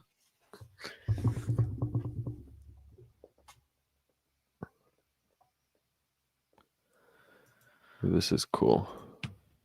Hayden says it usually takes a while for people to work together and develop a shorthand relationship. But because he and Dave both worked closely with George Lucas, they hit it off immediately. I mean, they're just going to work. They're just going to work. They already know the job. You know what I mean? Literally. But that, and I think Hayden did a great job in Ahsoka. I mean, you and I have even talked about, like, he did do a little Matt Lanter Anakin at times, which felt a little different from his Anakin that we saw in the prequels. But his Anakin we saw in the prequels, everybody complained about, didn't really have much to him. So being able to bring more of Anakin's personality from other mediums into this Anakin, I really enjoyed that. Very true. What is the line you always quote where he's like, there's many ways to win a war, Ahsoka? Or something like that. I remember you quoting all the time. Oh, and the droids, General Grievous. Asajj Ventress. In this war, you'll face more than just droids, Ahsoka. And he says droids so like droids. He's like droids. Maybe that's also because he's Canadian, so he wasn't trying to be like. Oh, look at this. Rosario says they start filming Ahsoka season 2 in 1 week. Wow, that's why she's got the blonde wig on. Maybe she's bald right now. Yeah. Interesting. I didn't know it would be that soon. I knew they Dave were Filoni's starting gonna be soon. busy. Yeah, it makes sense that they need to do it now because Dave Filoni's going to start production on his movie, probably soon after. So interesting. What I'm very curious about is like, what exactly are we going to see? And I think we talked about this yesterday as well with like Ezra and Hera, because they're doing such a focus on the spiritual Mortis Force fantasy stuff. Is it going to be like we check back in with the New Republic? Are we going to have New Republic episodes? Like we have like 1 or 2 of them and the rest are more Ahsoka focused? Did the New Republic people get moved to the Mando stuff? That part too, because we've completely split off our main character into not the main galaxy. Oh, they're talking about Ray Stevenson. Oh, good. Yeah, but it's gonna be sad. Well, yeah. Dave Filoni tears up talking about Ray Stevenson. Season 2 is obviously a big challenge in many ways. It was particularly a challenge because of losing Ray, because he was the greatest person. I always connected with him, and when I made the live action, I knew I wanted him to play a powerful Jedi Knight I had in mind. Ray was the most beautiful person. He was great. He was one of the best parts of the show. 100%. And it makes it even more heartbreaking just like hearing them talk about how great of a person in general he was. Yeah. So sad. And once again, they just looked like they had the most fun on this set. And I'm like, I wish they would have brought a little more fun into the series. Because even Hera, she's just like pissed off the whole time. Right. Pissed off and stressed. And then you know what I wonder? Were we going to have more Mon Mothma in season 2? Well, then again, if they move the New Republic people somewhere else, does that mean we could get Mon in Mando? Mando and Mon. Possibly. It's just so funny that she looks like Mon Mothma from Andor. I feel like the original trilogy. I do feel like they put makeup in her like normal like wrinkles and stuff to darken it, like with theater makeup. You know how they'll do that. I do think they did a little bit of that, but it's like they didn't try that hard. They just said we need Genevieve O'Reilly, so whatever we can do to get her here, like we just need to film a couple scenes.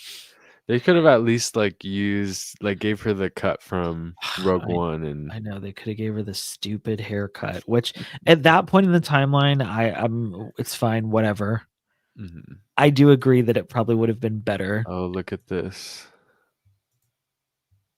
First look at Rory McCann as Baylan Skoll in Ahsoka season 2. Look at that. Wow. I think he looks good.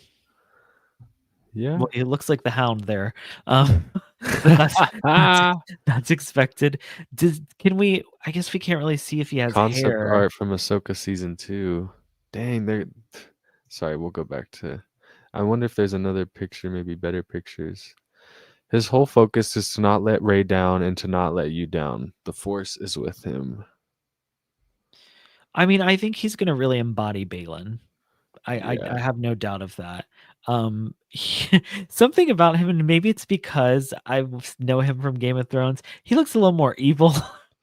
Yeah, but looks like we're gonna have more witches, more Night Sisters. Look, and you see who popped up about that in the chat? Katrina on cue. A peek behind the preparation. Oh, so it looks like we are going New Republic to get back. stuff. Yeah. I wonder if are those like the 3D assets that they're building like digitally for the environments? That's cool looking. Maybe. Oh.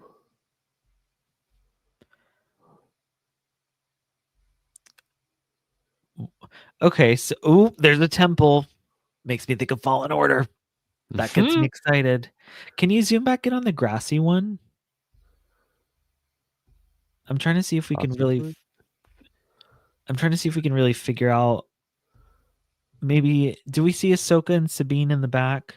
Yeah, coming out of the them hole over there. Yeah, that's like a mouth thing they're coming out of. What are these things that we're looking at? Oh no, some sort of creatures maybe. Oh, I meant like what is that little creation set thing? Or maybe it's digital assets once again, and the white like little pieces are just like the shapes of them if they need to have them and overdo like some CG stuff. Like their Right. CG character model.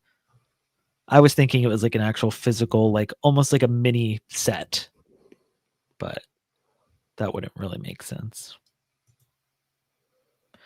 Very I'm really interesting. I know I'm really intrigued about this temple here. That looks so cool.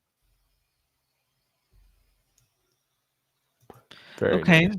So 80% of you who said we were getting season 2 teases were right. Yes. This one is crazy. That's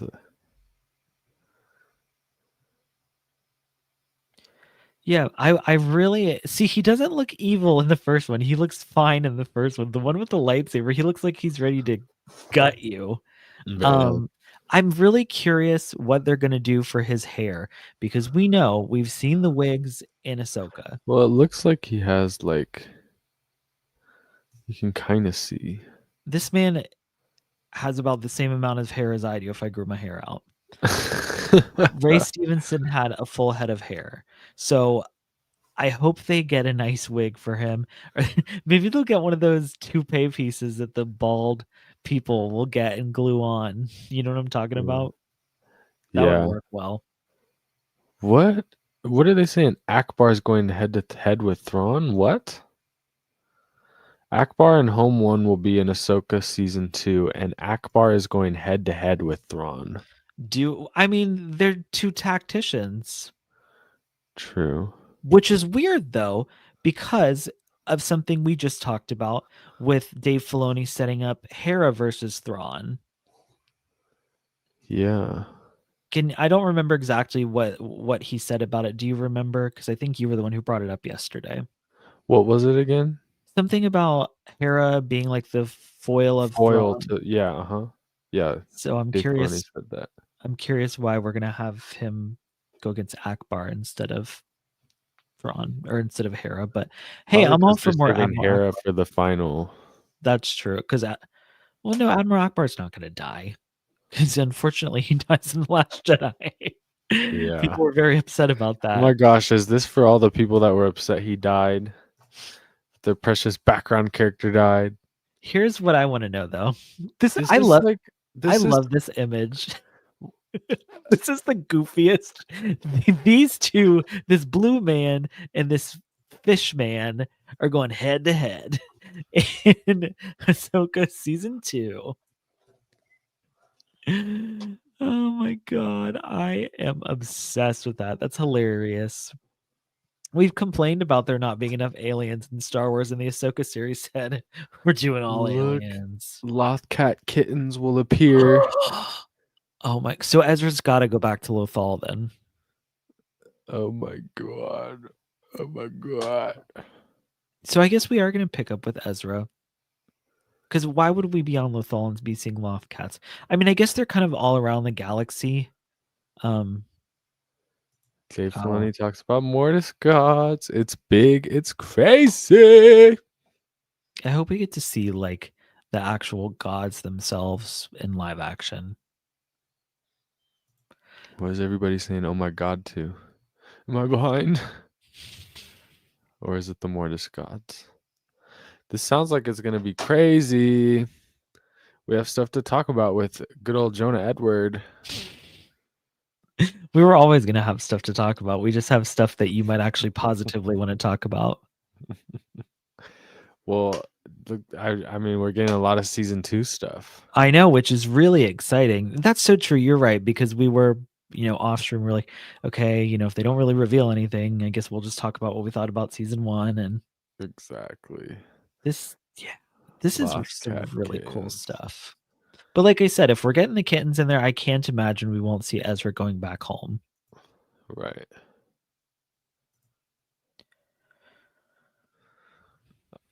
I hope we get some concept art or something of the Mortis gods. Do you think we're going to see the Mortis gods in live action? I just asked that. I was like, I'd love to see what they would look like in live action. Sam Witwer has to play the son, right? Well, he's got the facial structure for it when you look at that statue. Yeah. Oh my god. And here's the thing. I think that Ashley Eckstein should play the daughter. Yeah, that works. Makes sense. Who will play the father? Don't know.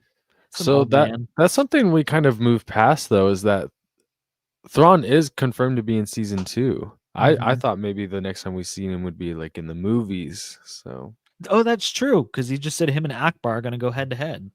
Yeah. I need more my boy Ezra. Yeah. Oh, yeah, I'm sure they'll talk about Ezra. They have to, right? Where is Amanis Fondi? I know.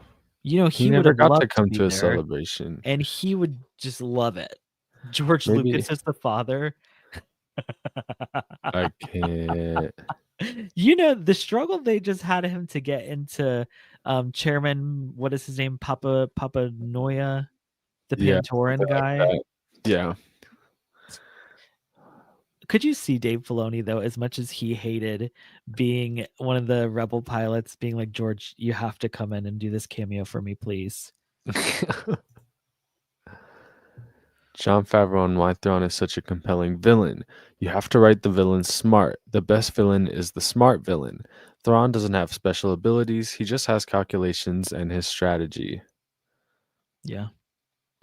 Hopefully we see some of that. Yeah. But that's the thing. Your smart villain can only be as smart as your writer. Oh, is that shade? No, I'm just saying that, like if I was writing Thrawn, right? I don't know anything about tactics. I was going to say, I don't think either of us would be writing Thrawn. Maybe Parks could write Thrawn, but very true. I would not be a good writer for Thrawn. I would need a writer's room. Yeah. 100%. Oh. Getting tired. I need to wake up. I need something exciting. Clearly. It was I'm exciting. like, you are yawning over there. It's early. We got a whole nother Early. panel. We got a live stream. Well, I guess we can't complain about it being early because our guests, it's almost 6 a.m. for them. So Nobody hears at a convenient time. Well, it is almost 10 o'clock where you are. That's not convenient. You're right, because you still be at work. Exactly. Rosario Dawson on what she's excited about with Ahsoka Season 2. I'm so excited to be with this cast again. It's magical every day on set. Everyone is so happy to be there. It starts with you, John, and Dave. And like I said, you can see the excitement and how much fun they have on set. The magic, as she put it. I believe it. I just want to see the magic translate to the show. Yeah. Yep. Admiral Ackbar versus Thrawn. That is confirmed. I know. Can't Oh believe no. it. Universal in the chat put it with question marks, and I was like, yep, it's happening.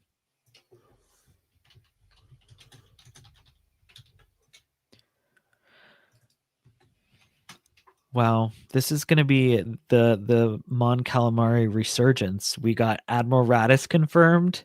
We got Admiral Ackbar confirmed. Like, I just put in the title of the stream, Ackbar versus Thrawn. This is just as big as Maul Shadow Lord. Right? It's a trap. Do you think he will utter the words, "It's a trap"? Because they feel like that. I can't. I can't.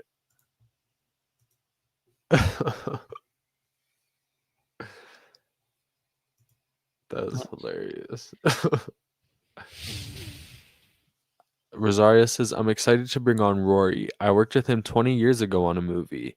He had an indomitable spirit, so kind, such a joy to be around. And Rory has that incredible balance of intensity and fierceness and passion. That is so funny because who else did she work with like 20 years ago? That she's not exactly. We're noticing a trend here. It's kind of crazy how that worked out. It always comes full circle for her. Clearly. And we just got the official confirmation. Anakin will be back for season 2. Oh my gosh, really? No way. Groundbreaking. Yes, I agree. The people live tweeting the panels are truly the heroes of Star Wars Celebration. So Star Wars Holocron, Star Wars Newsnet, Star Wars Explained. Thank you. Because discussing film, we would not be able to show this amazing stuff as quickly as we are without y'all. Yes, 100%.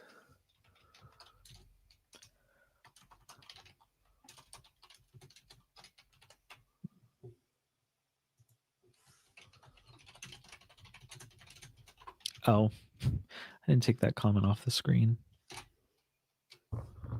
Let's see. Anything else?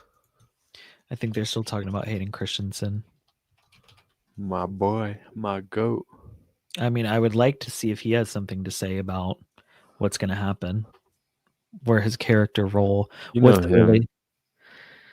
He don't talk much. I mean, but if they ask him, if they prompt him, like, "Oh, how's your role going to be different?" and or are you going to be more involved? He'll be like, "Yeah, way more involved in season 2."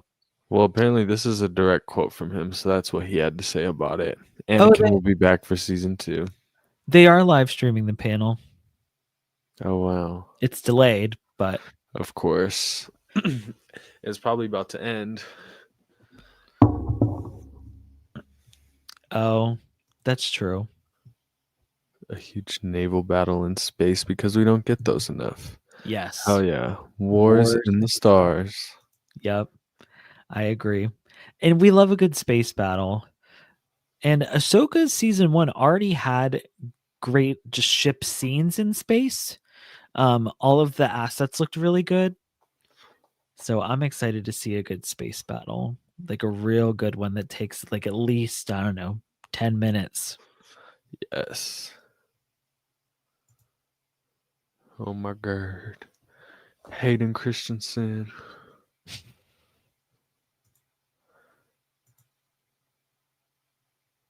Oh, look at our friend.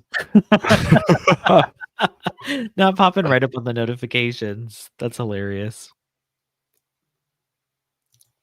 That's the newest Star Wars news. Dave Filoni just announced Jonah Edward will be on Wayseekers Celebration Station.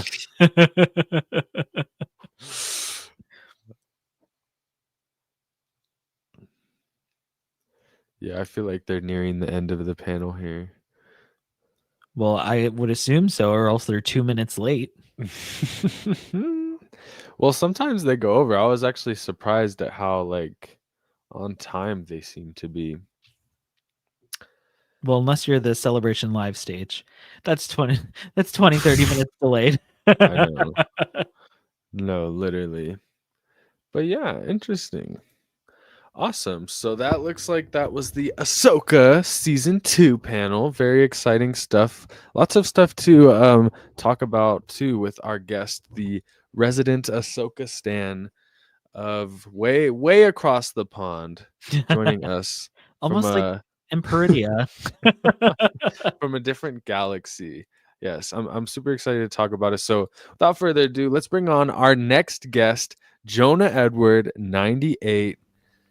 Welcome to Celebration Station. Hey, bestie. Hello, aka good morning, aka good night, aka we're global.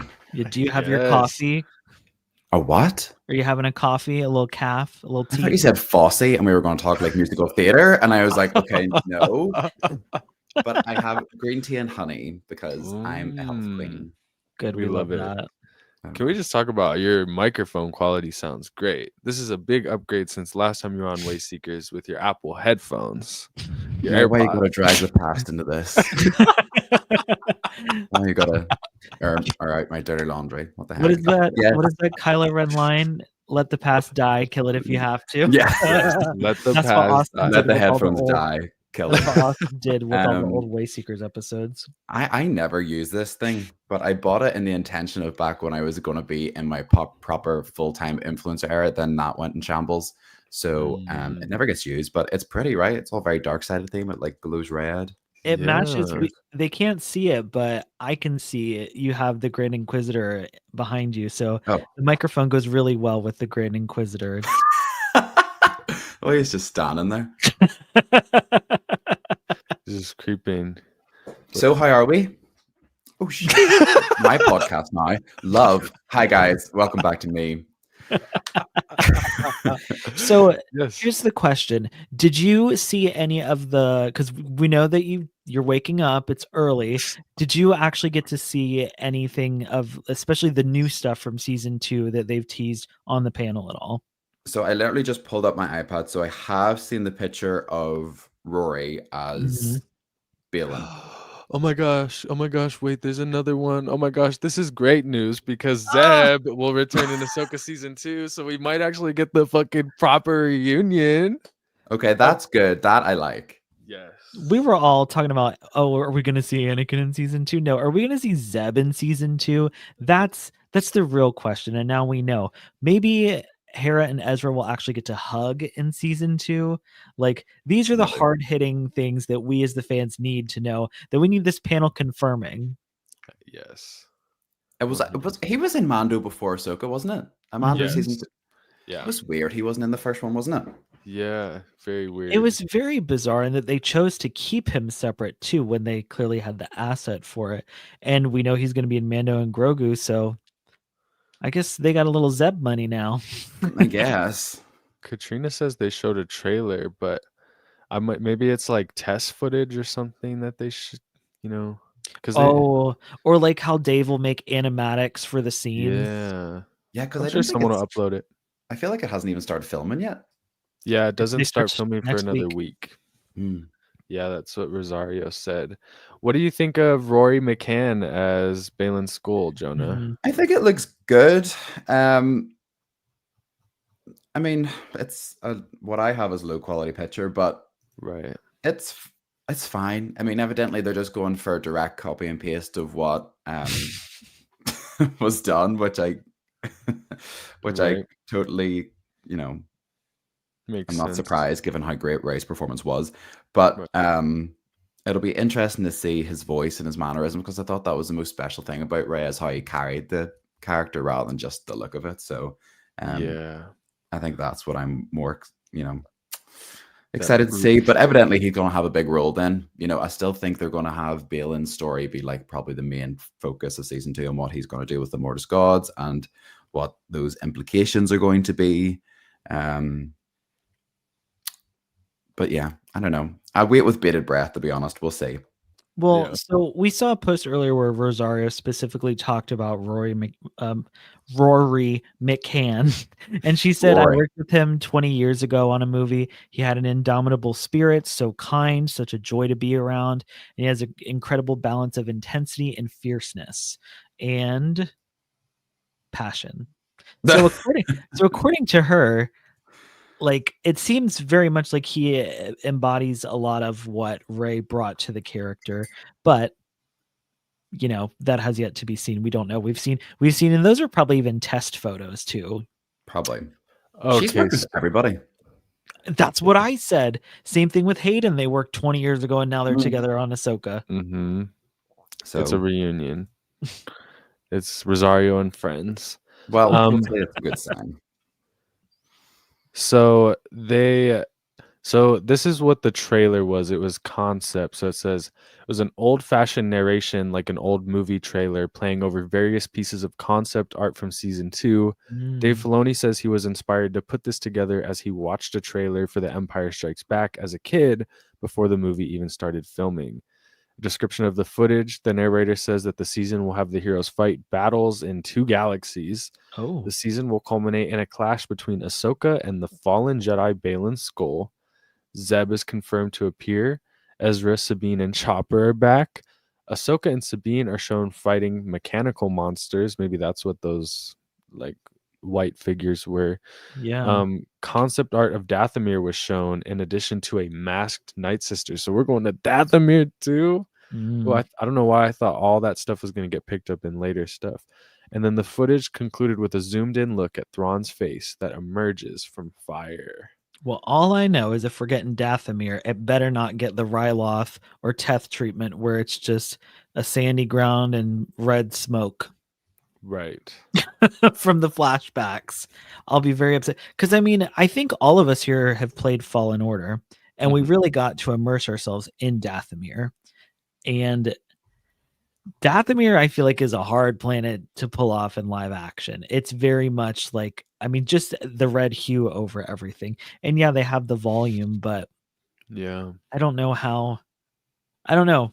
It's kind of like thinking of trying to pull off Umbara in live action. Yeah. They'll just put a fog machine, make That's it a what little I'm orange. Yeah, that's you what never I know. I think it would be interesting if they keep the whole for Dathomir like within Tales of the Empire. We saw like the mountains and the other clans and stuff. It would be cool if they sort of kept that vibe rather than just like you say, like given like a smoky red forest. Even Survivor had like, I remember playing it for the first time and thinking like this doesn't really look like Dathomir to me, but it was because it was all caves and different That's structures true. and stuff on the inside. So it would be cool to see how they would do it. But it would be tricky. Just like Katrina said, exactly. I want a big, scary set. I agree. But you'd make up, that's a great point, Jonah, because when I think of Dathomir, I think of Mother Talzin's Night Sister clan and their cave or whatever that they live in. They don't have to go to that exact spot on Dathomir. There are so many other places on Dathomir that they could go. You mentioned the Mountain Clan. They could go up in the mountains. We could see them on Dathomir already in a cave. One thing that they did not talk about is all the cargo that was loaded onto the Star Destroyer and brought to Dathomir with the Great Mothers. So I think we all kind of assume they're going to be zombies that are raised from the dead or something. But I'm surprised. I don't know. I'm surprised they didn't mention anything about why the Night Sisters are still working with Thrawn. Right. Because that's something they never really touched on, other than I guess Thrawn was their ticket out of Peridia. Yeah, basically. That's what I always took it as. Yeah. But well, maybe now they owe Thrawn. They feel they owe Thrawn or something like that. Or Thrawn feels like Dathomir. I mean, they're Dathomirian witches, you know what I mean? Like I wouldn't hate having those guys on my side either. But here's the thing, and I ask both of you, do you think in the end that they are on Thrawn's side? I mean, like I feel like the Night Sisters are very loyal. They're loyal to each other, right? Okay, but then like Thrawn comes in and helps them get back to their like roots, back to Dathomir. I feel like he did a favor for them, and I feel like they would honor that and be loyal towards him. I don't know. Katrina, you're the expert. What do you think? I completely disagree. Where you at? But Jonah, what do you think? I think up until a point. I think if he's gonna maybe turn on them a little bit or do something that they don't like, then I think they'll just retaliate and get rid of him. But I think if the plan is followed through to completion, aka they're back on Dathomir and these witches get resurrected from the dead, I think they'll part ways and it'll be, I don't know. I don't understand. I do think it's hard for me to see why he would want to continue to work with them when they're back in the normal universe, because he doesn't really need them. He's going to have his contacts and then they don't really need him because they're all back on the universe. So I don't know how their stories will intertwine for season 2 in that regard, because they don't really need each other. That's what I was going to say. I don't think, Austin, you mentioned the Night Sisters being loyal to each other. Yeah, I think they're loyal to each other, but I don't think they're necessarily loyal to Thrawn. In my opinion, they're just working together exactly like Katrina said. I think that they are using him. They don't give a shit what he's doing. They're uber back home to Dathomir, and he got them there. And I think as soon as they get there, it's going to be a goodbye. They're going to do their own thing. And I'm like, the Great Mothers, they even gave him, there's certain scenes in the later episodes of Ahsoka where like Thrawn will say something and they kind of give him a look of like, are we really trusting this guy? Are we really going along with this? But it's a situation where it's like, yeah, I kind of feel like they have to a point, like you said, Jonah, and then they're going to be like, fuck you, goodbye. We're doing our own thing now. But well, they threw Morgan under the bus when you think about it. They were like, yeah, just let that bitch die. We're away. See you later. You can be the sacrifice. So they didn't care much about their sister then. Well, yeah, she wasn't a part of their coven or their clan, I guess. That's another thing. No talk about Morgan. Where's Diana Lee Inosanto at Celebration? She's dead and gone. Jiva couldn't afford the flight. They said, we'll give you your hotel. You have to pay the rest. And she was like, and who knows? We're talking reference. Sorry, go ahead. I was going to say, we're talking about raising the dead. Who says that Morgan can't come back? True. I love Morgan. I think she was a great character, but I don't want her to come back for season 2. Yeah. I don't want her either. In a perfect world for me, I would have rather them just not killed her, not given her an upgrade and then immediately killed her. Yeah. So in that situation, yeah, I don't want her to come back. I guess I just want it better for her. I want to redo. They didn't mention Shin. Shin Hati. They did not mention her at all. That's true. And they're saying apparently she wasn't in the trailer. And Ahsoka and Baylan are gonna have their big duel, but what is Shin's what is her purpose at the end of it? Literally. Did you see these, Jonah? No, what is that? I'm trying to look at my iPad. What is that? These are baby loth cats. Oh my god. That is cute. They're like fur balls. I was gonna say they look like little puff balls. Love it. Yes. Merchandise, baby. We gotta get it. Yes. So Jonah, you are a fan of season 1, right? Like Yes. You say you pretty much really enjoyed that. So how do you feel as a fan of season 1? It almost feels like there's like a vibe shift between seasons here.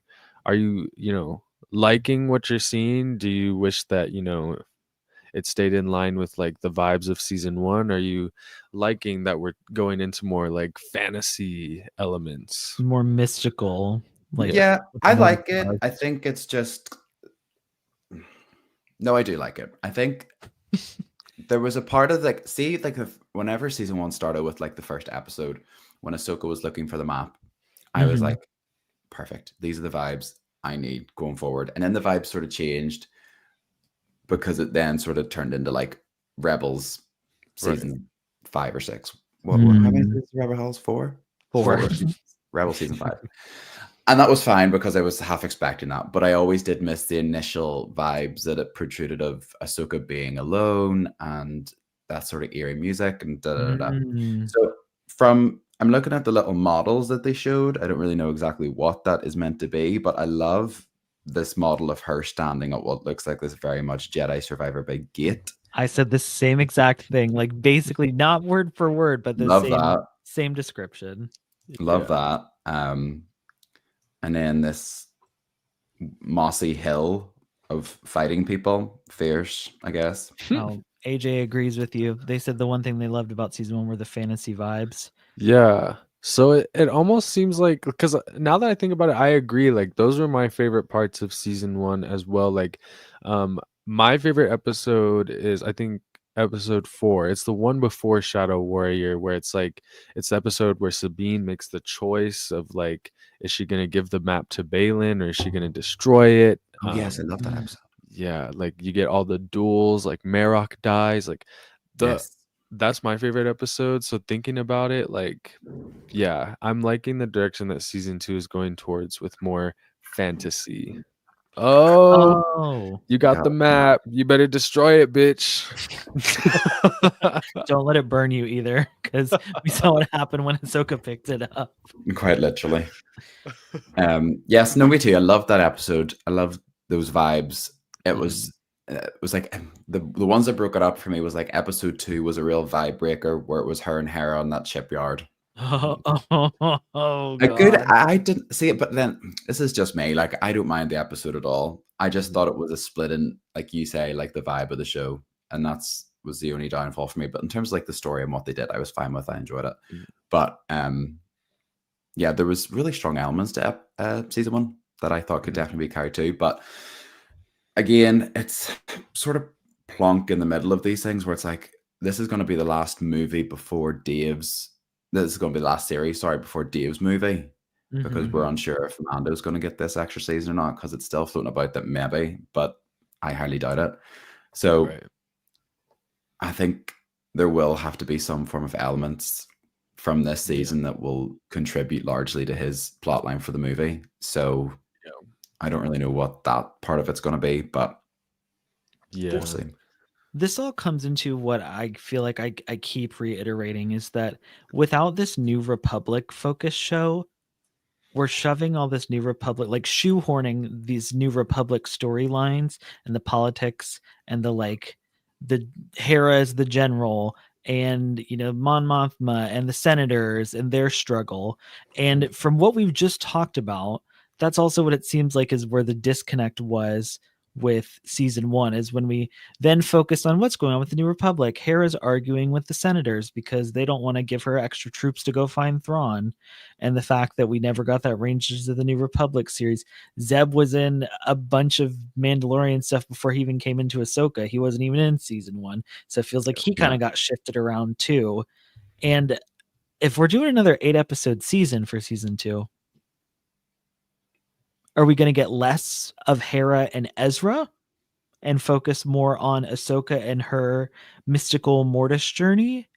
I would hope so, but now they're back in the normal universe with him, so he's probably going to have some form of something. Well, like Thrawn's back, so they've got to do something. And did you see they confirm Admiral Ackbar and Thrawn are going head to head in a steel cage match? Cheers. Oil wrestle. Yeah, I guess it's confirmed Ackbar is going to be in the season, and they're going fleet to fleet. Cheers. It's I do see this. I see this mask thing they shown. Mask. Yeah. Well, like the Ackbar mask. Oh. Yeah. The head. I don't know. What do you want with it? No, it's like there's a mask, and we were talking about Thrawn's face in fire from a trailer. I was like, is there a picture of it? It's funny that they confirm Admiral Raddus and Admiral Ackbar returning in the same day. Yeah, that's what I They said. confirmed Raddus is in season 2 of Andor. Yeah, so it's the return of the Mon Calamari Renaissance. Yeah, absolutely. Absolutely. What do you guys? Oh, sorry. No, you go ahead. No, you go. Just seeing the picture that they showed of like the panel. What is your guys' thoughts on why the daughter's head is missing in the statues? We talked about this yesterday a little bit. She's meditated. She's died. Oh, love. Sign me up. She's died. I mean, really, like that's probably it. Like, I think that the journey that they're going on in season 2, I almost feel like it's like going to be restoring the light side of things with, the life force of the daughter being put into Ahsoka. Like, I feel like it all ties together, right? Like, there's no daughter anymore, so the statue, something there. So maybe by the end of things, when Ahsoka returns, all of a sudden the statue is full again. Do you think it'll physically become full again? Possibly. And like when we talked about it yesterday, to me, I was like, personally, I just think it's purely visual imagery of saying that like the connection of the daughter is dead. Her spirit went to Ahsoka. So that's why her head is gone. I don't necessarily think there is some kind of reason.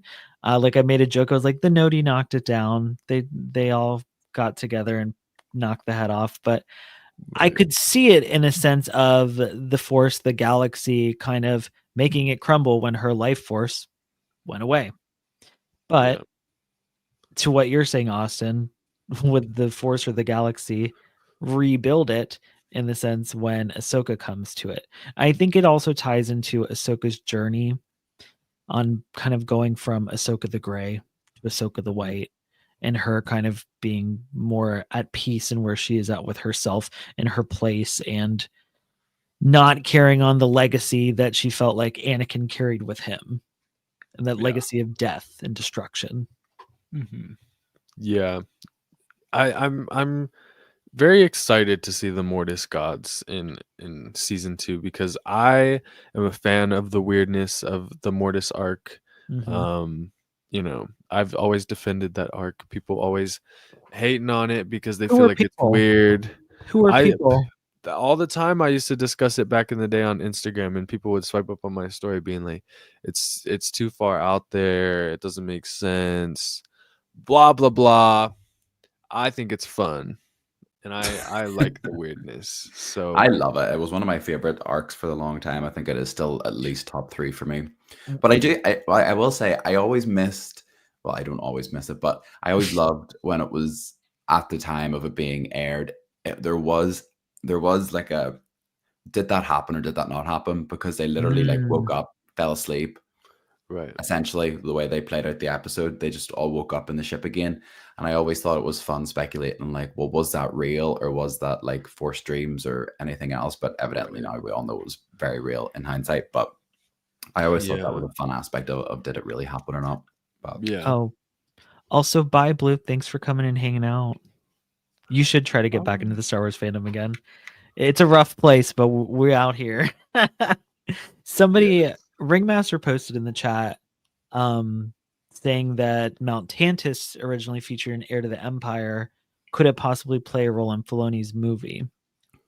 I do think it was not destroyed in the Bad Batch for a reason. Whether or not they pick up on it, I don't know. Did any of us know what Thrawn was doing on Mount Tantus? Was Thrawn even there? No, it was Joris and the Luke clone. Okay, we're talking about we like the weird, but trying to bring that into this current story that they're trying to tell, I don't know if there's room for all that. It would be cool. I'd love to see them explore a wrecked, overgrown Mount Tantus, but explore what? Mount Tantus, the cloning facility in the Bad Batch. What did you say after that though? Like exploring it. Okay. Think of like the, I don't remember what planet it's on, but it's where it's got like the 12-year-old clones where they were left in that one facility, and Daniel Logan came and voiced one of them or something in the Bad Batch, and they explored that old facility. I think it'd be cool to see something like that, but I don't think we'll see Tantus in the movie, but it'd be cool. Yeah, I mean, if they're gonna end up like connecting it at all to Palpatine returning, then, which that always seemed like it was going to be a part of Mando, like in season 1 and season 2. Like, I don't know. I find it hard to believe that scene in season 2, you know, the one where they find the tank and there's like, it almost looks like a baby Snoke, and like they even play Snoke's theme song in the background. And then that's confirmed to be like Moff Gideon clones in season 3. I don't believe it. I don't believe it at all. They either changed it or something. No, definitely. I always thought it was going in that direction. Always. But it never fully materialized. So did they confirm it was actually Gideon clones on Navarro? Or I guess Brundle Huck says something about, because he's like something about your experiments on Navarro. He's got this weird kind of funky accent going on when he says it. It sounds real cunty, but not in like a nice way. Yeah. I don't know. I am interested though. It seems like I was watching the Jon Favreau interview on the live stage yesterday, and he was kind of talking about how like, there's, you know, things have changed within our original vision, but it's okay because we have a team that's committed to a vision, and at the end of the day we'll overcome it and still tell a good story. So I feel like they're almost in that like rebuilding stage, or they've been, in that rebuilding stage. That's why they have a movie coming out, Ahsoka season 2. Like, kind of, apparently Ahsoka season 2 is going to be even more of an upgrade from season 1 in terms of like they're actually filming some stuff at Pinewood Studios instead of the volume. So that's interesting. Like, it might They're doing the look majority better. of the shooting over here in the UK. I hear from people who work in that thing. Apparently, like the whole thing's going to be shot over here. Wow. But I don't know how true that is. But I mean, to see it. They did, Bob Iger's big thing was we got to pull back. We got to pull back. So I could see them getting a little bit more budget towards these shows. And especially if it did well, of course, they're going to throw more money at it for more. Right. Possibly. But then look at what happened to Acolyte and how much money they spent on that. Unfortunately, that's a conversation we don't have time for right now. I could talk about that for hours. Yeah. Are you excited to see more Anakin, Hayden Christensen back? Ooh. I am. I'm always excited to see Hayden, but I hope it's not too heavy on the flashbacks thing. My if we're going to be really honest, it's 6:30 in the morning, so whatever. All balls to the wind for me. I always thought the flashbacks in season 1 were more focused towards Hayden and less, honestly, about Ahsoka. For some reason, I always felt that way. It was like flashbacks for him, and it was like his stuff rather than, because he's such a big character, rather than focusing on Ahsoka. So if he does come back in flashbacks for season 2, it's already done from season 1, so probably wouldn't be much of an issue this time around. So it might be better. But I loved, my favorite parts of Hayden coming back wasn't really the flashbacks, but it was when you seen the hologram of him doing the training moves, and Rosario was in the Ahsoka the White costume, and she was doing the moves with the hologram of him walking around. Like, that's what I thought was like the best use of Hayden as Anakin. I thought that was unreal and really emotional. And then obviously we saw Force Ghost at the end of season 1 as well, so maybe that's going to be the role that he'll take on. I don't know, but I'm reluctant to say I want more flashbacks, because we had it and it was great and it was special for that episode. So, but I loved Ariana as young Ahsoka. I thought she was fab. So Yeah. I would take more Ariana. That's funny that you think. Well, I guess it's not funny, but it's interesting that you feel like we would get more flashbacks, because I never thought that. I thought with season 2 we would get more Force Ghost, more vision type things, or if it's going to be a flashback like the training sequence. Right. Being But like maybe a that's little guiding force type deal. kind of like a Obi-Wan original trilogy with Luke. Something similar to that, which would be a very big parallel that I feel like Dave Filoni would definitely pull on. Right. That's fair. And we haven't really seen that anywhere else in Star Wars, bar that relationship. There's never really been a Force Ghost mentor since Luke and Ben. So maybe. Yeah. That's true. And I mean, I guess this is not in these past Disney Plus series is the only place we've gotten that since, because obviously we're just talking about this one, and then we got Qui-Gon at the end of Obi-Wan Kenobi, but there's not a lot of, we haven't really seen that expanded a lot. So I don't know why I'm assuming that that's what what we're gonna get in Ahsoka season 2 is more Force Ghost Anakin talking with Ahsoka and whatnot rather than flashbacks. So who knows? Right. Yeah, I'm interested. I feel like season 1, like I don't look at it that fondly. I didn't love most of the Ahsoka season 1. So sorry, Jonah.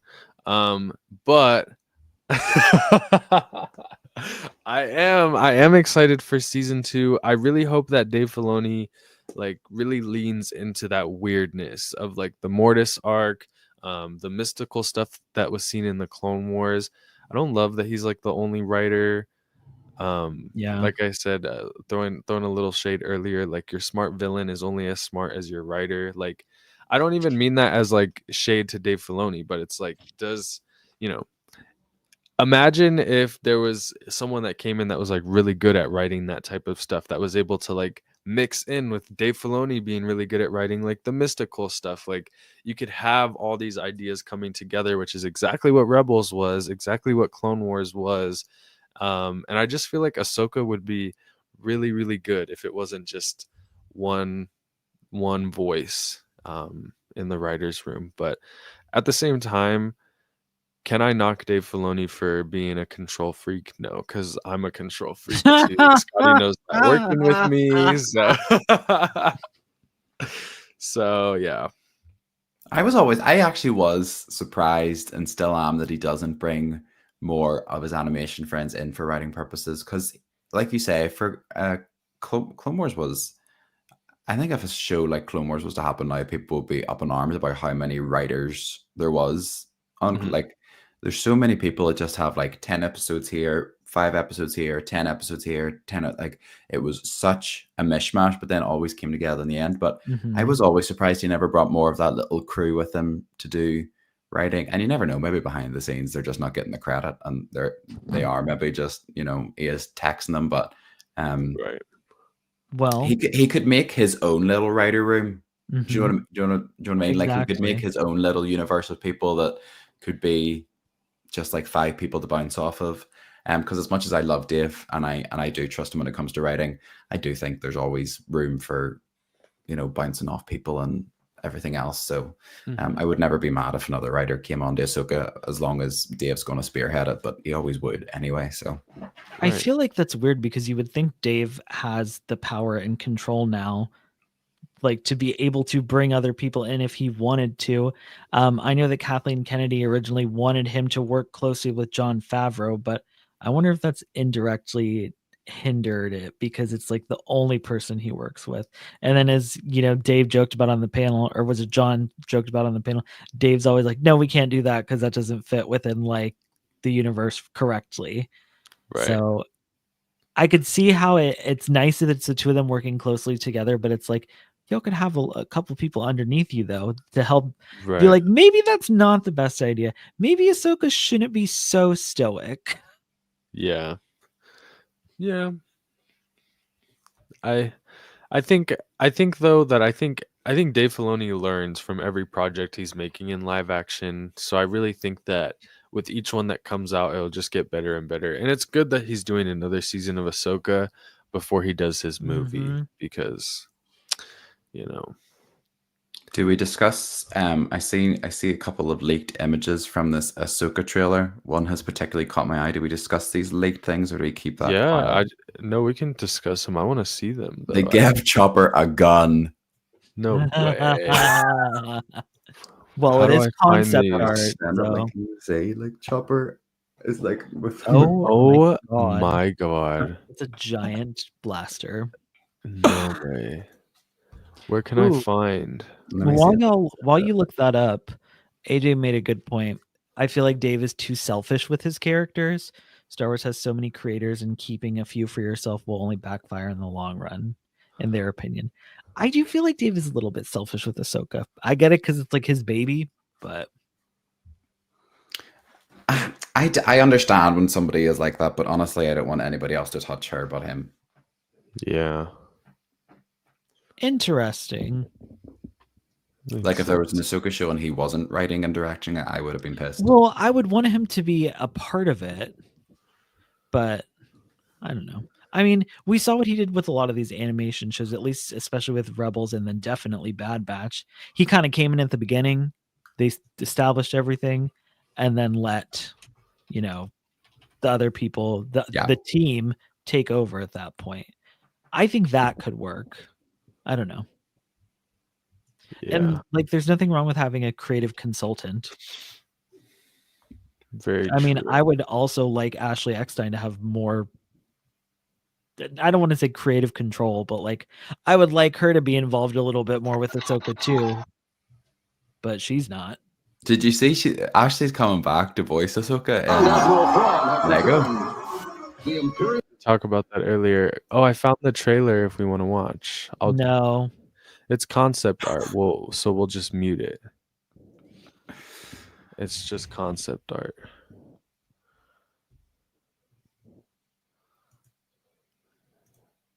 I do wish I could zoom in though. But I guess I can't zoom in on video.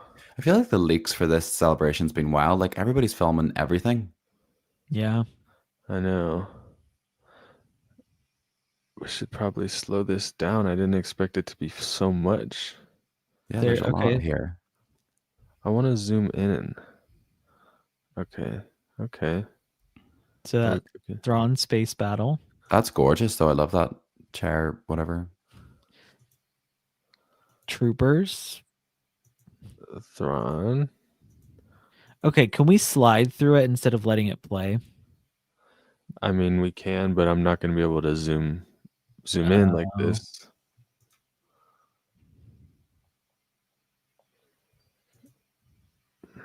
Right. This looks like season 1 stuff. Ooh, look at that though.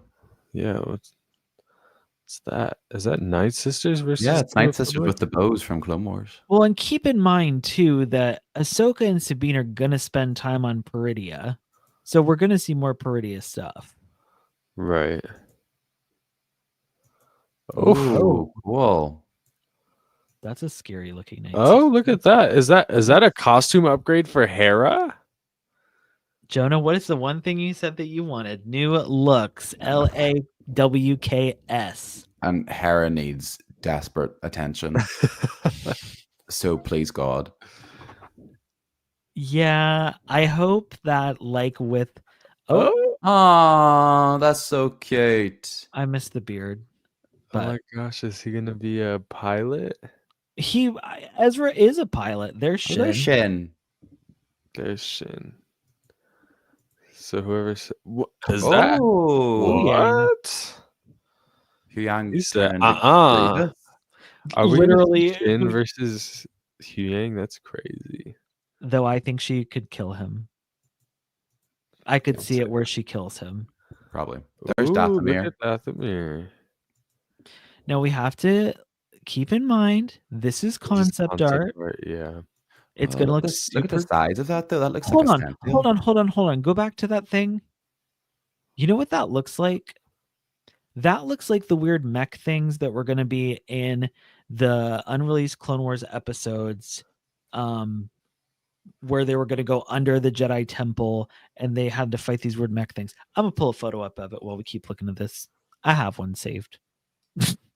What is this? It's giving very Gandalf versus the Balrog. Oh my god, that looks insane. Baylan. Whoa. The ghost.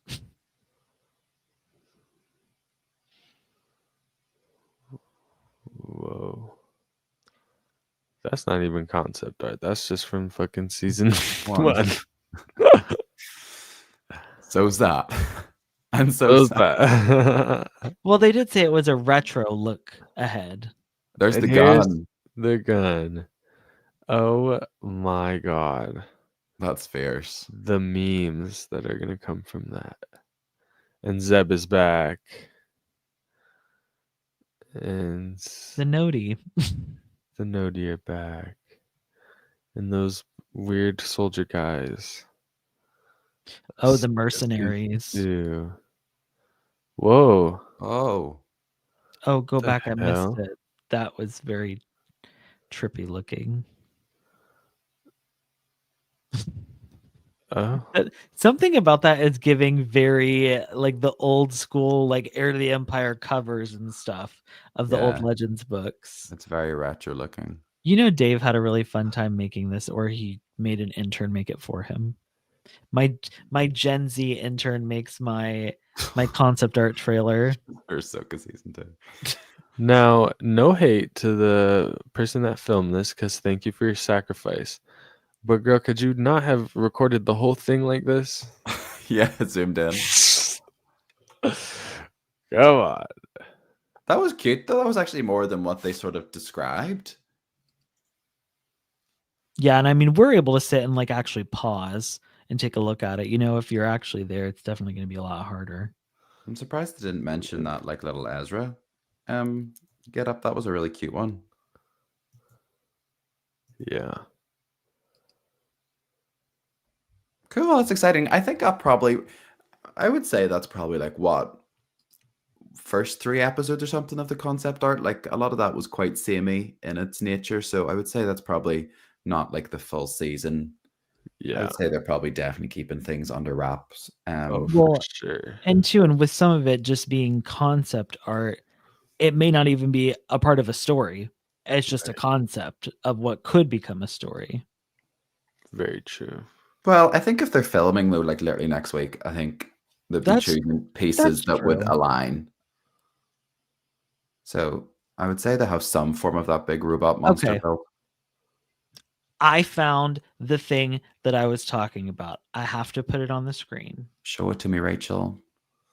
So this is from was supposed to be the Return to the Jedi Temple arc of the Clone Wars, which had Ahsoka coming back to the temple afterwards, after she'd already left the Order, because she had to help find Yoda, who was trapped in the Sith temple and like the bowels of the temple underground.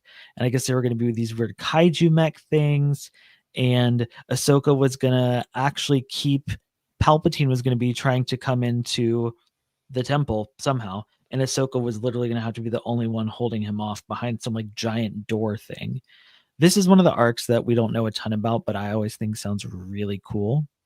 And unfortunately, we did not get it. But if we put this on the screen,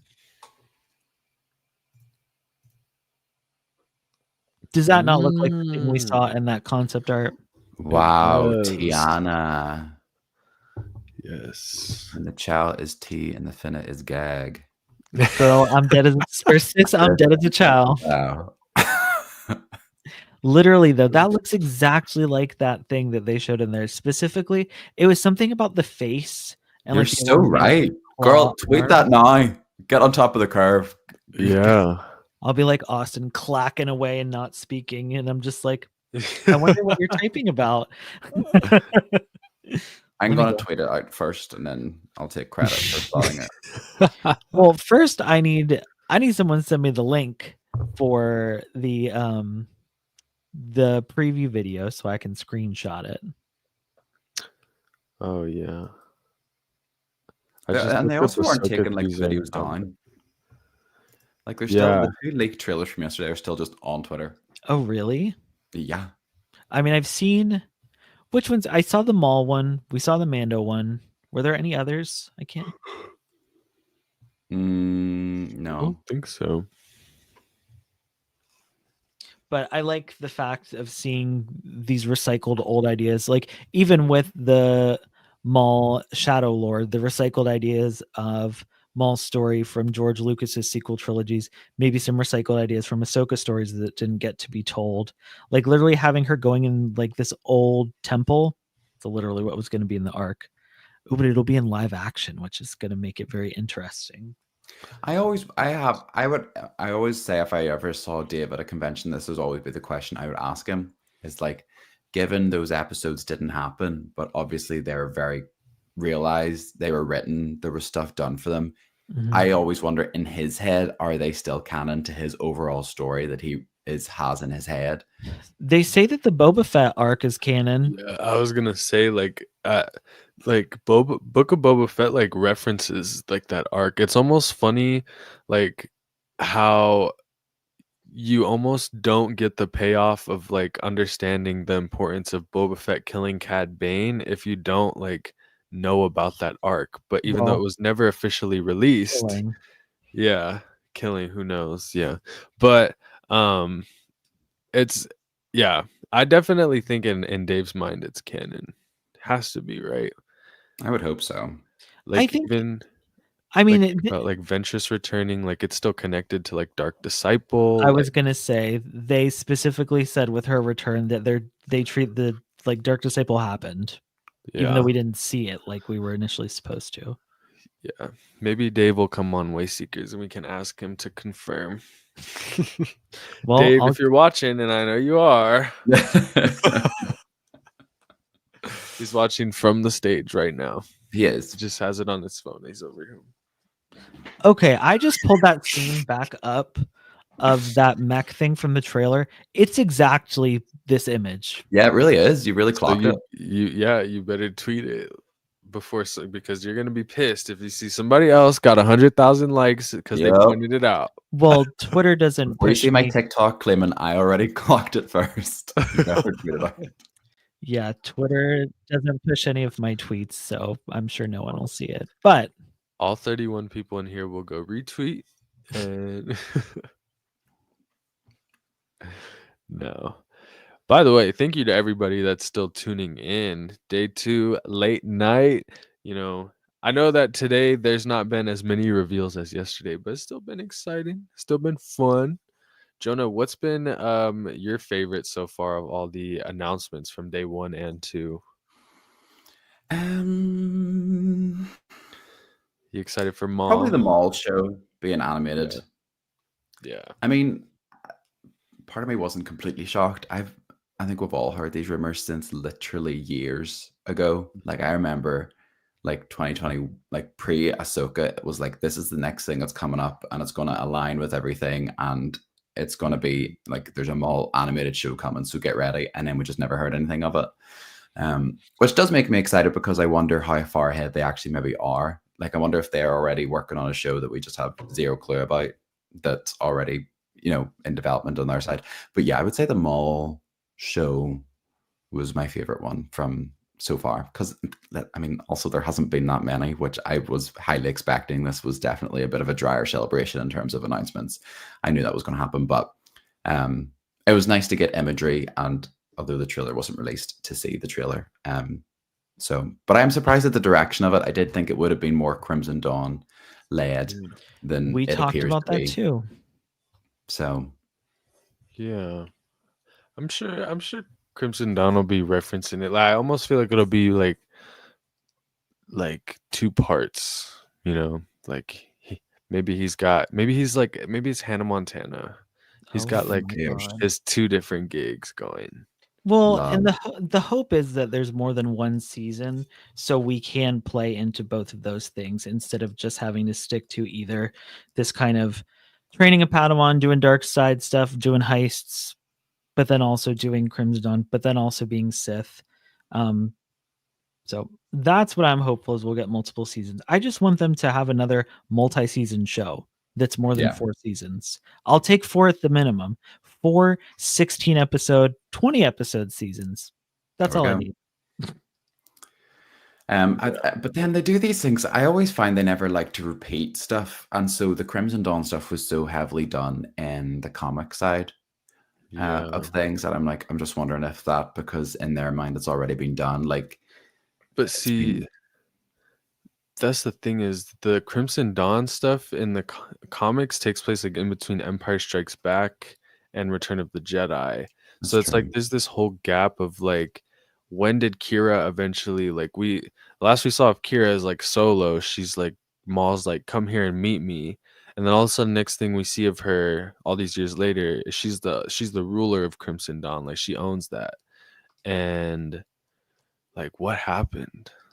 Like, especially in that time period, like where Maul is, like in between Clone Wars and Rebels, it's like, what happened? Like, where did the Crimson Dawn stuff go in his life? But I don't know. I guess that's what happens when you bring a character back. He has like all these different things that they have to address now. Because everybody has an idea for where Maul's story went. Because I mean, Solo, like, before Solo, nobody thought he was part of like the Crimson Dawn or like the ruler of a crime syndicate. That's like something kind of thrown into Solo. So it's kind of, it's interesting. Maul, he's got crime syndicate, Mandalorians, he's got beef with the Jedi. Like, well, the Jedi are pretty much extinct at that point. Though, if I'm correct, I'm pretty sure we saw him fighting someone with a blue lightsaber in the teaser trailer. It's kind of hard to tell what's going on in some parts, but so we might get some Jedi in the Maul series too, which we can't just have Inquisitors. We have Marok coming again. Yes. And he spoke. Mm-hmm. Yeah. Mm-hmm. I told Katrina this. I'll tell you this too, Jonah. I think it would be cool if Ventress was the one that killed Marok, and like he was gonna be the Inquisitor that she faces in Tales of the Underworld. Because wouldn't it be cool if like a Night Sister killed Marok, and then a Night Sister, Morgan Elsbeth, brings him back to life in Ahsoka? That would be like, cool.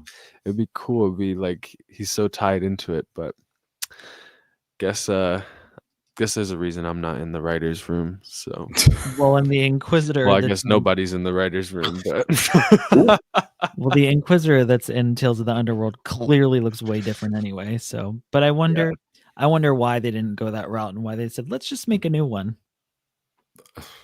Like we need another one at this stage. My God. I mean, I love the Inquisitors. I just wish we got to know them more, and not from like a perspective of another character.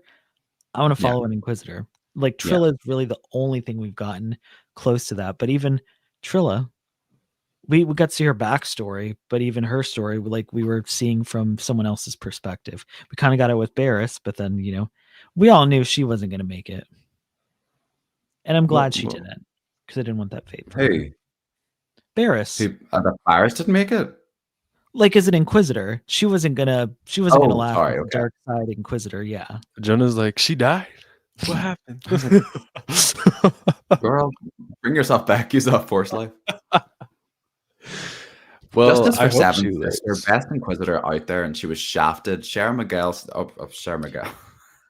Sarah Michelle Gellar. Yep. Bingo. Thank you. Bring her back. That's what I said. I want to see her play. She was conscious. Oh God, what number is she? The Seventh Sister. I want to see her play Seventh Sister in live action. Then again, we've seen Hera's makeup, and Sarah Michelle Gellar would be in a pale green makeup. Fierce boots. Yeah. I think I have Seventh Sisters Funko Pop. I do. I do too. I don't think it's with me. Oh my God, I do have it. I'm a liar. It's right here.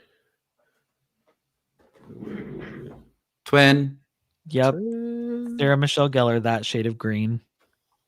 Like she could pull it off. It's like yellow. Yeah, it's like a really yellowy. It's like the color of spearmint gum. Like that weird yellow green. Freshly chewed. And it's not far off from Hera. I can't.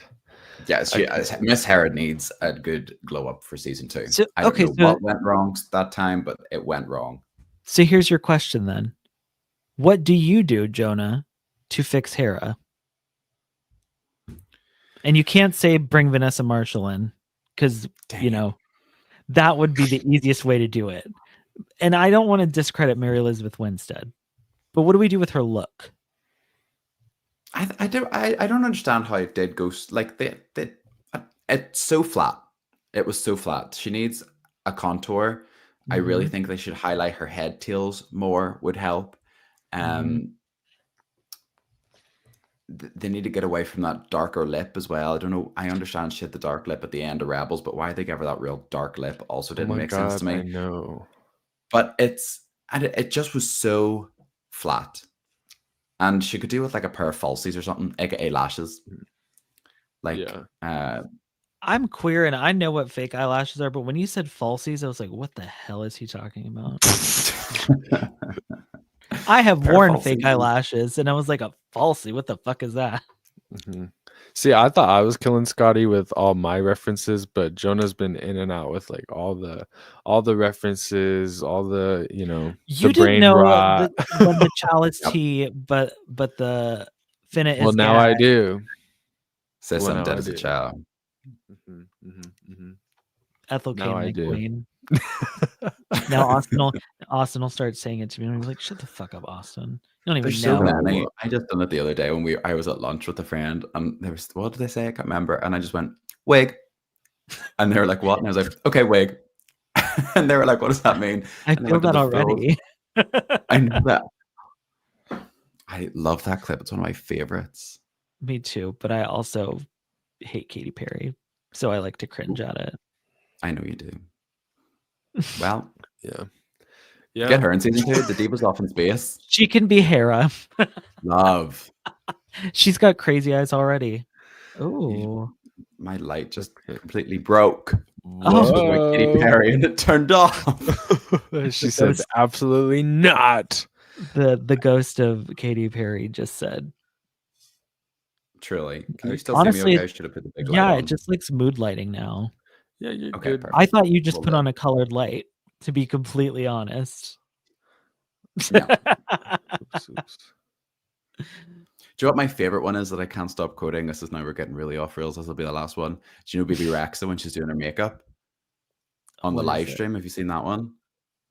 I've probably heard the clip. Yeah. What's the Oh, clip? it's so funny. She's literally doing her makeup like this, and they said somebody says I look like if Marilyn Monroe ate Lizzo, and everybody just gasps. That And sounds she like just- laughs, and like her whole team is like, "Oh my god, that's so bad," and she's like, "I know." It's so funny. That sounds like it'd be in one of those compilations I watch on YouTube where it's like pop like history moments we don't talk about enough, pop culture moments we don't talk about enough. Exactly. Yeah. So Ahsoka. Jonah, I have to like apologize to you, I think, because I feel like I don't know if it's just, it's been a while since we talked or something, but I just took it that you were like, when it came to Ahsoka, you were like, there's nothing wrong with it. That there's Ahsoka is the best thing to ever happen. I thought that you like were like a huge defender of it. So when you come on here talking about, oh, Hera needs this and that, I'm like, oh, I didn't know you had these thoughts. I thought we were gonna be arguing. We can. We need content. Let's I'm go, down. Yeah, baby. let's go. We'll clip it and post it on TikTok, both of our accounts. I love a wee collab moment. Love that. I do love season 1. I don't find I in reality, no, I don't find much wrong with season 1. I really don't. But there is a few things that if I could change, I would change. Right. But I don't know. I do think it's great. Like I have no qualms essentially with it in terms of where it went, what it done. Even though I wasn't buzzing that it turned into Rebels season 5, I was like, makes sense, whatever. Right. I'll roll with it.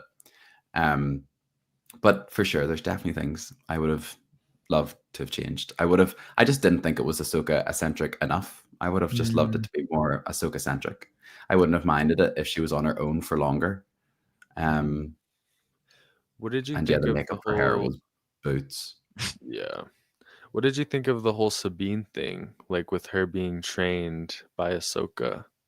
and I'm as a still so on Jedi? the fence about it. I think it'll take season 2 for me to actually make a proper decision on it. If she's going to go full Jedi, I don't think I would like it. But I think if they keep it where it is, and it's quite ambiguous, and she can give a wee force push here or there, and she can use it if she wants, but she's really very dual wielding between being full Mando or full Jedi, I'm fine with it. I would prefer it to live more ambiguous rather than her start like studying texts and being all so much. I like that she's very low powered and she has a little force push, and I almost would have preferred it if she had that and then it was like, okay, do you know what, I can do that, but you know what, I don't even want to do it. See you later. I'm out. I'm not studying this anymore, Ahsoka. And Ahsoka would be like, you know what, fair enough. You proved me wrong. You could give a force push, whatever.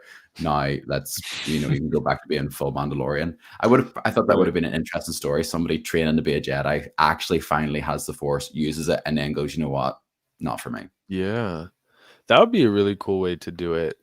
Yeah, I think for me, the biggest thing is just like the almost shock of, we go like 10 years, 10, 15 years in between stories. And the next time we see Sabine, it's like, oh yeah, I trained as a Jedi. Ahsoka trained me, all these things. And obviously I know that they had a time jump. So like, how do you avoid, like these characters have to change within 10, 15 years, but it just felt like such a big difference from the Sabine that, we see in Rebels where it's like trained as a Jedi. But I think that it would have made, if we got to see it like actually happen, like fold out as if we like saw like Rebel season 5, and Rebels got 4 more seasons, and we saw that actually happen, I feel like I'd be so much more on board. I think it really was just the like shock of like, what? Like, she trained as a Jedi, but it makes sense when you think about it. Like after Rebels, maybe part of her thought process was it'd make her feel closer to Ezra. It'd make it easier to find Ezra, things like that. Like, and then you think about the Darksaber and stuff like that. It's like she's a part of the Vizsla line. Yeah. So it's like, it's not like it's out of nowhere, but it also is out of nowhere when the way they did it was like, oh yeah, by the way, off screen, she was a Jedi. She was going crazy, and but there's always time to go back and fill in those spaces too. Well, that's what Star Wars loves to do. If they want to, make a Rebels Part 2, go right ahead. Rebels Season 5. I'm not gonna complain. I'm ready. Ashley Eckstein's ready too. Love her. I've got mine holding my friggin' PS5 controller. That's what she does on my desk. She sits here and guards my. Oh my god, that's hilarious. I was hoping for a Tales of announcement as well, to be honest. I was kind of hoping we would have got another little batch of those apps for some other form of season. I know we're literally getting the Underworld one, but I wouldn't have minded another little like, okay, well, in 6 months' time we have another set of like 8 episodes because they're so short. But keep in mind we're probably getting Visions season. Well, we are getting Visions season 3, but that's what I assume is going to fill that role of like the secondary shorts thing. That's true. Yeah. But that hasn't got a date, sure it hasn't. No, but the panel's tomorrow. We'll be here talking to our great friend Joey from Krypton to Alderaan to talk about it. So give me. Like we don't know anything. What other panels are tomorrow? What are you guys on the slate for? What are we covering tomorrow? Just that. Like just for like in terms of major panels, I'm pretty sure it's just that. And then we're going to be bullshitting until the closing ceremony. Do we think it's going to be 2 years again or 1? 2. It's John gonna Favreau be already kind of 2. hinted to that. But hopefully he doesn't know what he's talking about. Sometimes he doesn't. So well, we all know Disney. Put him in a home. No, I'm just kidding. Star Wars doesn't always stick to their plan, so anything can happen. I don't know, but Jonah, where could Celebration be at that we could see you there? Like, is there ever a possibility that you're coming to an American Celebration? Oh yeah, Florida. You come to Florida. Easy. I really hope it is in the States next time, and I would definitely go. I mean, I bought a ticket for Tokyo. Diva just didn't book her flights or hotel. That's So sad. I feel bad now talking about that as it's like going on. We're like, come talk on our panel. You could have been there. No, I mean I could, but that's the thing. I could have if I wanted, but I chose not to. So I defo 100%. If it's I remember when we were all in London, we were heavily convinced, and I was speaking to people there, and they were heavily convinced it was going to be New York. And there was this new convention center that opened up, and like there was rumors of they'd already booked a space for New York, and it was definitely like New York. And I was like, buzzing, I get to go to New York next year. Can't wait. And then it was like, surprise, 2-year gap, Tokyo. We were all like, what the hell? I hate New York. So wow, drag New York. I live close. That's only like a 6-hour drive for me. What are you bitching about? It'd be easy for you. Because I hate New York. Ugh. So you'd rather spend hundreds of dollars to travel somewhere? Somewhere where I would not like, where I would actually want to go out and do things. Yes. Las Vegas. Celebration Vegas. Oh my god, they hold it in the sphere thing. That would be fierce. Ahsoka's face is on the sphere. That would be well, see, I always thought, because they have the Las Vegas Convention Center, and I was always like, oh, they'd never do like anything like Comic-Con there, or but then WrestleMania is currently happening right now, like the WWE, like I guess that's their big thing, like their Super Bowl or whatever, and it's happening here. So I'm like, Celebration, come on, bring the kids, bring the whole family. go into gambling debt. You know, it's a lovely place.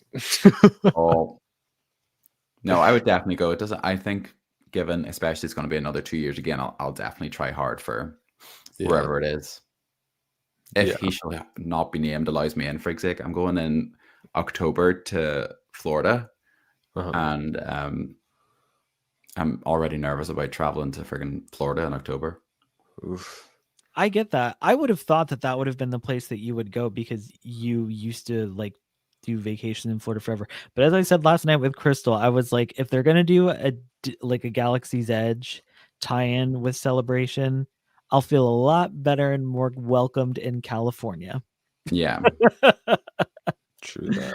So yeah, I hope it's in the States, because then, you know, I can actually go. Any of the 50 states, I'll be there. Given it's been, because Anaheim was 2021. I think it was 2020, 2022. 2022. Yeah. And then London was 23. So if they do wait another 2 years, like that will be so long since it's been in the States. So they'll definitely put it back in the States, I think. Mm-hmm. And it's funny that you brought up how there was rumors circulating about New York, because those rumors even spread to Twitter.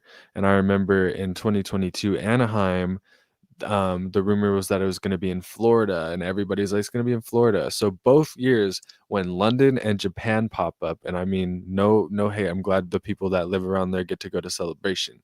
Yeah. But when watching those panels, I was just like, come on. I was absolutely devastated. Like, what do you mean? Because I've been saying I'm going to go to Celebration next year for like 4 years at this point. Yeah. So like, hey, well, keep in mind the people that live in Australia and New Zealand are having the time of their life right now, because that's just a very short flight for them versus trying to come to like the New York, for example. That would, I imagine, be a very long flight. Probably like our flight to Tokyo. Mm-hmm. Yeah. London was a good one. I'm glad, not to rub it in, but I'm glad I got to go. I'm glad you were able to go there too. Like, London was a good one. It looked busy and packed to me. It was. I've heard the lines for Tokyo are kind of crazy for the panels. I feel like I've been told there's a lot of waiting around this year in comparison to last time in London. So I feel I like also heard that the fan panels can only hold up to like 150 people this year. Oh. Yeah. Oh yeah, I saw an image of that. Somebody Yeah, said there was like 143 seats and like 210 people showed up. Yeah. Wow. And like last year, like I think it was something like they could fit like, it was something like 600 or something like that in the fan stage panel. At least that's what people were saying. They were like, we sold out our panel. There were 600 seats. I was like, damn. Hopefully when the Wayseekers have a panel, it's the room with 150 seats and not 600, because I don't know how well how well I'll do up there, but hey. Dream big, 600, fill the room, baby. Yes, 100%. Well, Jonah, it's been an absolute honor having you on Wayseekers, especially having you on in like the new era. It's been forever, I feel like, since I've had you on. So it has been a while. It was so fun, like always. I wasn't there the first time, so that tells you how long it was. Oh yeah. Wow. We need to get you on an actual episode soon as well. And maybe not at 6 a.m. for you, but you know. Well, it's going to be at an inconvenient time for Jonah at any time. Because it's like either we have to record at like 5 a.m. or like, so. Or you have to record at 5 this time a.m. wasn't horrific. I'm an early queen now, usually. I get up for work. The Divas is 9 to 5, as Dolly Parton says, so... I see. That was kind of my thought. And compared to my Lego stream that you came on at like what, 3 a.m. for you? Yeah. Oof. And you went to work the next day, huh? Did I? I don't think I did. I wouldn't have. Called out. No, but thank you so much, Jonah, for coming on. We appreciate you. We're so excited for Ahsoka season 2. Of course. Yes. And we'll see you next time. Bye. Okay. Bye, everybody. Enjoy the rest of the day. See you later. Thank you. And everyone, make sure you go and follow Jonah. His links are in the description as well. Yes, 100%. Well, folks, it is time for another break. This one's only half an hour, but we're going to take a break and then come back. We're going to start watching the celebration stream, kill some time before the big, oh my gosh, why do I always forget the name? Star Wars Zero Company. Star Wars Zero Company, the reveal announcement for the new game. So until then, we will see you. I don't have the video file uploaded, so how do we kill some time? How do we kill some time? All right, folks. We will see you in a second, in 30 minutes. 6 weeks away from Andor Season 2, Disney has been marketing into Lightspeed, which means we've been getting even more insight from the cast, crew, and especially the creator, Tony Gilroy. This week, Tony Gilroy dropped some bombshells about the challenges that came with making Andor's second season, how it'll differentiate from Season 1, as well as working around and working with pre-established Star Wars canon. With these differences and challenges kept in mind, can Tony Gilroy make Season 2 as perfect as Season 1 was, if not even better? We think so. Let's talk about it.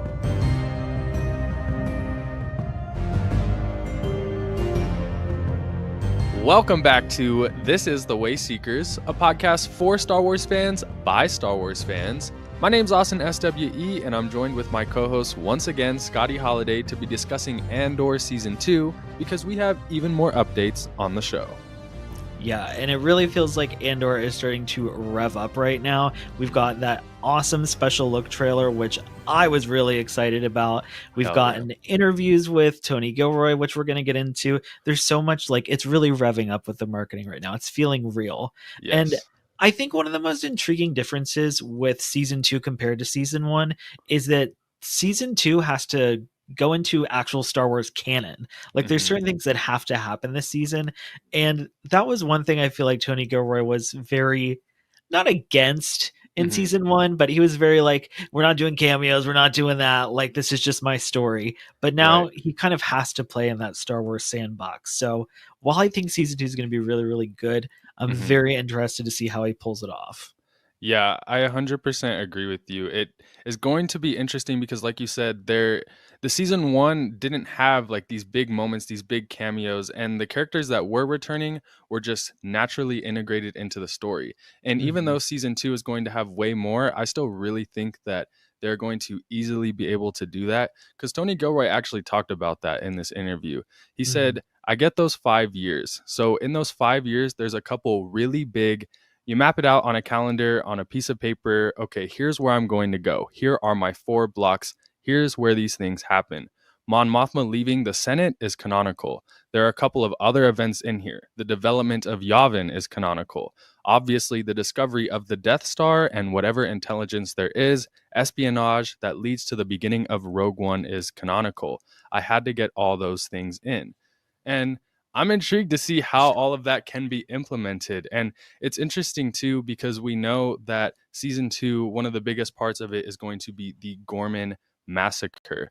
The Gorman Massacre is a canonical event. It's in canon, but there's no details about it. It's literally only been mentioned. So it's like there's this canonical element that he's able to include, but make it his own. And that's what's really intriguing to me. And he even mentioned that. He said, Gorman, interestingly, is canonical, but completely undescribed. It's a total blank slate. There's also a bit of confusion about the Gorman Massacre and what is the Gorman Massacre. There's a lot of confusion within the canon, so it was an opportunity to rebuild in a really significant way. It's a very significant part of our show that can do a lot of different things for us. So I'm very interested to see how the Gorman Massacre is implemented. And he also says that it's going to be carried out over 5 different episodes and that the Gorman Massacre is like really the main focal point of Season 2. What do you think about that? It stresses me out a little bit. only because like we know that we're going to be skipping between years. So I'm like, if this is going to be over 5 episodes, it's going to take place in 1 year and then it's going to be happening again later, which I feel like the easiest way is you kind of show where the citizens have gotten to the point where they're kind of had enough and they start having almost like with Season 1, where we start seeing these little pockets of rebellion and then maybe skip to the next year. And it's been a year of, the Gorman people protesting, and now we're gotten to the point where enough is enough, and that's when the massacre happens. I assume that's how it'll happen, but I am very interested because we've talked about this before. We want all the Andor as much as possible. Right. So I just want to see as much as they can squeeze into these 12 episodes. I think it's really funny when Tony Gilroy mentions that, like, oh yeah, the Gorman Massacre is a thing, but it's basically like a sandbox. It reminds me of what the Clone Wars were in the original trilogy. And obviously George Lucas had an idea. We don't know. Well, and you might know, I don't know how much of his original Clone Wars ideas actually became what the Clone Wars were, but it was still a situation where, like, all the expanded universe and stuff, they made these Clone Wars stories. Yeah, like you said, it's a very important piece of Star Wars history, I think. I mean, think of how many Cantina aliens there were in A New Hope that we've now seen, like, their entire fucking world. Like, think of the Twi'leks in Return of the Jedi. They were just some dancers. And now we have Ryloth with, like, huge political movements in there. We see Ryloth throughout the history of Star Wars so much. It's like a main focal point, and it all came from one dancer in Return of the Jedi. It's such a Star Wars thing, and it's so interesting because, as we kind of touched on before, Tony Gilroy kind of has this reputation of, like, I hate Star Wars. I'm not here for Star Wars. I'm here for a good story. And a lot of that is usually not against him. Like, people actually say that that's something they like about him, that he's here to tell a story rather than, work within the Star Wars sandbox. But it's things like this that he says that makes me feel like he gets it. He gets it on a deeper level than you'd actually think he does. He just understands what's actually important, and he's not here to be like, oh, there's this character everyone wants to see, so we're going to bring that character in. It's much more thought out with Tony Gilroy. Yeah. However, if we don't get Bail Organa, I will be mad. But that's the thing, is I feel like Bail Organa could so easily be intertwined into, like, the politics of Andor that, something like that makes sense, No, I completely agree. You could almost say it's the same thing for Cassian, the character, and the Andor series. Maybe that's a little meta. Yeah. But like, we got to meet him at the end of his story, essentially. And now we're literally going back and filling in the pieces of the really, what is the phrase he uses in Rogue One? He's like, I did some terrible things for the rebellion or whatever. We're getting to see those now. Yeah. And I'm excited for it. And speaking of characters that are coming in that actually make sense, K2SO. I was thinking about it today because I turned around and I saw my K2SO Funko Pop, and then I started thinking about 2016 and how excited I was for Rogue One and how much I loved Rogue One. I kid you not, when I got the Blu-ray, I watched it every single day. K2SO at that point was my favorite droid. K2SO today is still my favorite droid. And the fact that we're going to get such a, like, humorous, sassy character in this very serious world of Andor, I'm so interested to see how they handle it. And let's not act like the humor is going to be taken away, because I know you saw that shot. You mentioned it in your season 2 video about K2SO slapping someone across the frame. And I'm like, yeah, Tony Gilroy understands K2SO. I mean, that's his baby. Tony Gilroy worked on Rogue One. So I'm so excited to see K2SO. And he even mentioned in the article, he said, yeah, man, the bar is high. I knew it just by delaying it off the first season. The controversy of that. Nobody was happy about that. I don't think Disney was happy about that. I don't think the fans were happy about that. But there was a reason for it, a really, really good reason for it. But it does mean that I definitely have to deliver on the meet cute. So we'll see how it goes. We're happy with what we have. Okay, what the fuck is a meet cute? I was wondering the same fucking thing, but, let's not focus on that. Let's focus on the greatness of what he's saying here, because, when Andor was announced, it was announced as in 2018 as a spy thriller with Cassian and K2SO. Like, K2SO was the main focal point. I'm pretty sure they even showed, like, a very early scene of the original Andor at Celebration in 2019. It was just like a visual effects shot with K2. Oh yeah. And he was, like, being funny. I almost think that it wasn't meant to be, like, a serious thing, but either way, we know he was supposed to be in season 1 and they delayed it. And I already knew that it was for good reason, but it is nice to hear that Tony Gilroy was saying it's for good reason. Oh, Yeah, for sure. And I'm excited to see him deliver because clearly he's made it a point that he knows he has to deliver. And because of the delay, he set this bar really high. I think I speak for both of us, if not the entire fandom, when we all were like, oh, K2's not going to be in Andor season 1. Like, how can you not have Cassian and K2 together? Right. And then, you know, there's the issues with retconning the comic that showed their original meeting. And if it's going to play into that, which I didn't read the comic, but I did, I'm and sure it was the worst choice I've ever made. I hope they retcon it, but all right, look at that. Imagine that. So you're gonna get your wish probably. I'm gonna be a little, I don't want to say anti K2SO, but I'm a little nervous our good boy B2 Emo is gonna get sidelined. And I know you think that he's gonna become whatever programming in K2SO. But I'm like, I hope we get a little more B2. Like he has such a heart, and like he's a little anxiety dog droid, and like I'm gonna be sad if we don't get more of that. Just a little bit, even if it's just for one arc, which I'm sure we will, because we saw him in the trailer. Yeah. So. That makes sense. And B2 Emo, I loved him in season 1 as well. If I'm being honest, I don't see him either like making it past or surviving whatever arc that is with the grasslands. Yeah. And honestly, I think if he does survive, it's going to be a case where Cassian's like, you need to stay here and protect Bix, or, you know, Cassian kind of trusting B2 Emo to like watch over Brasso and Bix and whoever survives, hoping they survive. Yeah. I think that would be a good way, trusting him with something very important. Because you're right. What is this clunky old droid gonna do like with the rebellion? They're not gonna put the Death Star plans or whatever information they get in a little power stick into B2 Emo, and he's gonna slowly like try to run out, but he's gonna be losing his charge, so like he'll start slowing down as they're trying to get away, like, and that would just be tragic. Right. You know, in a fantasy world, if everything was the way I wanted it to be, B2 Emo. How do you say his name? I can't even. Did I just have a stroke? I'm pretty sure we've all settled on B2 Emo. B2 Emo. Okay, I don't know why I was about to say B2 EMO. Okay, if you just call him B. B. In a perfect world, he would make it to Yavin, and he would be Cassian's astromech droid in a scene where Cassian's flying an X-wing. I know. That would be so cute. I would die. They'd have to retrofit the X-wing to like actually fit him because he's a square. But you know, it could work. Yeah, it's Star Wars, and I'm sure there's other boxed droids. Oh my god, no, that would be his, like, when you take your dog out, when you know you have to put it down and you take it on like a final like trip before that would be B's X-wing. That is horrible. Tragic. My bad. Sorry.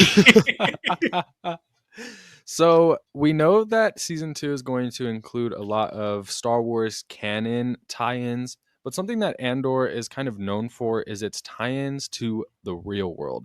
And something that I thought was interesting from the articles with Tony Gilroy is it's not necessarily something that is intentional. It's not like there's someone... Well, let me just read what he says. No one was working on the show with a newspaper at any point in time. We write so far in advance. I've said this before. I've been a student of history as an amateur, a dinner table historian all this time, and it's nothing but revolutions and uprisings and people being swept into events that they weren't ready for and people assuming heroic roles that they never anticipated. Sounds like Cassian Andor. One of the really cool things about doing this show is the opportunity to use all the 3 o'clock in the morning reading I've wasted over my life to do that. So it's not trying to rhyme with anything.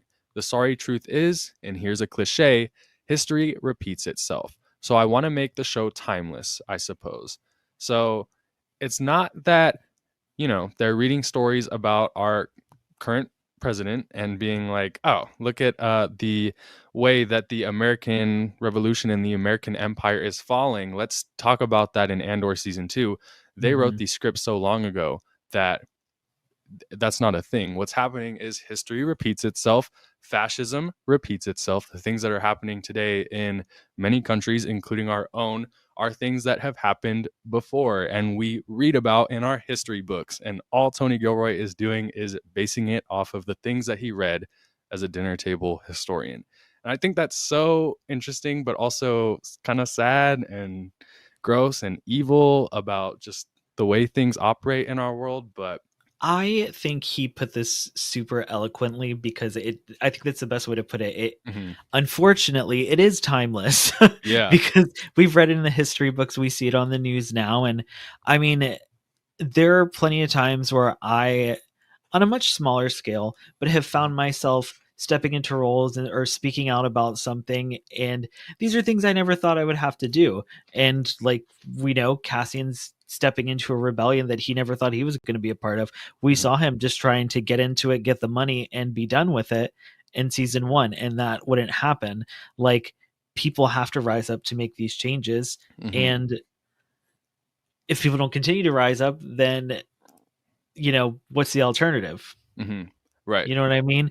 And then I don't know. It's just so crazy to think about, and how Andor, both season 1 and most likely season 2, are going to parallel. So I don't want to say, well, they're going to have a very strong parallel and, you know, be so related to what we see going on. And I always like to think that I hope that people will recognize these, like general public will recognize these things that are going on, who aren't maybe as politically active or aware, and maybe help them to rise up, you know, per se, even if it's on a smaller level, just making them question things that maybe they didn't question before.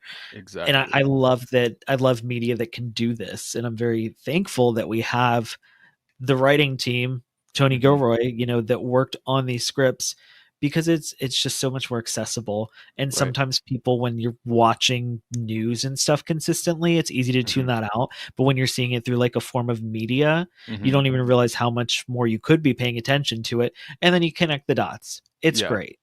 End of story. Star Wars is political. Get over it. Absolutely. And like you said, it's people a lot of the time see the things in Star Wars because they're so immersed within that story that they start to see the things in the real world. Like if you're rooting for the rebels or these people within the Star Wars galaxy that are basically just fighting for their right to exist, obviously you should be able to do the same thing in the real world. Root for the people that are fighting for their right to exist. It's something that seems obvious, but it's also something that a lot of people need. And, you know, I'm really glad that Star Wars and George Lucas has always set out to be something like that, especially because Star Wars at its core was always made for a younger audience, like 12-year-olds that are navigating the real world for the first time and teaching them these lessons. These are things that they can take away from. And yeah, I really like it. And it's still just so crazy to me how much Andor parallels the things we're seeing today, that it's not an intentional choice. Even Tony Gilroy was talking about like Cyril Karn in this interview, and he was talking about Cyril as a character as someone who would have really accepted anyone, or would have you know, embraced any type of family that would have taken him in. And unfortunately, the family that took him in was the evil fascist empire. But the easy route. Exactly. But the dark side, the easier route. Right, exactly.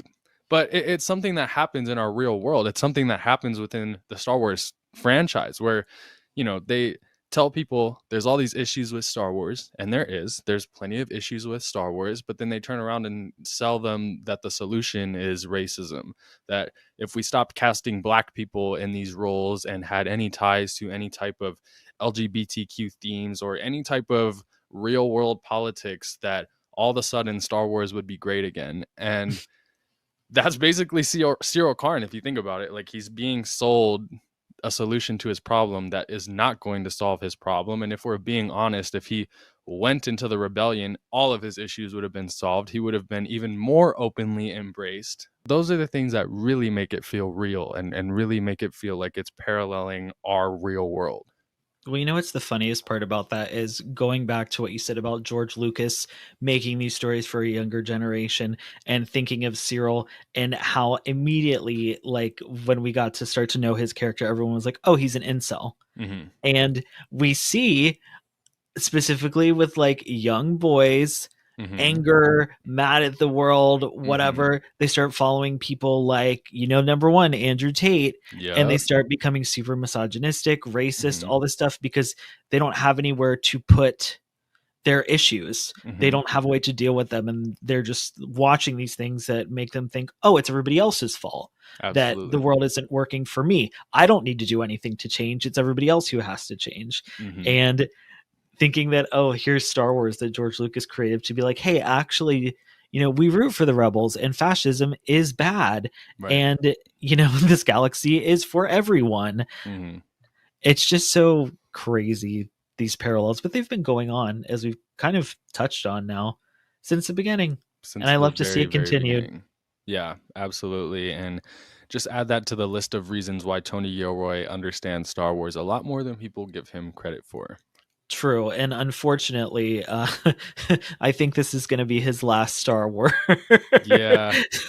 He talked about that in his in the interview as well. But I mean, like he said, he's been working on this for 10 years now. He was basically the second unit director of Rogue One, the uncredited second unit director, may I add.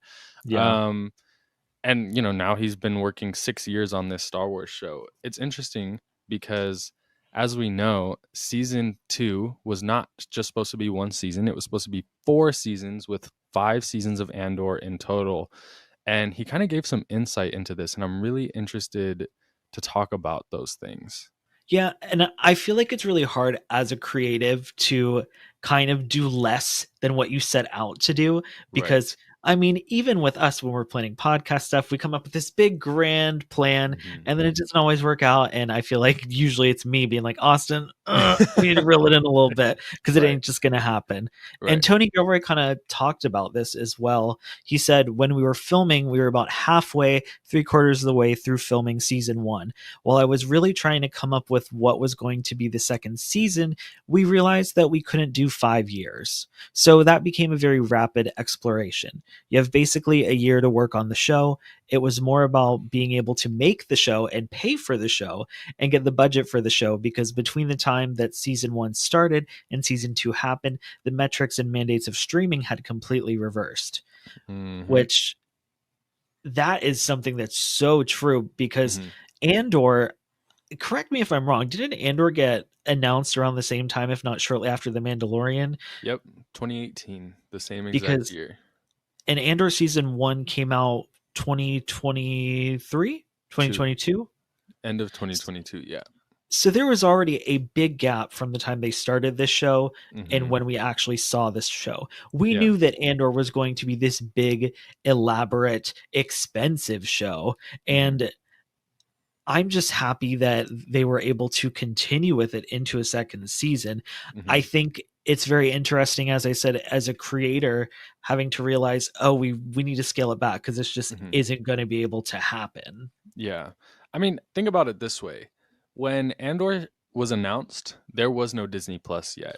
In fact, it was just called the Disney streaming service when it was announced that it was going to be on the Disney streaming service alongside The Mandalorian.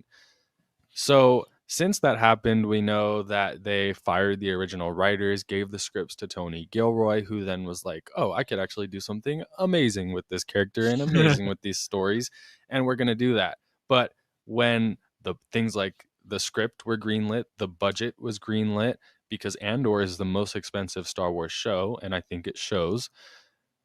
All that was made before they even knew how much money they'd make from Disney Plus. They had projections, I'm sure, and things like that, but they had no idea. And they've even talked about too that they were like dumping money into streaming like at the beginning. Yeah. And how they realized, like you just said, that they weren't making it back, and they're still not making it back. Yeah. Yeah, exactly. I mean, if Andor season 1 was released like last year, like the Acolyte was, there would have never been a season 2. I mean, the Acolyte had a lot of viewers. It had a shitload of viewers, but it still was not enough to greenlight a season 2. And so it's just the huge difference between the era of streaming just from a year ago. Andor season 1 came out like you said in 2022. That's not even that long ago. That's barely even 2 years ago. And in that time, so much has changed with streaming where they're not making the money they need to. from streaming. So they need to stop pouring millions and millions of dollars into these shows that aren't going to have a return.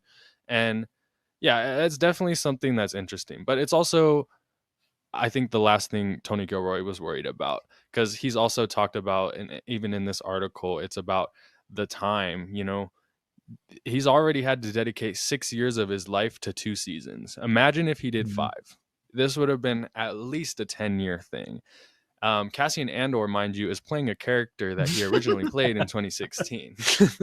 I don't think ain't getting any younger. Yeah, I don't think Peepaw Cassian, in 2030, when we're trying to go into the Rogue One era, is going to work out that well. Not without Botox.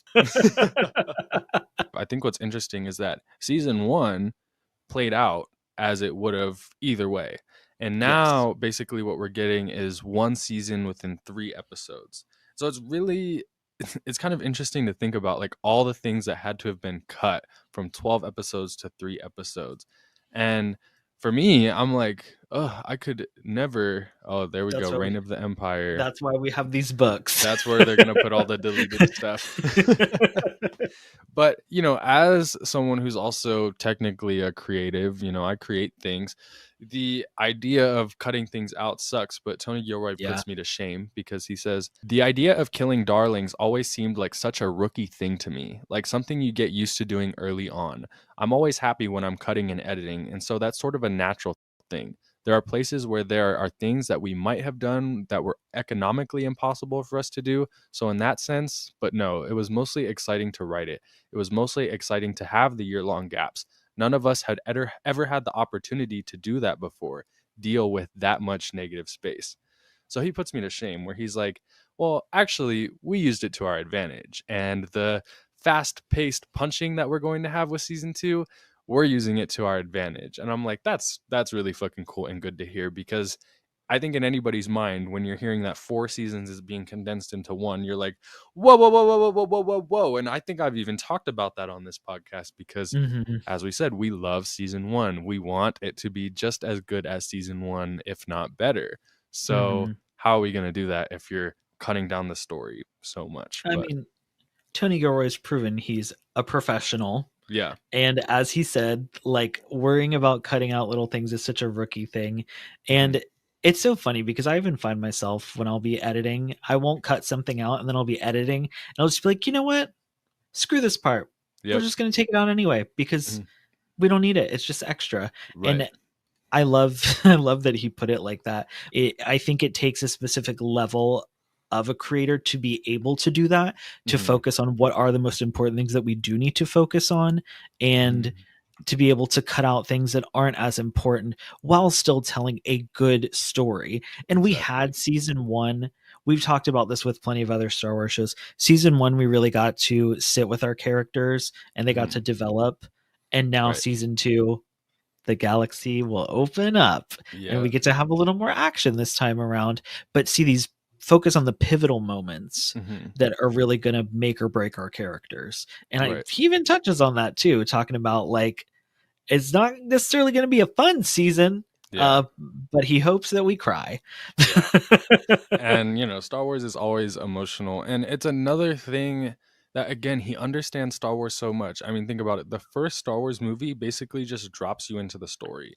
There's all these, they allude to, like, the Clone Wars, like you mentioned earlier, or, the Jedi, but the Jedi are extinct now and there's only one Jedi left. And, we're basically dropped into year 19 of the Galactic Empire. We missed so much. And yet I don't think anybody walked away from A New Hope originally feeling like it was incomplete or anything like that. Yeah. So why was I ever worried that, all these time jumps are just going to, make Andor less exciting?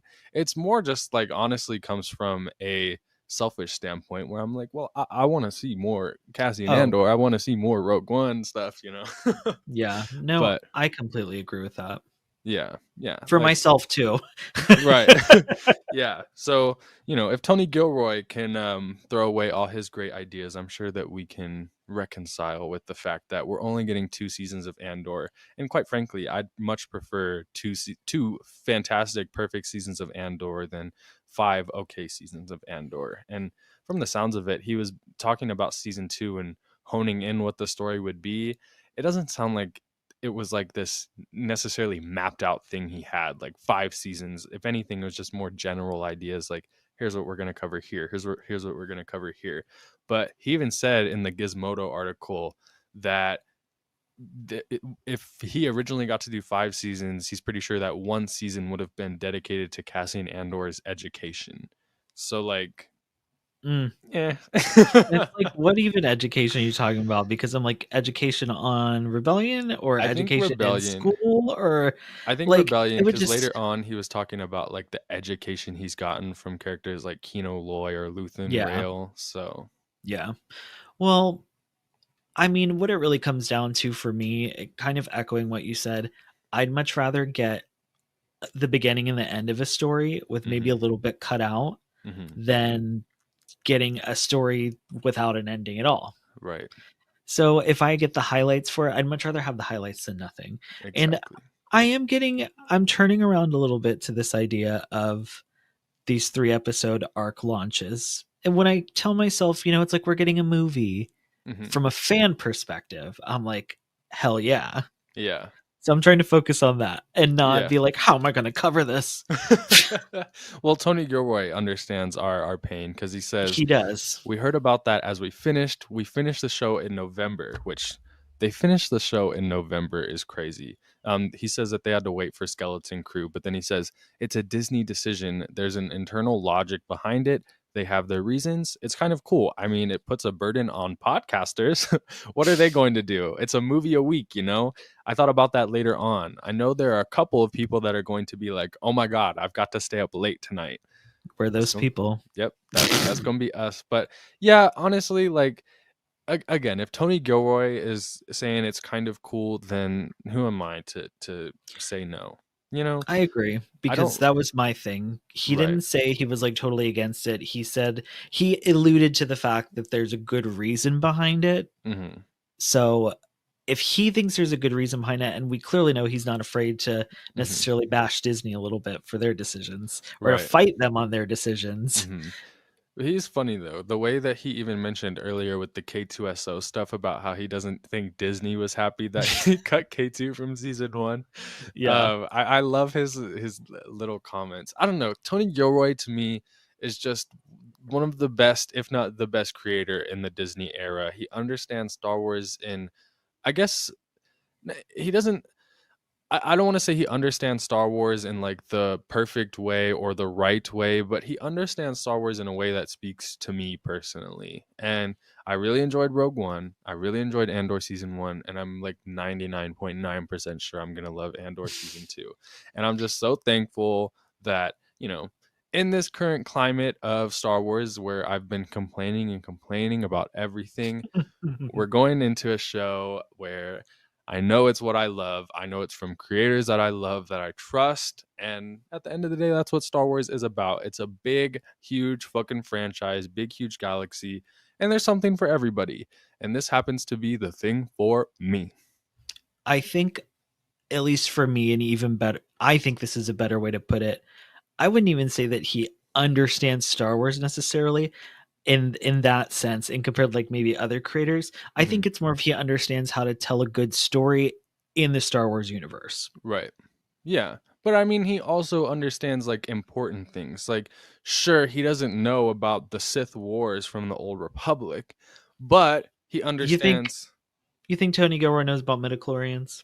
No, he doesn't. But he also, but that to me, when I say that he understands Star Wars, to me, Star Wars isn't midichlorians or a bunch of lore. Star Wars to me is a great story that parallels our real world, that is a good story for people that are coming into it, and also something that is unique and innovative. And Tony Gilroy is that. Tony Gilroy is all those things. So yeah, Dave Filoni definitely understands like Star Wars lore more than Tony Gilroy. The mythos, I think, is a better way to put it. Yeah, exactly. And something that I'll never bash Dave Filoni for is his understanding and love of Star Wars. I mean, that man, before he was even hired for the Clone Wars, when he got the call to work on the Clone Wars, he was making a Plo Koon cosplay in his garage. So, I'm never going to bash that side of things. But To me, Star Wars isn't just the lore, it's also stories and storytelling and things like that. And so that's why I love this little corner of the Star Wars galaxy. And I'm a little sad that it's going to be over in about 10 weeks. Well, I think Tony Gilroy is the unsung creator of the Star Wars creatives. I feel like people don't always mention him, or he's always forgotten about. You hear so much about John, you hear so much about Dave. Right. And people are like, oh yeah, and Tony Gilroy was great. But yeah, I think he deserves a lot more credit for what he has brought to this universe, for sure. Yeah. So good on us for making about 30-40 minute podcast episode basically glazing Tony Gilroy.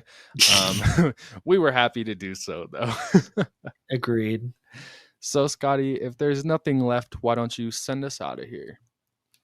Make sure you follow us on social media or wherever you get your podcasts so you don't miss out on any of our episodes, including our Andor coverage. Thank you all so much for watching, and as always, may the Force be with you. Welcome to Celebration Station, your one-stop shop for all things Star Wars Celebration Japan. If you've gotten to experience a Star Wars celebration before, whether at home or at the convention itself, you know that it's one of the most magical weekends of a Star Wars fan's year. But if this is your first time tuning in, let me tell you, you're in for something truly special. Star Wars Celebration isn't just a convention. It's not just a panel lineup. It's not just merch and cosplay and fanfare. It's a living, breathing love letter to this galaxy far, far away that we've all made a part of our lives. Today kicks off what is basically the Super Bowl, the Oscars, and Christmas all rolled into one for Star Wars fans. Over the next 8 hours, we're going to guide you through everything happening on the floor of Star Wars Celebration Japan. The biggest reveals, the most exciting panels, exclusive footage, interviews, merch drops, and just the vibe of the community coming together. Now, let's talk about where this all started. The first ever Star Wars celebration took place in 1999 in Denver, Colorado, just ahead of the release of The Phantom Menace. It was muddy, it was rainy, it was chaotic, but it was pure magic. Fans showed up in droves just to be together in that anticipation of a new era of Star Wars. Since then, Celebration has grown into a global phenomenon. In 2005, Celebration 3 gave us our first live look at Revenge of the Sith, including an unforgettable Hayden Christensen and George Lucas panel. In 2015, Celebration Anaheim gave us chills with the debut of The Force Awakens trailer. Remember Han saying, "Chewie, we're home." That was live at Star Wars Celebration. In 2019, Chicago brought us the first trailer for The Rise of Skywalker, and the Emperor's laugh at the end had everyone losing their minds. And who could forget that 2022 celebration where we got the first Kenobi teaser and Andor footage, plus the full reveal of Skeleton Crew, the Acolyte, and Ahsoka's cast. And then there was London, 2023. That's when they first announced that Dave Filoni would be directing an upcoming Mandoverse movie. And we got sneak peeks at the Acolyte and Ahsoka, along with major announcements about the future of Star Wars in theaters, including a film set at the dawn of the Jedi, and one starring Daisy Ridley returning as Rey. This year, Celebration returns to Japan for the first time since 2008, and the energy is off the charts. With The Mandalorian and Grogu's return on the horizon, Andor Season 2 debuting soon, Ahsoka Season 2 nearing production, and whispers of more animated content, new games, and yes, the future of Star Wars on the big screen, this celebration could be one of the most pivotal in years. So, whether you're here for the big announcements, the deep dive panels, the incredible cosplay, or just a vibe out with fellow fans, you're in the right place. We'll be with you all night, breaking down everything as it happens and celebrating this amazing saga that connects us all. So grab your calf, your blue milk, or whatever keeps you going. We've got 8 hours of hype ahead. This is Celebration Station, and this is The Way.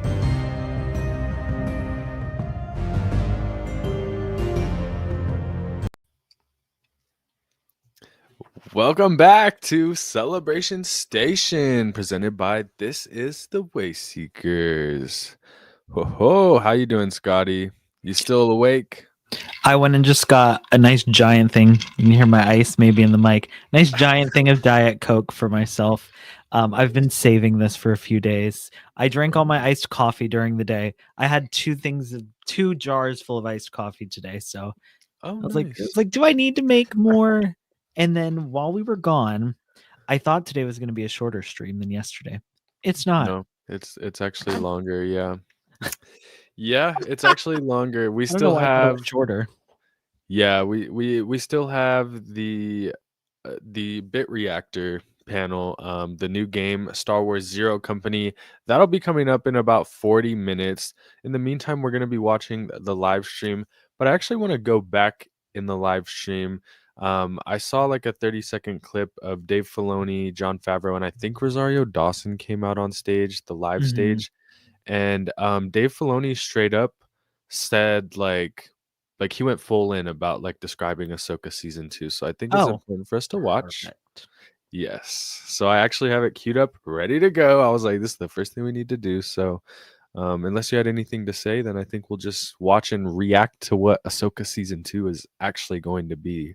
Oh, hello, watching from France. It's probably a Hello. much more reasonable time for you right now than it is for us. I hope you're Yes. enjoying some coffee or tea or something. It's pitch black where we are outside. It's the middle of the night. It's almost 3 a.m. for me. Yes. Oh, AJ, we appreciate that. We appreciate that. Oh, yeah. Thanks, AJ. And speaking of everyone, we would really appreciate if you like the stream. That way continues to push it to people so they can join us in our celebration from home, and subscribe to our channel if you haven't already. We want to say a big thank you to everybody who's been here, hanging out in the chats, hanging out through our breaks too. We really appreciate it.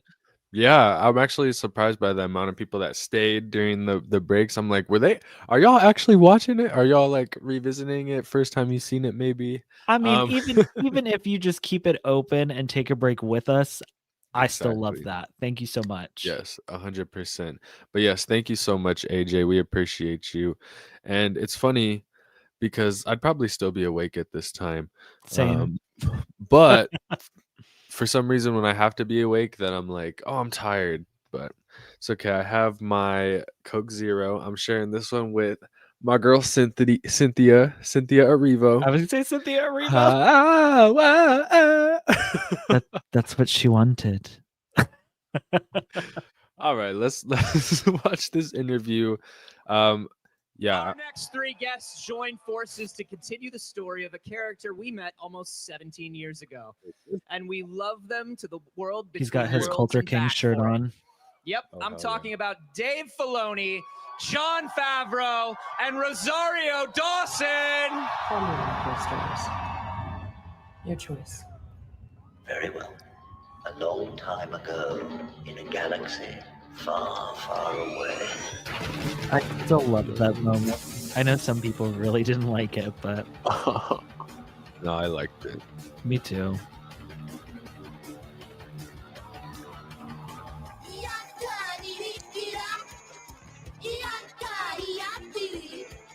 Oh, not Oh, they the also had the Japanese voice actors that on dubbed the over celebration Ahsoka. stage. Yeah. And they looked really good with their lightsabers too. Yes. And good for Star Wars for highlighting them too. Yeah. Because I feel like that's something I haven't seen a ton of. Yeah. Hopefully someone uploads the interview with captions because it was in Japanese. There was a few interviews that were in only Japanese. Like, please upload the captions. Oh my goodness. Wow, wow. Welcome. Welcome.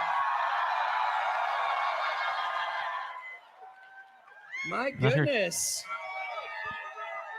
My goodness. I got to say hello to the chief creative now. Oh. Yeah, man. Oh, how's it feel to be back at Celebration? Oh, and then after this, we have to watch Manny Jacinto. I was gonna say I just saw the notification. It's ever been this big. Because I want to see if they mention I don't know. anything about Acolyte I being heard canceled. This is highest attendance we've had in a while. Yeah, it's big show. Big show. You guys fill seats. What can I say? And what was I hearing that you were saying the factoid yesterday? Like 78% of the attendees are new. Are y'all new to Celebration? Oh, wow. Some of y'all are new to Celebration. I mean, that makes sense. Oh my It's goodness. in Japan. cool. Yeah. Different people I can hope- go. Have we been living up to your expectations so far? Yes, keeping the dream Oh my alive. goodness, happy to hear it. It's lovely to have the three of you back. You know, I'd love for since them to Ahsoka, confirm you've Acolyte season continued working 2. together on a couple Yeah. titles. We'll keep talking about How it. does it feel to be coming back and doing these projects together? What keeps you collaborating like this? Well, Dave has a lot of stories to tell with this character. He's been working with Ahsoka for over a decade, starting off with collaborating when Ahsoka was just a little Padawan with George Lucas. And George now wanted her dead. all of it come to fruition is really quite a treat. This is they're about to start shooting in about a week? A week, yeah, maybe less. In about a week, Yep. and Oh man, the sets are all built and the costumes are made, and The it's gonna be sets spectacular. are built. Oh, how are And you the feeling, costumes are Rosario? made. Get hyped? Oh my God, I'm feeling No strong. volume. I'm feeling ready.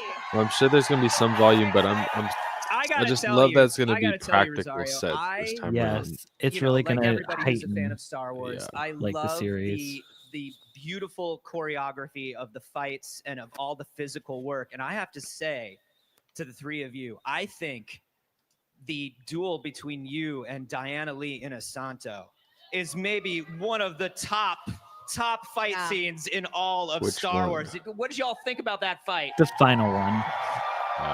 And you know why it's so good? It was such a tease Why? in The Mandalorian. Diana to fight Lee with her, and I remember her Asanto. with the That's staff, true. and every time she'd come in and that She swing is so before good. she went into this to the movement, and you know her history. 'Cause I really and- liked and the working first with, duel, to the be family of honest. Bruce Lee and Oh, she's all one of the history. I don't really I mean, remember the it last made, one. You know, the entire experience just feels so real and masterful. So to be able to play with her again in Ahsoka was just such a dream come true. Yeah, and it must have been fun for you as somebody who you know came up in theater, and you are just an amazing you dancer performer. That must have been an amazing thing to jump into these sort of intense fight scenes too, and use all of that Yeah. training. I love getting to this point now where I've been using my left hand to eat with chopsticks now. Because I've become so ambidextrous, it's like Wow. secondhand. My daughter Wow. was Okay. lefty, and so she would watch me in the beginning, you know. But now it's actually something I gesticulate with my left hand, and anytime I'm doing any training and I do too much with one arm, the other arm wants to kind of come in. I'm so used to doing the stances with both, and I love that because it's, you know, we didn't have that guaranteed. We were getting a second season, and if I could tell anything That's really to myself, it's like, interesting don't to stop hear. training, believe, have faith, Yeah. because you know, getting back into it has just been so intense. But I love that muscle memory that's coming. I guess you know, only I the really was chief talking creative about it, officer those gets a first season initial fights 2. with Diana. Yeah. I mean, it's going on like 6 years. John Watts or You're a Leslie Jedi Headland. now, baby. Yeah, it feels really, really good. Yeah, it feels good. And it's nice because, you know, again, you know, Anakin, you know, Hayden's very Oh my heavy-handed, God. so it was Anakin. good to have all that practice Yeah. and rehearsal. And you know, Hayden, we had Hayden out on the I first choose day, to and he was talking live. about how wonderful it was to be doing this with you because y'all came up together in theater school. You've known each other for a very long Yeah, time. we knew go. each other as teenagers. Roll the And I have photo. to say that's like my favorite Star Wars moment was going and seeing the prequels and seeing him in them, because I had met him as a teenager, seen him in acting class, knew what such a lovely human being he was. So the work he put into coming off as this Darth Lord was incredible. And I remember just thinking like how magical. I could have never imagined that this I can't wait to amazing watch young man Revenge who of the would come Sith from on the Canada big to do screen. acting class. I know. I need to go Scarlett figure out what day Johansson I'm was going to in the go and class get my just behind tickets. us. I met her when she was I'm 10. going day one. Yeah. It's a And so, like, Thursday. to see him Motherfucking on the one. stage and I you know, don't on the care. screen, and then to be able to have him come back and Wayseekers play comes with out on him, Thursday. I think it was one of the most incredible Tristan, you'll be moments for off. Dave to see that we've known each other and there's a history. There's actual photographs of us young, embracing each other and loving on each other. So I think it's really special because that's one part of the aspect that we just do not have to pretend. Yeah. That relationship is very deeply embedded there, and I'm so grateful he's coming back for the second season.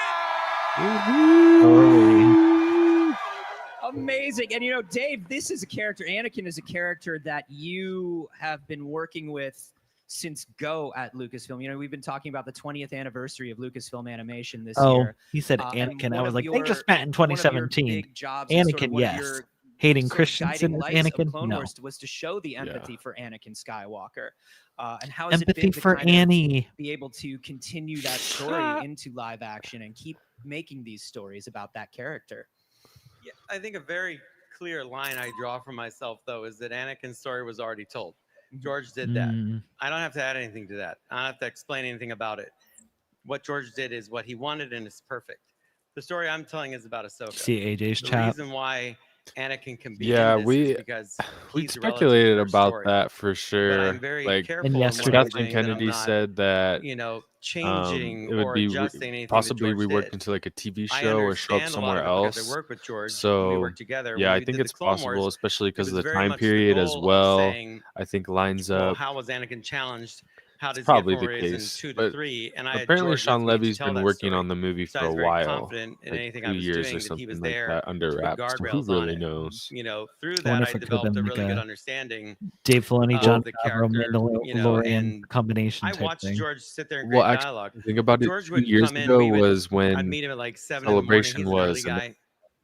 Reading the said paper, I'd Rogue get him Squadron could be up at getting Big Rock Ranch, reworked and then into would walk something. over to the So editorial room. it all lines and up. we would spend all It's day more from than like likely 8 in the connected. morning, then to like Yeah. 11 at night editing episodes of the Clone Sean Wars. Levy And we would definitely sit there and probably rewrite read the dialogue together, drafts hit pitch of Rogue dialogue. We'd Squadron. try it out in the cut. We'd watch it, and I just saw the love that he had for his characters. But I also saw how he crafted it, and so I've kept that through today. But it was a real gift to watch him create these lines, and you're just sitting there and you go, yeah, that's the guy that, right? I mean, every line, do it or not, there is no try, who's more fool follows him, like all of these things that you grew up and it sticks with you. And I saw it happen. And so I just carried that forward and said, this is Anakin, the young man who wanted to be a teacher a bit, who had a responsibility. Her whole goal was, as a youngling, though she didn't know it, was to try to keep him on a path and let On him the let go correct of her, path. that he would learn to let go of Ahsoka's job was to keep attachments Anakin by having a correct. student. Yes. That Yoda and Obi-Wan thought maybe Anakin will get it then, that she can grow up and take care of herself. But he never really fully realizes that in the end, because he cares about her so much. That's Anakin's thing. He's compassionate. And he turns Oh, that compassion, putting on the but he tries rainbow to hold on too tight on the blades. to people Love around that. him, and then it turns into anger because he's not trusting people enough. He's not trusting them and their own instincts enough. He's a good person that ends up doing very bad things, and that's something that we've talked a long time about. Like Ahsoka's a good person. I know all the but people that who doesn't mean love she's the not capable of doing pilots bad things. and like starfighter We're all things are gonna capable of really that. love So this that's the movie. lesson of a Jedi. That was it mean to be a Jedi, to let go, Especially and the let your X-Wing book selfless fans. persona Yeah. take over, and learn that doing things for other people feels better and is better ultimately than doing things for yourself. Yes. That's what Jedi should focus on. Yes. And in the first season, you really did. I feel like all of the characters did learn a certain amount of that lesson, right? The entire crew was thrown together sort of against their will. You have Ezra, who is trying to Against their take care will. of things, but needed help himself. All of these characters coming back together. How did that feel to kind of like bring those relationships with those other characters to life and sort of go through those lessons? I mean, I think really incredible. There were so many different pinch me moments that we were having on set, about how perfectly cast everybody was. I mean, Natasha is Sabine. Yes. Like, it is really crazy. And, and to have her be someone where we get to see an evolution in their relationship, that was something that we talk about. And I Natasha love hearing you Sabine has say definitely what grown on me with the time. dynamic between Yeah. Ahsoka and Anakin. It's Yeah, I think something that she's, she leads with immediately. I think with she's Sabine. she's a great Sabine is actress as trying Sabine. so hard I to think be a maybe Jedi the and costume trying department so maybe hard did her a that little Yang dirty. is also giving her a really hard Both time wigs.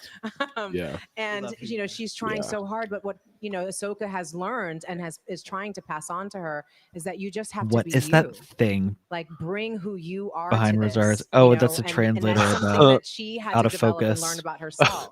And Oh I my think God, that's not one what of the is things that's so that beautiful thing? about what this. I feel so bad. I'm this so sorry, generation of person on the stream. characters, It as looked like almost rebels, like a balloon or in the something. animation coming here. This What resonates is that generationally thing? in such a different Or was way that as just a person that folks who tried to didn't jump up on just the follow the stage? status quo and follow along Yeah. in the journey that they were, the Someone trying path to that get was on the just given before stream. them. They're making a very strong individual Joke's on choices, them. and they're They had a doing it hard with attachment focus as on a family, Rosario. as friends, and I Oh, think it just no. it adds a whole other Are they different taking quality and photos? dimension that I think is incredibly relevant think to so. today and how we see ourselves, and not just Yeah. going by what don't we think we're supposed to what's going do, on. but what we know in our heart what we need to do. Yes. And that's something that I think Oh. we all grapple Oh. with in the choices that we make and the repercussions that can come from that. It's what makes it so alive.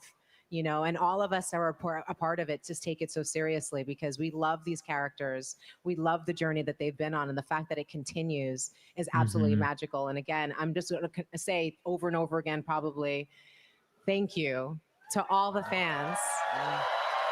You're welcome. When we couldn't Do they hand these promote the lightsaber first things season, out? you were I was there just thinking that they definitely did. you know, premieres around the world. I wonder if We they didn't even couldn't get bring told about it. I certain watched like it on like spring up on social lightsaber media. props in the You know, it's convention because center or of you that something, we and get maybe to have that's the why. second season, and you all recognize. Because and usually know there's that a title, more. I feel it's like. not about a title. You don't need the title to be a Jedi. I Oh, am the there's a Jedi. Sabine cosplayer back there. I Yes, the think. dark You saber are a back Jedi there. in how you choose to be, and all of you live it No, that's every single Bo-Katan. day. And it's been so beautiful being here right before we start filming. Interesting. A week from now, and So the having this person energy. must I'm gonna have bring it Sabine back to the whole hair. crew and the cast when we start next week. Amazing. I can't believe they're something that filming I do next think week. is wonderful I is know. we We're are definitely you are getting the show in taking familiar 2026. characters. We are seeing the way that they've grown, but you did something very interesting at the end of last season. It's always been a long time ago in a galaxy far, far away, and now Literally. it is galaxies far, far away. There was such a huge shock, and I feel like this is one Paradia. of those things where you're dropping a pebble in the water. And you're waiting to see how it ripples. What made you go to a different galaxy at the end of last season? I didn't go. Ezra went, and that wasn't my fault. Yeah, I didn't know. It took a while to find him. I was No, like, that "What are you wasn't my doing over fault. there?" But it's in certain star charts, so it's not like I made that up. If you pay attention in the movies, you'll actually see it. And so I'm actually referencing something that was there already. It makes sense. I mean, there are other galaxies, so why not? It was a good place to hide him. Everyone kept looking on the map. I'm like, yeah, he's not there. So that was like, I have to have my own fun with everyone because they have fun with me, and that's fair. I just thought it was interesting because I think wanted to this show is there where was he something very starts different. to I wanted to change the this is visual what we have. dynamic a bit. Mhm. And so there's a lot of new things that we'll encounter when we're there. So it serves a purpose. It delves into a deeper thing that I like about Star Wars, which is like when they're in the Yavin Temple. Well, whoa, what's that about? What's that building about? What does that mean? How Yeah. are they inheriting that? Ralph McQuarrie did a bunch of paintings that were like really old things. Star Wars has a rich, deep history where you feel it's been there for thousands and thousands and thousands of years. So I started asking, well, what happened thousands and thousands and thousands of years ago? Are the witches something that preceded the Jedi? Right. Is that why they don't like the Jedi? Are they a different culture in the way they look at the Force? Do they interact with it in a different way? And so you start to draw on like real things and how religions come in and destroy other religions and different things, you know, come over top of each other and destroy things. And in a history of a galaxy, of course you would have that. So you start asking yourself to look at all of these relationships in a different way. And being in a different galaxy affords me the ability to really take big swings and not interfere with the galaxy that we know, right? Right. And so I can take chances, and you will see things you've never seen before. You will encounter things that you've never seen before. And I find that really exciting. And as much as we're doing that on one side of the story, there's another side of the story that will be very familiar to you as a big, I'll just say what it is because they came all this way and I know what they really want to talk about. Which is Yeah, we came all this way. So half of it is a really, really big battle. Yeah. There's going to be a war in our Star Wars, like an all-out throw down on a scale. Genevieve, As best as the I Republic can do it, versus as best Thrawn. as John and I can afford it, because we want that. And Thrawn will be involved. We will see a lot more of him. You'll see a lot more of Ezra. I'm excited You'll see for a more lot more. Thrawn. Hera is gonna Oh, get back more into Ezra, it, more and she'll be Thrawn. much more direct. I bet you reaction. Mando is going to be part of Because it. you guys made such a big deal about it, I put a lot more chopper in. Yes, a lot more chopper. And because of the way you guys are about it, he doesn't really mess up stuff. As I don't know why he usual. does As these per things, but they usual. all seem to like it.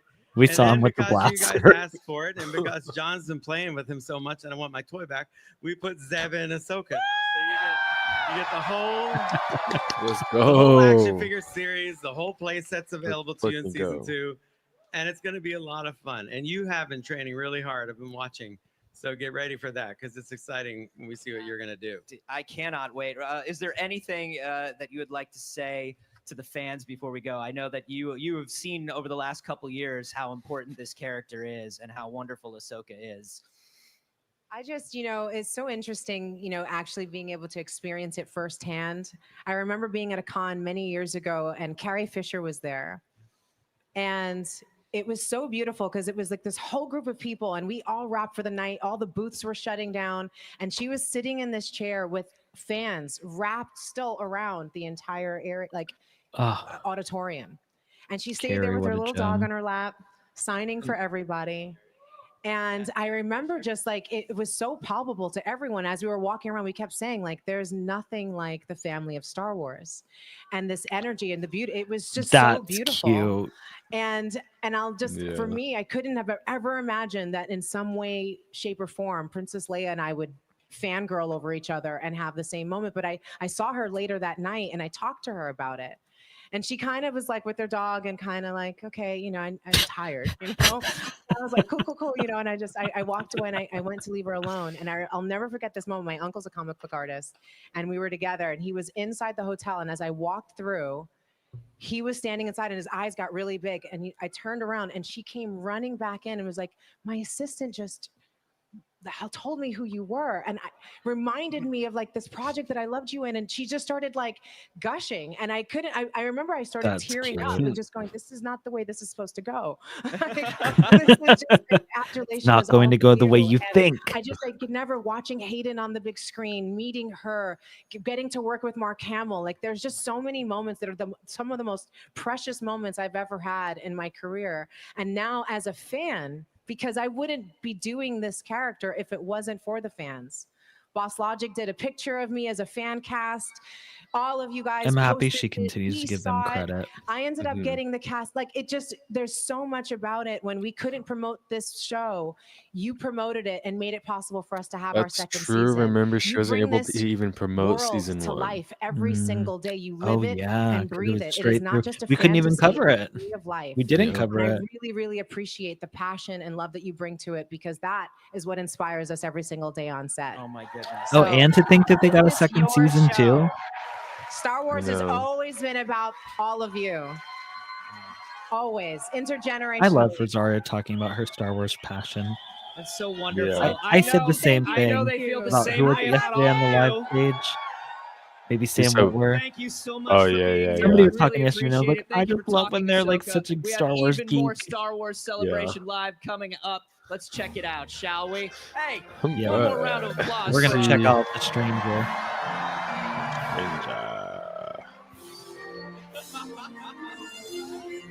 All right. That's another thing that sucks. We don't even know what his Sith name is. Darth Teeth.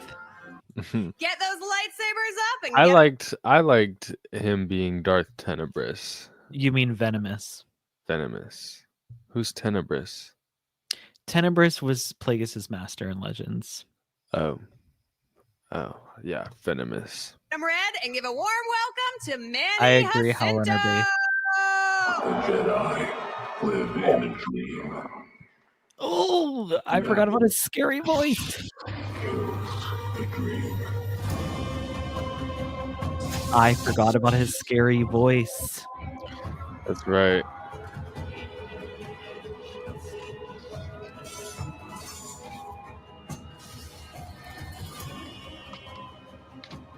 This has to feel so bittersweet to him. I know. That's why I'm interested to see this and watch this because it's like, are they going to reference the fact that it's not coming back? Entrance. Oh man. You're too cool for me. Oh, love you guys.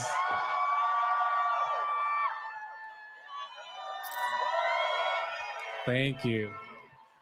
The power of Back, Manny. We're so excited to Manny. have you here. Last time you were at Star Wars Celebration London, Star Wars Celebration Clever. Europe, you were very cagey about what was coming in the Acolyte. You could barely That's say true. He anything sat at up all, there so I'm and thrilled to pretended have like you he here was in just a like a moment where little we can side all learn character. more Oh, depth because about he was all looking all Stranger. sad and it's like, well, I didn't get to wield a But how does it feel lightsaber. for you to be back here with the fans in this moment now Because that he was on there they know the with depth the girl and who played breadth of Jackie, your story in the the Acolyte. guy who played Oh, Yord. man.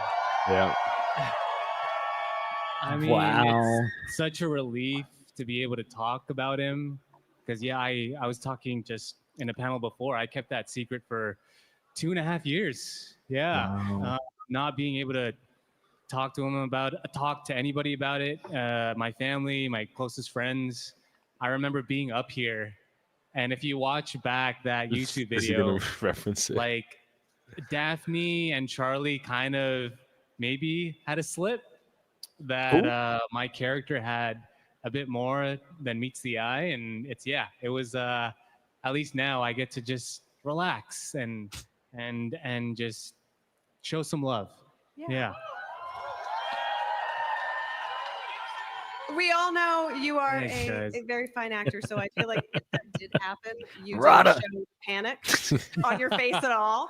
You were just like, yeah, whatever these two are saying, it's fine. Yeah. Those two are kind of chaos agents too. I love them, but Yeah. especially during that interview circuit. What do you think it was about the stranger that really got fans so excited about that character? It's such a fan favorite coming out of the Acolyte, where there's so many fan favorite characters. Oh, thank you. Thanks for saying that. I'm not alone in this, clearly. The way he holds the mic is so Sexy. Oh, thanks, guys. Yeah. He like caresses the mic.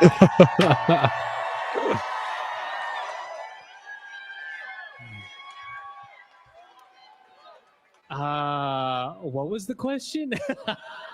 No, I think we wanted to bring something different. You know, we wanted to take a risk and bring it back to, you know, the original trilogy. Like, we wanted to feel the props. We wanted to interact with the puppets. We wanted to get down and dirty did with the have choreography and great sets. Yeah, The I'm choreo. just so Oh. proud of it. Yeah. Yeah. Yeah. So proud. And you should be. It's such a beautiful 8 episodes. I love it so much. Thank you. If you can take Yes. Thanks, guys. Same. a lot of Acolyte fans in the house. Yeah. And a lot of a lot of Manny love in the chat. At least in our chat. Deserved love. As If he you can take us should. back in time for a second to when you were filming The Yes. Acolyte, do you have any fond memories that you want to share about that time? Oh man, I remember first stepping on set and just being in awe. It was like Disneyland, but 1,000 times more excitement and just also mixed in with anxiety and just this nervous feeling of trying to do the fans, you know, trying to do them justice. And yeah, I cherished every single moment from that first scene in the cantina to the fight, the 5 versus 1 in the forest. Oh, Great Yeah, scene, great, to that last greatly moment shot. where Amandla and I Great are holding choreo. hands, looking out to the sea. Yeah. I feel like you're being a little modest too about how hard you worked to work on that The series, arms. how much you trained, how much you all worked to be able to do as many of your own fight choreography stunts as you could. Yeah, I mean, we were set up to succeed. Like, we had the best team, from the stunt choreographers to the vocal coaches to the movement coaches, and we wanted again. coaches. It felt so. It was like we were birthing something new and different, and we wanted Not a about breath birth of fresh air, again. And everybody was so excited, and We saw how that went with me and Yeah. Andor. No, absolutely.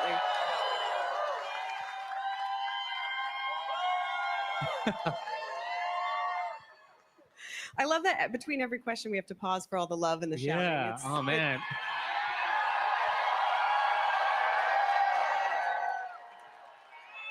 Thanks, guys. Now, I have had the distinct pleasure of getting to talk to you so many times about your work on this series, including, I believe I was the first person or one of the first people You were. who got to go in depth with you in a very sequestered office Yes. in Lucasfilm headquarters Yep. in Burbank, where we could talk all the spoilers and get ahead of that amazing reveal. Mm-hmm. We didn't get to talk about this afterward, I think, but can you remember what it was like for you when, so we had that conversation then you got to lock it down again because you can't talk to anyone else about it. And then a few short weeks later, you see the reveal and the good floodgates point. open. And you get to Lightsaber talk about slaughter. everything. Do you remember that moment when you first saw that happen, that unfurl? I kind of blanked out. I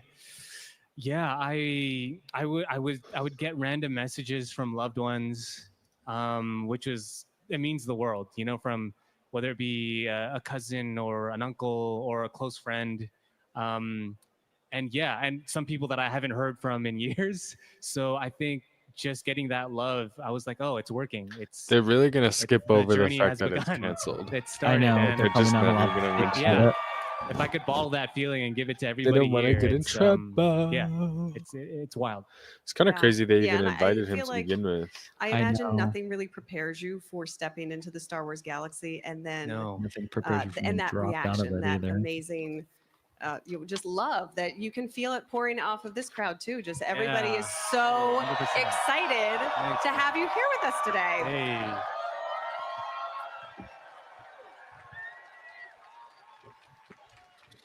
I'd also be remiss if we didn't touch upon your amazing costume.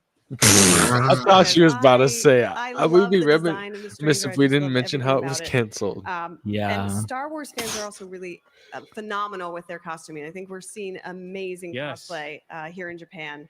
I've seen some really detailed and spot on Stranger cosplays just over the course of the last year or so. Yes. How is it meeting them and seeing these creations come to life? Like, what does it feel like when your character walks towards you? It's I never imagine would have it's surreal. thought that people would want to dress up like me. What? Yeah, it's I guess when you just think goes of to you show as how yourself, powerful not this your character. has touched Yeah. people, and it's just I'll make the joke for the chat. 'cause I wish the character would touch me. Thank you guys. I see you. Yeah, right there.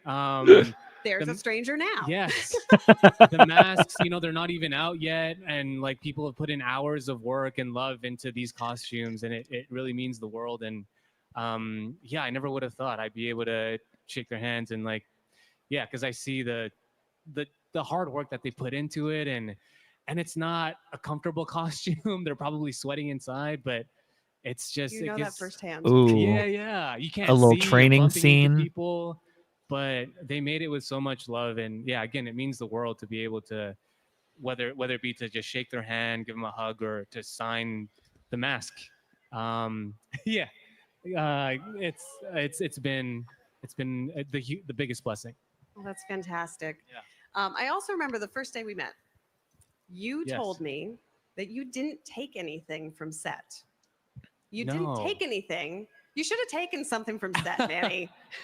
I always feel like someone from Disney, there's a sniper somewhere just ready to take me out at any moment if I, make a wrong step or take something I shouldn't have taken. Is this the shade? secrecy of Star Wars. I think that's also a part of the magic. You just got to be careful, but I wish I could have taken even my lightsaber or my mask, but I mean, getting to share it with everybody is the best.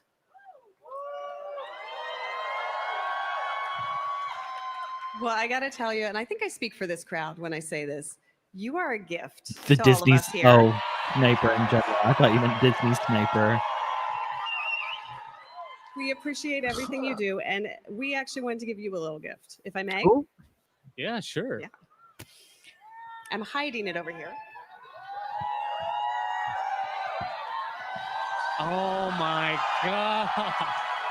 Oh. Oh my god! What could it be? It's a Death Trooper mask. Imagine. I wonder if that was one of the prop ones. Thank you. Thanks, guys. Especially since it's canceled, they won't need it back. They said, let's get rid of these assets. This is the Hasbro replica helmet. It is not available yet. We wanted you to be the first Put it on. recipient here on Right. Star Wars Celebration. Is this what closure feels like? Hopefully. I don't know if we'll ever have closure. Right. Oh yeah. Did you hear him? How do I put it Out of on? practice from being the stranger a little bit. Hang on one second. Let me light it up for you. There you go. All right. Oh. Aw. Amazing. Is this closure? Is this what closure feels like, or is this what heartbreak This is feels incredible. I Right. finally got my mask. So it does sound like the gaming Christian. panel Oh my will be goodness, you are streamed. so welcome, Manny. And Thank you so EA much for even being here with us today. Thank you links for their own everything you brought stream. into the Well, Star Wars it's galaxy. just a copy of the We just simply adore you celebration and the stream. stranger. You think it's gonna I be think- delayed though? Yeah, but I honestly, the panel's about to start, and I don't see any of the people that we're All following right. or like Now that the stranger has been watching reunited it. with his helmet, or there. you don't Like be a they're stranger posting about because it. more Star Wars Celebration Yeah, Live and the is way coming it right up. sounds like it's gonna be like the full reveal. So I'm almost like, should we just watch the stream and wait for it, or? I mean, I definitely want to watch it because it's going to be very much just explaining what the game is. Yeah. Go ahead and I was gonna say maybe turn this down a little bit too while they're not talking, Yeah. or for the music. Literally, but yeah, I'm not seeing. Where's the people that are fucking sat for the panel? Maybe it's what time is it over there? Let's think. 2 p.m. Probably getting lunch. Yeah, true. Good midday snack. You're getting that helmet. I can't remember if you were here yet, but they revealed finally the Death Trooper Black Series helmet after I complained about it at the beginning of the stream.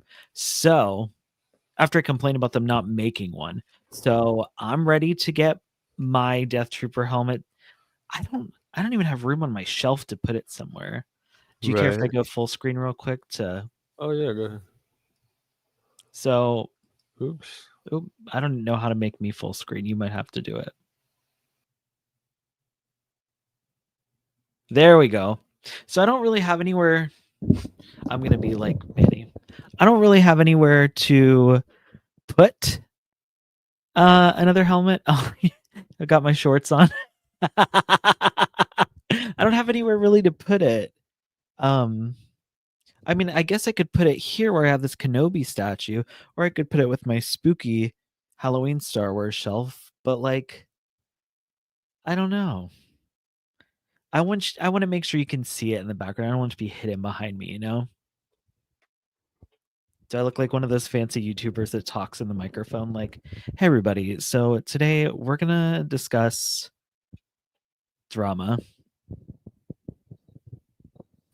Just like me in the intro. I'm trying to think of an Austin SWE thing to say. I can't think of something because you're always so concise, and like when you do script, it's always really good. And I'm just like, welcome back to. All I can think of at the third celebration. It was the year of Revenge of the Sith. I can't even think of something funny. Thank you, AJ. I'm trying to get the shelf together. Oh, I didn't even think about. Oh, it's starting. Oh, it's starting now. Yeah. Oh shit. We didn't even have to wait. So they really want us to know. Yeah, they want us to know. So. Hello. Hello. Good morning. I am Lucy James, and I could not be more Good honored afternoon. to be here with you all today because I get the incredible job. Yeah, they definitely presenting wanted a us to very see this first look shit. at the Well, good, brand 'cause new we wanted Because Star I mean, Wars the panel turn-based started 1 tactics minute game ago. and lead a So. conversation with the creators at Ooh. Lucasfilm Games and Respawn Entertainment. Now, I'm not going to leave you waiting. Let's get that trailer. Oh, okay. Hold on. Oh shit. This is it. I guess we're reacting to the trailer.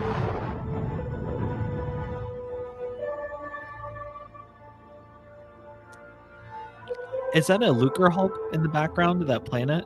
Did you see that? When people talk about the Clone Wars, they talk about the big moments. The Clone the Wars. crisis points. It was a Lucre Hulk. Planetary Oh, wow. invasion. Wow, go me. All-out assaults. Cities bombed to rubble. truth is, Truth there's a is. war you don't see.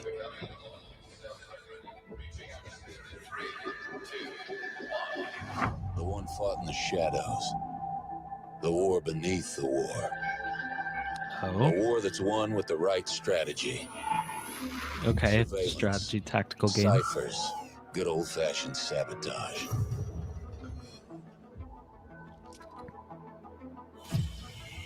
These aren't the heroes they tell stories about. I wonder if it's actually a clone or just someone who stole a clone's armor. The Umbaran. Those engines are kind of cool. The like exposed Set engine thing. aside their differences to take on the impossible. Mandalorian. Is that Jester Moreel?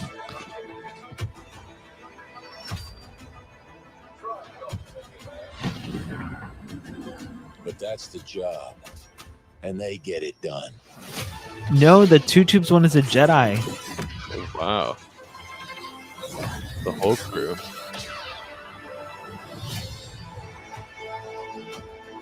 Interesting. Okay, this looks like actual game footage. Yeah. It looks a lot different than the render from the trailer, but that's expected.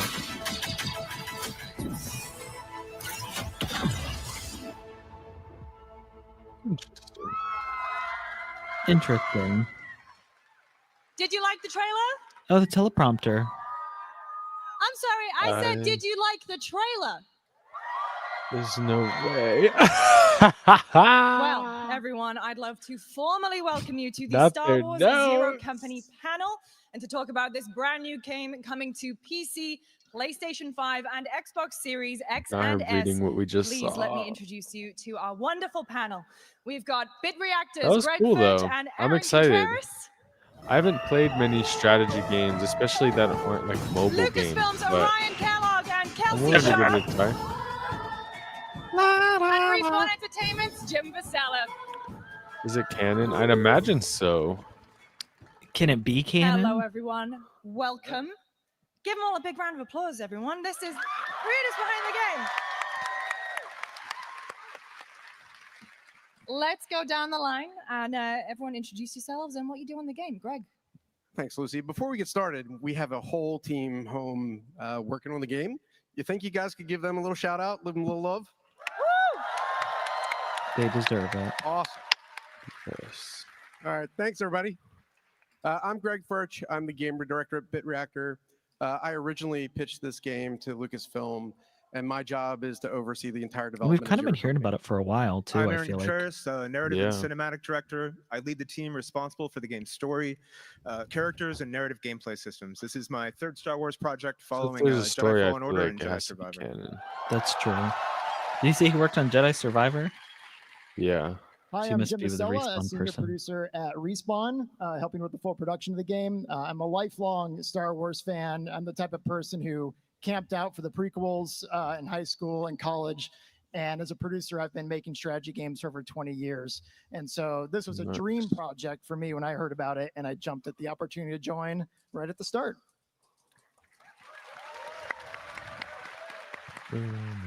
Hi, everyone. I'm Kelsey Sharp. I'm a creative executive at Lucasfilm. I work on anything Star Wars that has a story across our franchise. So Oh. not just video games, but books, comics, some animation as well. I'm also part of the team that oversees the lore and continuity of the galaxy far, far away. But That would luckily be the job team is I'd pretty be easy on. when I'm working with big fans like Greg, Jim, and Aaron. Yeah. And hey, everybody, I'm Orion Kellogg, executive producer with the Lucasfilm Games team, and I look after many of the Star Wars projects that we have in development. For me, Star Wars is all about meaningful choice. I like So the it's about panels time that we have a highlight strategy these game, people that right? you would never see otherwise. Like, Yeah, the I creative don't behind stuff. We're this really game excited about that. Otherwise, Another thing we're excited so about is the continuity of I'm this glad team. we get to Kelsey watch and I this have been instead of working looking with at tweets. Respawn, Yeah. While it's Aaron, and actually some live other folks too in and the not crowd delayed. here for Mm-hmm. almost 10 years now. And we really hope that that togetherness and continuity shows in Star It Wars. Zero reacted and Company. Respawn said, What a crew. we're not going to be round of part of the applause. fans that are pissed. Well, I mean, let's get things started with, I think, the big burning question that everyone wants to know the answer to. Greg, Just what exactly is Zero Company, and how did this game come to be? Yeah, Thanks, because I Lucy. don't necessarily understand Yeah, it. Star Wars Zero Company is a single-player turn-based tactics game with an Oh, they're original gonna be story mad at set single during the Clone player. Wars. We formed Bit Reactor back in 2021, and we had this idea that turn-based tactics games are a genre that just has so much room to improve on with like innovation in storytelling and immersion, and really could reach more fans than people really think. So we really went in that direction with it. That's how we've really been focused for the past several years. While that was working, when I started, we'd been working a few prototypes, had some concepts for some games. Then went out of nowhere, I got a phone call from Vince Zampella. Wait, how do you get your number? Just looked it up. I don't know. Just casually getting a call from Vince Phone books Zampella. don't exist anymore, right? Anyway, so now if you don't recognize that name, Vince is the head of Respawn Entertainment and has been behind some of the biggest games in the industry, like the Star Wars Jedi franchise. Vince was asking me for my thoughts on creating. If I have to hear them mention the Star Wars Jedi games one more time, and they're not going to talk about it at all, in the theaters when I was 20 years old. So I think you can all imagine like my even just reaction, confirm right? it. Lots of excitement. I mean, it's followed by lots of confirmed, right? anxiety. I don't think officially, no. So we talked about the possibilities of developing a tactics game with the most beloved. It has to be because they fired the most original storied game franchises in the director world. from the third one. And it's the perfect combination. Honestly, one that I couldn't believe had never been done before. So now we fast forward to today. We're working really closely with Respawn, Lucasfilm Games, to leverage their history of making incredible games to make this amazing new Star Wars game. And while we're at it, I can't say enough about our partners here. Like, they've been absolutely the best and super supportive of us. So couldn't ask for a better group. Well, right back at you, Greg. Oh. It just seemed like they have a good mix of Like I people said out there before, who have worked Lucasfilm Games, in other we're big strategy game games fans in here, and it general. really was about time, Especially right? other And Star with Bit Wars Reactor, games. we have a strategy veteran like Greg and a lot of the other team members at Bit Reactor. They know what they're doing there. They have a lot of other extremely bright, talented devs working there. Hello to all of you watching. And they're all Star Wars fans, and it's true. And so I think when you combine that, we know they're going to make a great Star Wars game. We know they're going to make a great strategy game, and hopefully together they really innovate the genre. So, Greg, we couldn't be happier to have you in Bit Reactor, and we couldn't be happier to have Star Wars Zero Company. I love this love. This is so nice. Much love. This is It's all about love. Well, the trailer has such a different tone and vibe from what we've seen from more modern, recent Star Wars games. Greg, can you talk a little bit about the vision for the game? Same. Sure. When we set out to I've develop been Zero craving Company, to replay. we wanted to create an experience where For the what, your deep history of 8th Star time? Wars, Yep. And their galaxy is married with the engaging gameplay of turn-based tactics of the turn-based tactics genre. In I that don't know if I've process, ever we played a established turn-based 4 tactics design game. pillars that we hold ourselves to every day. The first is start with Star Wars. It sounds simple, but what that really means to us is we stay true to the franchise. Part of that pillar is working with people that know Star Wars inside and out. So not only does that mean working with Lucasfilm Games, but also people like Aaron, who works at Bit Reactor now. But Aaron used to work at Respawn, where he helped develop 2 of the most successful Star Wars games ever made in the Jedi series. Thanks. Yeah, when I joined the project, Greg and the team had already chosen the Clone Wars era, which is just a fantastic setting for a turn-based tactical game. And I think it's worth noting that we're also working alongside Gordy Hab, the award-winning composer from the Jedi series. Definitely need to play it on our and music Fallen and Order if soundtrack. you haven't. And Gordy's going to bring, a new cinematic same composer feel to too. the tactics genre, Gordy Hobb. and of course deliver on that Not authentic Stephen Star Barton, Wars but sound. So the second pillar that we really follow is meaningful Gotta choices, get that and that's Xbox where back. thoughtful decisions impact the gameplay. Gotta get it back and You're going to play as Hawks, who's a customizable hero who leads Zero Company. The decisions you make, what jobs to take, who to assign to your squads, and how you fight on the battlefield will have pivotal consequences in every playthrough of the game. And the third, and this is one that's very close to me, is we want the game to be cinematic and approachable, something that I've been kind of championing for a long time in my career. And this is where the genre, I think, can really be great. The thing we I try wonder to if live this is by is gonna the be depth next of the gen game only shouldn't really game, cost you or if elegance it's how the gonna game is be presented, right? on Like depth old and immersion, they're generation not too. mutually exclusive have to things. play it on my As PC. players, you should expect It both doesn't and you should look. get them. It doesn't So, look next gen you to can see me. in the screenshot, we move the camera True. around This it depending on could where the be early gameplay moment gameplay is and still what we want too. you to feel as a player. That does, but that So could yeah. just be like a cutscene And render. when we first started talking about this game, I think the very first one of the very first Zoom calls we had with Orion, I was describing, how we really wanted to change this perspective, and I described it to him, and he summed it up. So I'm kind of borrowing from him. He said that depth shouldn't cost you elegance, and it's really something that's stuck with me. And all these years later, something that we really, really try to follow. We just want great games. Yeah, man. Yeah, same. Great games with great stories. Yeah. None of that woke. Is strategy and combat. And what that really means is think high stakes No, battles. we're not those with deep people. gameplay choices where we're delivering on both the There might be tactical people and the watching who don't know who we are. as one cohesive experience. It's not I'm just joking. something We that want players all that experience. woke It's two shit. separate halves. It's something that's woven together through the gameplay along with the narrative. So all this together, and if we've done it right, and I think we have, it results in a core loop. This of reminds gameplay me of that's got the thoughtful Hollow pacing and Tactics decision-making, coupled with an game amazing original Star Wars story. that was in Survivor. Amazing. And I mean, Did all you of ever this play is so that? important because Like the mini game getting that within the Star game? Wars feeling is Oh, so important yeah. to get right. I was gonna say we could talk about Ryan, it I'm afterwards. I really don't want to interested talk too hear much your over thoughts. this. Like, what were you thinking? What was going through your head when you saw the pitch for Zero Company? Especially Was if it an y'all, email? if it's Was it loud a and we're PowerPoint just fighting over presentation? volume. I think we probably started on a Zoom, like most things these days, right? So we started on a call, and I knew we had Respawn, we had Bit Reactor, and with Respawn, we've been telling stories with them for over a decade. I already talked about that. We were excited. We hope you're excited for another Respawn story, yeah, right? I did play that. And Mm-hmm. with Bit Reactor, we knew their legacy. We were fans of the games that they have made. Absolutely, and we knew what It's they like were a capable of podcast, and doing, we're here and, writing and down so I was notes like, to okay, talk let's about do this. afterwards. I'm stoked, absolutely stoked. I think that's the precise term. And so, making Yeah. a strategy game in Star Wars, what do we have to do? What's our role in this? Well, let's give them a place where they can make meaningful decisions in the galaxy. Let's find a spot where they can make the best game possible, and hopefully, we've done that. I mean, let's dive into the setting because the game is set in the Clone Wars era. I mean, Kelsey, Aaron, can you tell me a little bit about why this setting is so perfect for a game like Zero Company? Definitely. So Probably the mix of Clone the Wars are characters kind of a unique part that of you our can have. timeline, right? Because when you look Yeah. at the stories that we tell in the, Where the Age Empire of was Rebellion wiping or people the Age of out. Resistance, they tend to feature almost exclusively asymmetrical warfare, right? It's like a little guy going up against insurmountable odds. But the Clone Wars are uniquely perfect for Zero Company because it's when we see two relatively evenly matched forces, the Republic and the Separatists. And that backdrop creates so many interesting places for Aaron and his team to set their camera for their story, right? It even makes me think of we like the know Andor on the Rebels. conflict is When they were talking unfolding about the across war multiple underneath the planets, war. across the galaxy. Yeah. There are multiple different forces and factions, some of which have conflicting allegiances that shift over time.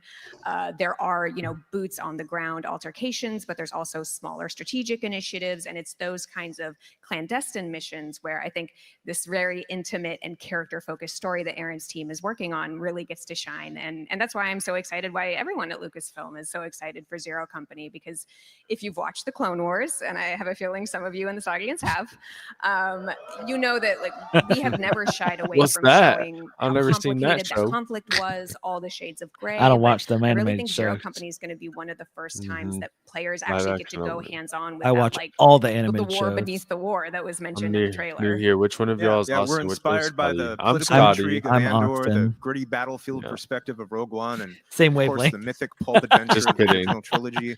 We love Just how kidding. all I'm of those Austin stories respect the SWE. That's intelligence and Scotty attention of the Star Wars Holiday. audience, and we aim to do Scotty the same. Holiday. None of the characters in Zero Company are flawless or immune to a fatal case of blaster poisoning.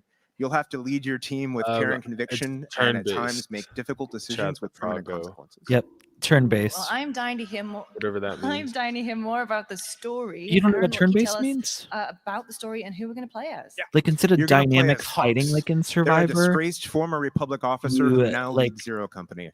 kind of They're an elite queue outfit for hire, of your specializing in attacks. strategic investigations and So it's high-risk turn-based. tactical You have a missions. turn to attack. The operators turn under to Hawks' other command person are to a attack back. ragtag band of hero, Oh, I outlaws, and see, I exiles from see. all walks That's of why life. everyone complains about You'll have Knights to of the Old unite them Republic, 'cause against it an was emerging turn-based threat that, if combat.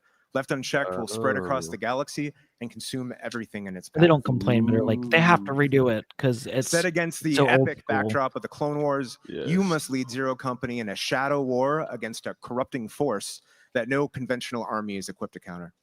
Yeah, if there's one thing we know from Star Wars, it's that those who seek power and control will also seek opportunities and opportunistic allies. And the face that they wear when we first meet them might look very different from the face that they wear by the end of the story.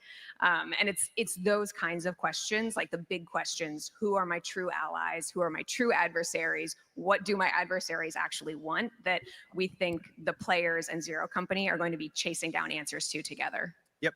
But Hawks can't find those answers alone, and that's where your team comes in. You'll build your squad from a mix of custom characters you create and original Star Wars characters authored so for you the will game, be able and to all of them do will have a custom story that evolves as you characters. play through the game. Nice. Well, it sounds like we're going to have plenty of options This to game build sounds fun our as very fuck. own version of Zero Company. We got a little bit of a tease of some of the members of the squad. Can you and Kelsey maybe tell us more about them? Heck yeah. So this is Trick. He's a clone soldier whose so laconic he wit is a masks a clone. haunted heart. Trick has been with He's a Hawks deserter. since they both served in the Republic military and was injured in the same disaster that cost Hawks their career. Yeah, it's not a Clone Wars era story. We're both in without the a middle of clone this character's in perspective. And as Mascafear. our Well, celebration audience knows, the clones might first all third look of alike, Mascafear. but each one has their own personality. And I think you're going to have a lot of fun getting to know Trick because, as Aaron Exactly. alluded Each to clone has earlier, their the own members of personality. Zero Company can be drawn from all around the galaxy, and that includes from across battle lines. So one particularly incendiary member is Luco Bronk. He is an Umbaran sharpshooter who still hasn't forgiven the Republic for invading his homeworld. But that Confirmed that shadowy he's Umbaran. adversary that we alluded to Dagan earlier is going to be such an intimidating threat that we'll actually see a Republic clone trooper like Trick and Not a shark separatist looking. Umbaran soldier. Well, like we do. Luco There's that teaming up on shark the same side. species. I don't But know if what left they're unchecked, called. those but divisions on the squad I could definitely escalate into see the conflict or shark worse. vibe. Next up, we've got Cly Calervo. They're an infamous Mandalorian gunslinger and one They of the really last surviving picked members from of the all ancient clan the Verminoth. basic She joined Star Zero Wars Company because she corners. sees them as the most direct route to Like completing a very Jedi, personal clone, Mando. I love that Yeah, design. that's the I want to point. join Clan Scoundrel. Verminoth. And something tells me that if this audience is excited for a Mandalorian, you might be excited for a Jedi too. Get that So in this case, thick it's our Padawan hilt. Telria. Telria is on a Dual quest to blade. finish her fallen Jedi Master's final mission. Do you see that blue blade in the back? Yeah. Aaron, Yeah. correct me if I'm wrong, but I Dual feel wielding. like Tel's character design was actually one of the first pieces of character concept art that we saw from Star Wars Zero Company, and she hasn't really changed very much since that very first submission. Of course, I love all Star Wars aliens equally, but why a Tognath for Tel? Why not Tognath, Kelsey? I don't know. It's always fun to see a different alien species as a Jedi and explore I their unique agree. perspective on the Force. Yes, Awesome. Yeah, my for sure. one of my roles at Lucasfilm is working on our lore and continuity team, and so I'm always excited to see a character like Tel because if you're familiar with the species of Tognath, really the most known Tognath Two character that tubes. we have from the brand is Two Tubes from Yup. Rogue One and from Andor. Yeah, Oh, Woo, she Two really does Tubes! know. You know, she's the but lore and the obviously, like he and his canon. brother Clearly. represent a very particular hardline perspective on the galaxy because they're part of Saw's partisans. Yeah, and so I love to Pedro see a Pascal character was like Tel, day right, one. who was raised by the Unfortunately, I don't Jedi, think who he's going to probably be has a back very again. different perspective on the galaxy. I mean, spoiler alert, she does. Because one of my favorite things is getting to remember that in Star Wars, it's not just the humans who are the characters; it's the aliens as well. Yes, She has two lightsabers. exactly. That's pretty cool. She also has Yeah, two Tony lightsabers. Gilroy. You noticed that. So these are 4 of the operators you can recruit into Zero Company over the course of the It looked story, like an and we'll have R5 more to astromech, reveal too. as time goes on. But you're always free to create, recruit, and deploy a full squad of entirely custom heroes if you want to. Ooh, well, I mean, Hawks in the trailer says, and I'm gonna murder this voice. I'm sorry. They're professionals, setting aside their differences to take on the impossible. I'm not available for voice work. Don't. Okay, don't even though try. the accent switch That up. to me sounds like It's maybe a little- they're not the best of friends. You are exactly right, Lucy. Not everyone in Zero Company sees eye to eye, but the more they work together Like and every face team. adversity, the deeper their bonds grow and the stronger your team becomes. You'll see that reflected across both story and gameplay. We mentioned gameplay there, but before we dive a little bit deeper into that, I do want to come back to something I heard Aaron mention a couple times. Greg, did he say customization in a Star Wars game? He definitely did. So you can personalize the appearance and voice and class of Hawks. So as you can see, that's cool. You know, this and is a hallmark main feature character. from the best tactics I games, like that and we're Zabrak ecstatic to see what design a Star Wars lot. fans make with it. Yeah. You can play as any combination of Hawks that you want, and it's just super powerful. And so that's we're not a providing players Dathomirian with this either. deep customization system. It's more that similar extends to the individual Epcot. characters you can create and recruit in Zero Company as well. Torgruda, So you'll choose from Twi'lek, a variety of archetypes, select their species, masculine and effeminate. range of authentic Star Wars options like custom astromechs, Rhodians, Torgruda male. humans, Something I feel and like we fully don't see a lot customize of, their appearance. at and least in the outfits. forefront. We You know a can lot of Torgruda even females. rename them to your liking. Yeah. So What if you I could wanted to rename them go too. all astromech? Well, D Squad. you can actually do that. Oh wow! I love that murderer's row of astromechs. And I also love what you were saying about customization, Greg. I Because like the we had black so many and, like, conversations teal during one. production about how, as fans of this genre, you really want to feel like, well, these are my characters. This is my Zero Company, and the choices that Yeah, I make in that's such a gameplay good mean I'm going to point. have a different playthrough from the game playthrough that you're going to have. Claim your because of astromech. choices. Zero But at the Company. same time, as Star Claim your Wars fans, astromech. we're always kind of wondering, like, I got the well, how black does and this impact the teal larger one. story? Do my choices really Yellow. matter? And I think you and the team at Bit Reactor have done Yellow's such a good job Ami. at really threading that needle so Oh, that every girl. player is going to understand how their Hawks and their Zero Company are impacting the larger Star Wars timeline. Yeah, for sure. We can tell they are really happy with being able to customize their character, customize their squad. We know at Lucasfilm Games that you've been wanting to do that, and we're really happy to let you step into the galaxy with your team. And we're also really happy to see how you're going to combine your creations with our creations and the authored characters. Not only is it going to impact the story, but it's also going to impact the gameplay. Yes, there are ramifications for rolling deep with astromechs, but I think I had a feeling that impacting was the gameplay case. is pretty awesome too. I mean, let's jump into talking about gameplay. Greg, what can you tell us about what we'll be doing when we're playing as Hawks in the game? So as Aaron mentioned, this is a story about an emerging new threat, and Zero Company will have to do to stop it. Choosing your best squad for each mission is key because the stakes are just so high. I mean, so high, in fact, that even permadeath and the limited ability to save your game are available on certain difficulty settings. Now, that being said, if you are first and foremost a Star Wars fan, and if you are maybe a newcomer to the strategy genre or the tactics genre, we'll have difficulty settings so that That's you can also good. enjoy the story and get through the game. But Austin, no you'll matter need what to play it difficulty you on, choose to play on, you'll have the most story fun mode. by creating a Yep. versatile strategy and utilizing all the That's variety me. of weapons and abilities And I'll play it and on more to medium. be successful. So that means my tail can live forever, right? The Clone Wars is a dangerous time for some Jedi. All right. So in between adventuring across the galaxy to embark on these missions, you'll return to Zero Company's base of operations, a place we call the Den, which is located on the Rank for Freeing, which you may remember from Rogue One.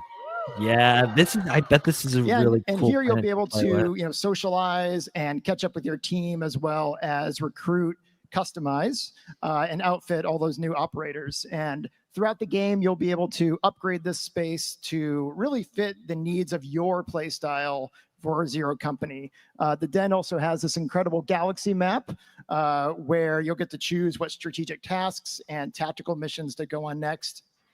Players are going to always balance risk and reward to stay ahead of their adversaries and gain a leg up in the next fight. As you all well know, the galaxy is always shifting and changing as the Clone Wars progresses. And I so wonder you as a at what player point will of the have to Clone be Wars, like, it's adapting gonna your be set strategy as in. well.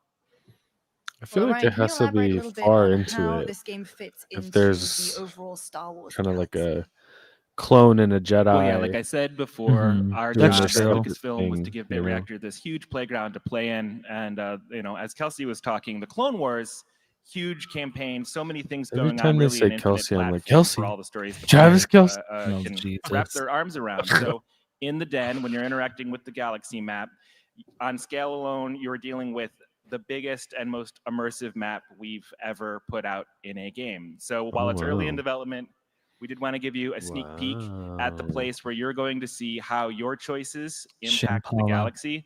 And we think that doing that in this time frame. Oh with yeah, this- look at the with little this dots. squad Those are is little gonna really planets. stand out and make Zero Company really special. I mean, that's right, Orion. And I mean, this is going to provide us some exciting Big innovation ass opportunity map. for the genre Definitely with how you can influence next gen. your journey through the story.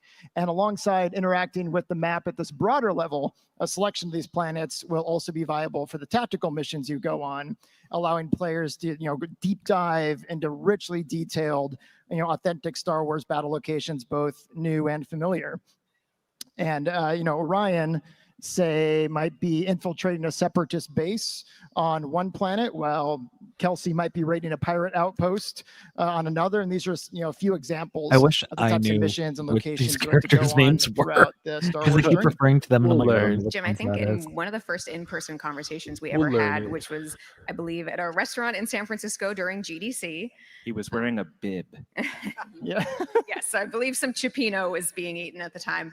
But you mentioned how, like, as a fan and a producer, you were so excited and like course I did. geeked out about translating our very expansive galaxy map into this really cool, immersive, and interactive feature. And I think, well, first of all, I just think you're all going to have so much fun, like going through the interactive map, seeing all the planets that you recognize. But that not level of that fidelity also drag on means the that you're going to get to microphone. have some really fun gameplay That on planets is a that you fun might recognize sound. from some of our other storytelling. So, Greg mentioned ASMR. earlier that the Den is based on the Ring of Kafrene from Rogue One, and you might these have are heard it pretty. shouted out in a certain episode of Andor season wow. 2. If you happen to be in that panel earlier today, Girl, no spoilers. And then I'm excited to confirm that What the did planet you that say you would saw be in the season heroes 2? disembarking on at the end of Ring that of trailer is Kafrene. Seralonis. So Mm. Seralonis was originally developed that for the bottom Clone right Wars one and then looks first seen like- on screen for the first time in Oh, Bad Batch gosh. season 2. Yeah, And you'll so get to go to some other, cool. I was cool gonna deep cuts say, and Easter egg Chad, type planets it as makes well. me think, Snowy or Vandor from AJ. Solo, as well as a newer planet, Mapuzo from the Disney Plus Obi-Wan Kenobi series. Mapuzo. And more. They're going to Las So much Vegas. more. Is that a That must have been Nexus? Mapuzo, It looks like it. because I thought it might have been the one from. Teases. That is Absolute Mapuzo. teases. I thought it looked Jim, like the earlier you one mentioned that you could from socialize with your Outlaws. squad mates. I mean, I'm dying to see But the Zero that's not Company group Mapuzo. chat, but I really want to know how those social dynamics come into play when you get to the gameplay.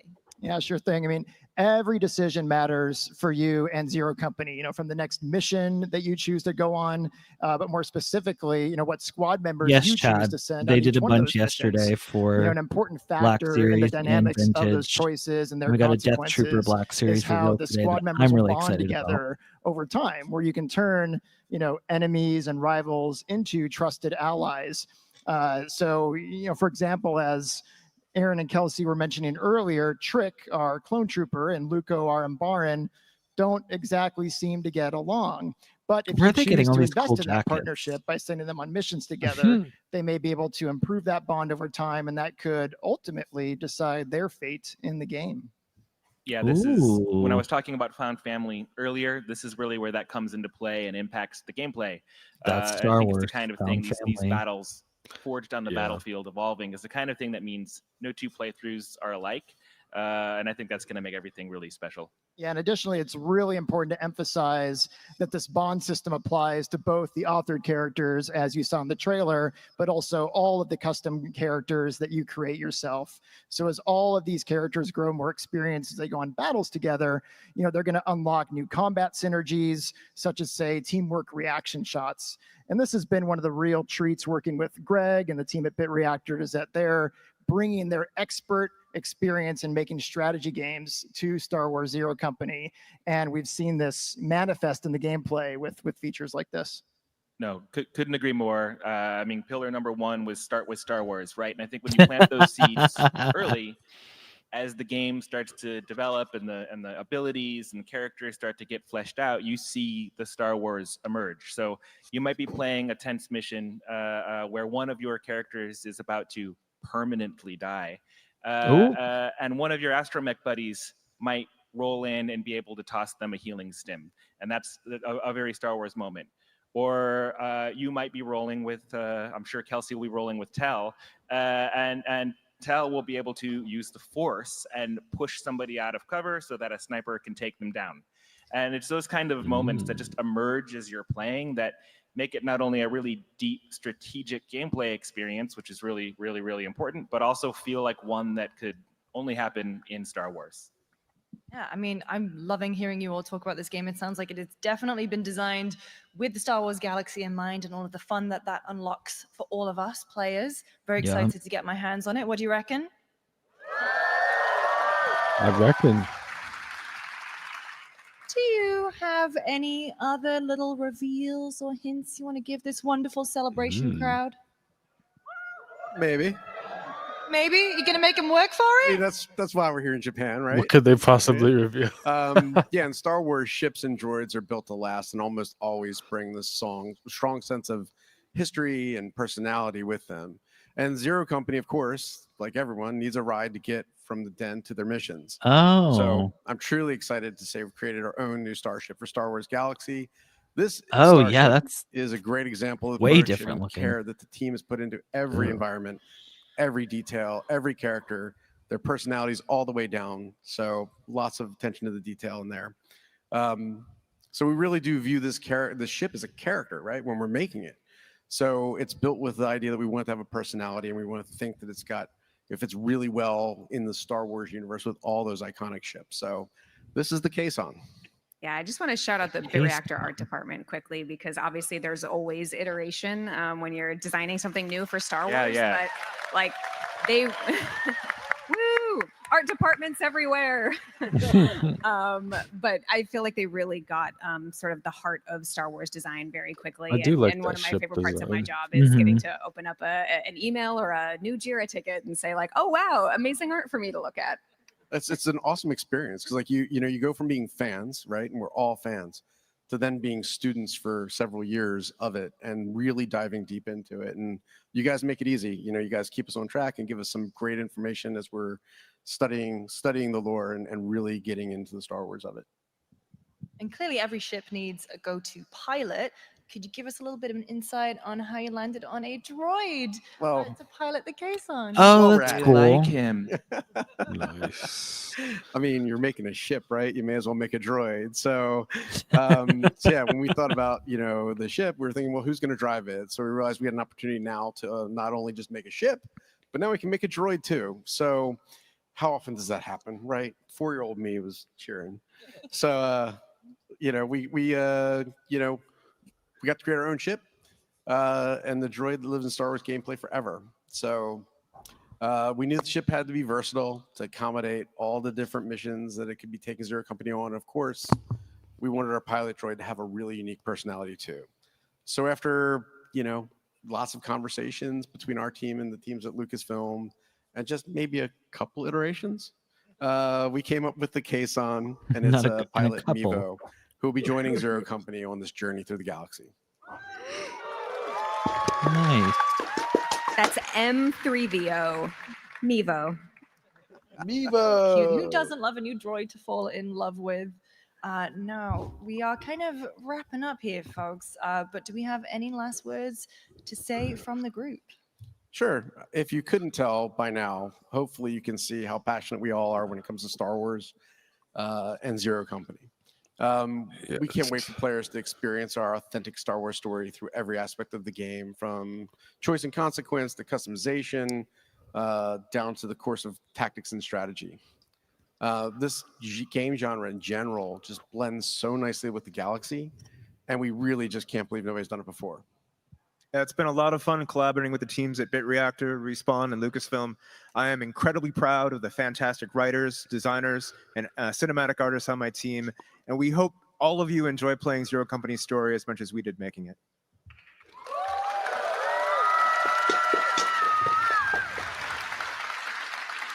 Right. And, Star Wars at its core, it's all about characters, right? And as we keep coming up with new gameplay scenarios and new stories to tell, there are going to be all sorts of opportunities for surprises that we'll announce in the future. But we can't wait to hear what you all speculate, who we might run into in this game.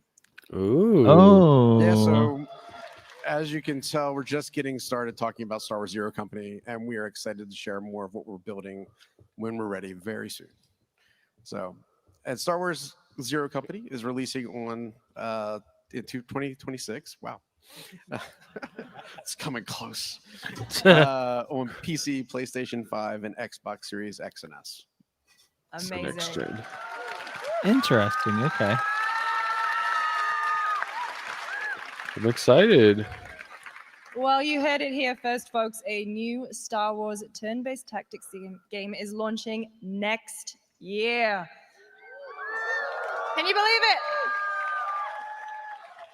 A couple of final things before we go.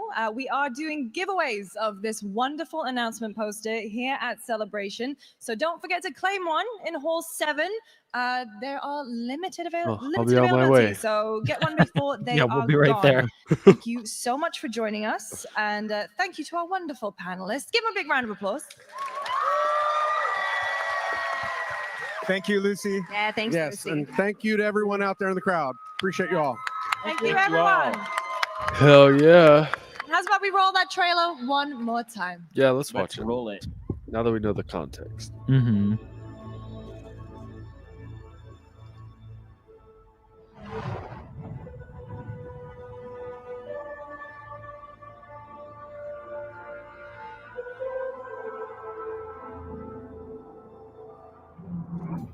When people talk about the Clone Wars, they talk about the big moments, the crisis points, planetary invasions, all-out assaults, cities bombed to rubble. Truth is, there's a war you don't see.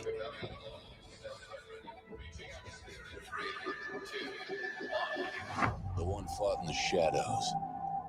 The war beneath the war. A war that's won with the right strategy. Surveillance, ciphers, good old-fashioned sabotage. Good old-fashioned sabotage. These aren't the heroes they tell stories about. They're professionals.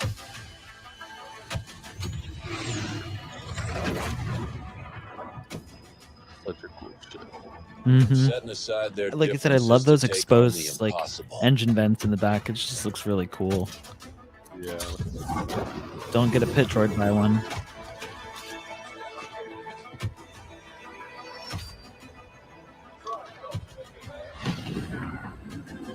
But that's the job, and they get it done. Get her done.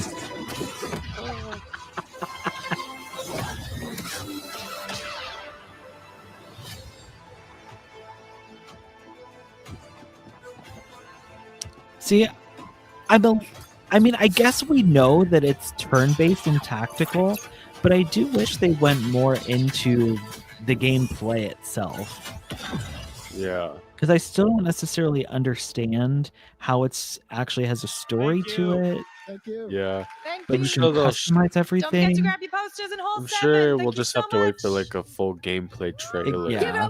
They said they have a lot more to tell. Yeah. creators. And it sounds like they're not even close to finishing the game either. Now remember, you are getting Yes. a gift. So on your way. Especially when they were like, well, 2026 coming up really soon. Right. Yeah. But I'm excited. I mean, it's funny because I feel like the journey of this game for both of us was we first saw that that Bit Reactor had a panel for a turn-based game, and we were like, oh, okay, I don't know if we'll even talk about that. Yeah. And then it was announced that it was Clone Wars related, and we had that poster and the title come out, and it was like, oh, okay, yeah, we'll definitely talk about that. We'll definitely. And now I'm like, oh, I'm gonna buy that game. I'm gonna play it. It sounds fun, real exciting. So I'm not sold on it yet. really, Yeah. you just haven't had enough information, or what? I'm not really sure. I like story-driven games. Right. And I don't know how story-driven this is going to be. They keep saying there's a story, Right. but like you said, we don't really know anything about it yet, and I'm sure we will learn stuff about it. But based off of this, I'm like, I don't know if that's for me. What I wanted to bring up is mentioning like the holo tactics kind of mini game in Survivor. What this kind of feels like is Battlefront 2 Squadrons, where Squadrons is essentially just like the flight missions and battles from Battlefront into its own game. This is kind of like you're a living person on the holo tactics board.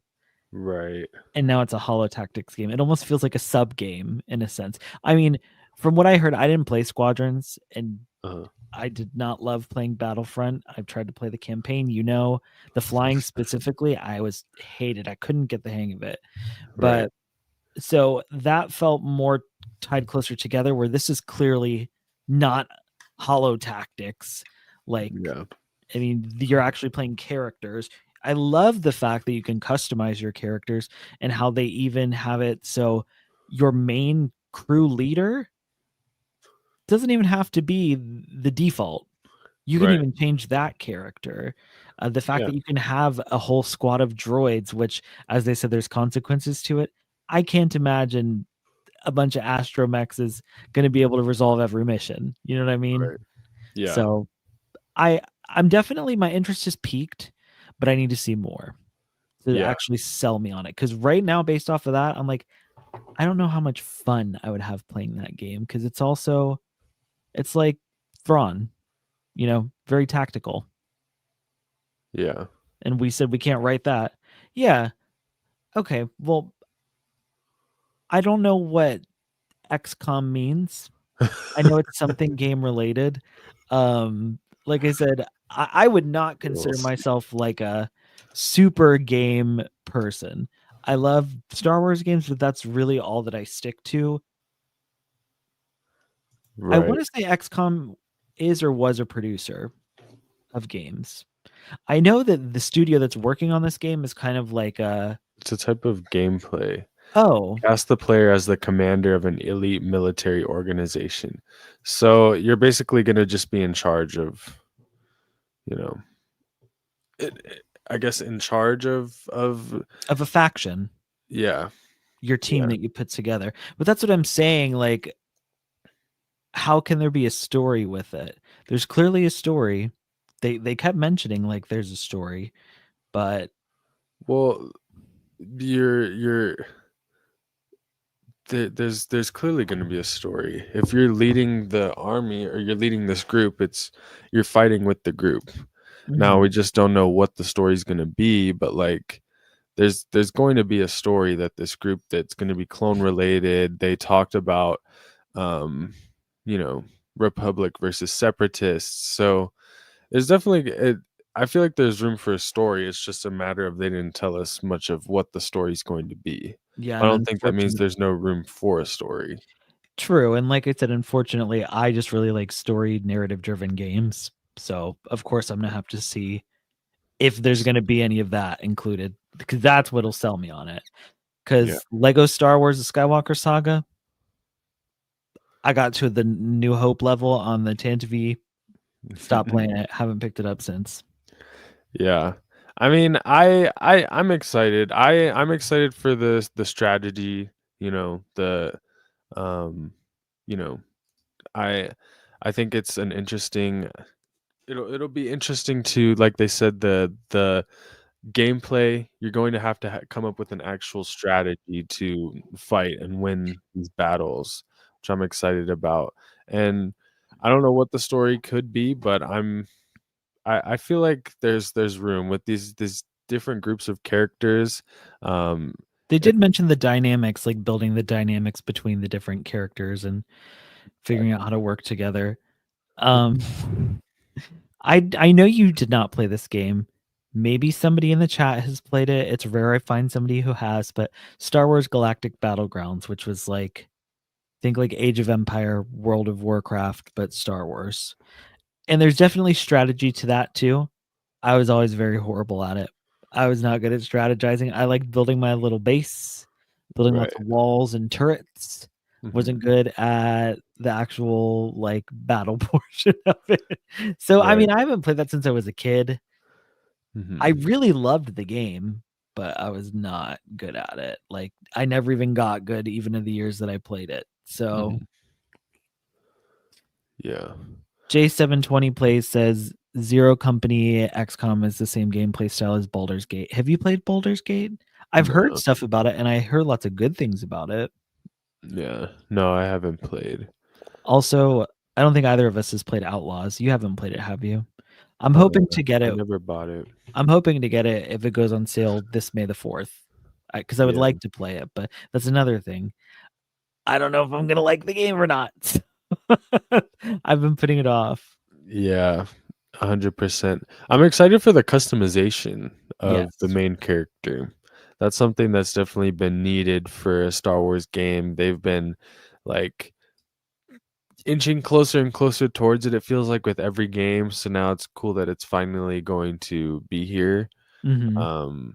I'm excited. I'm excited for that.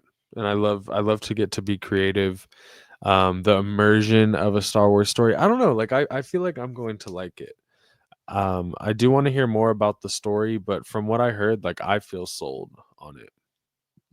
Yeah.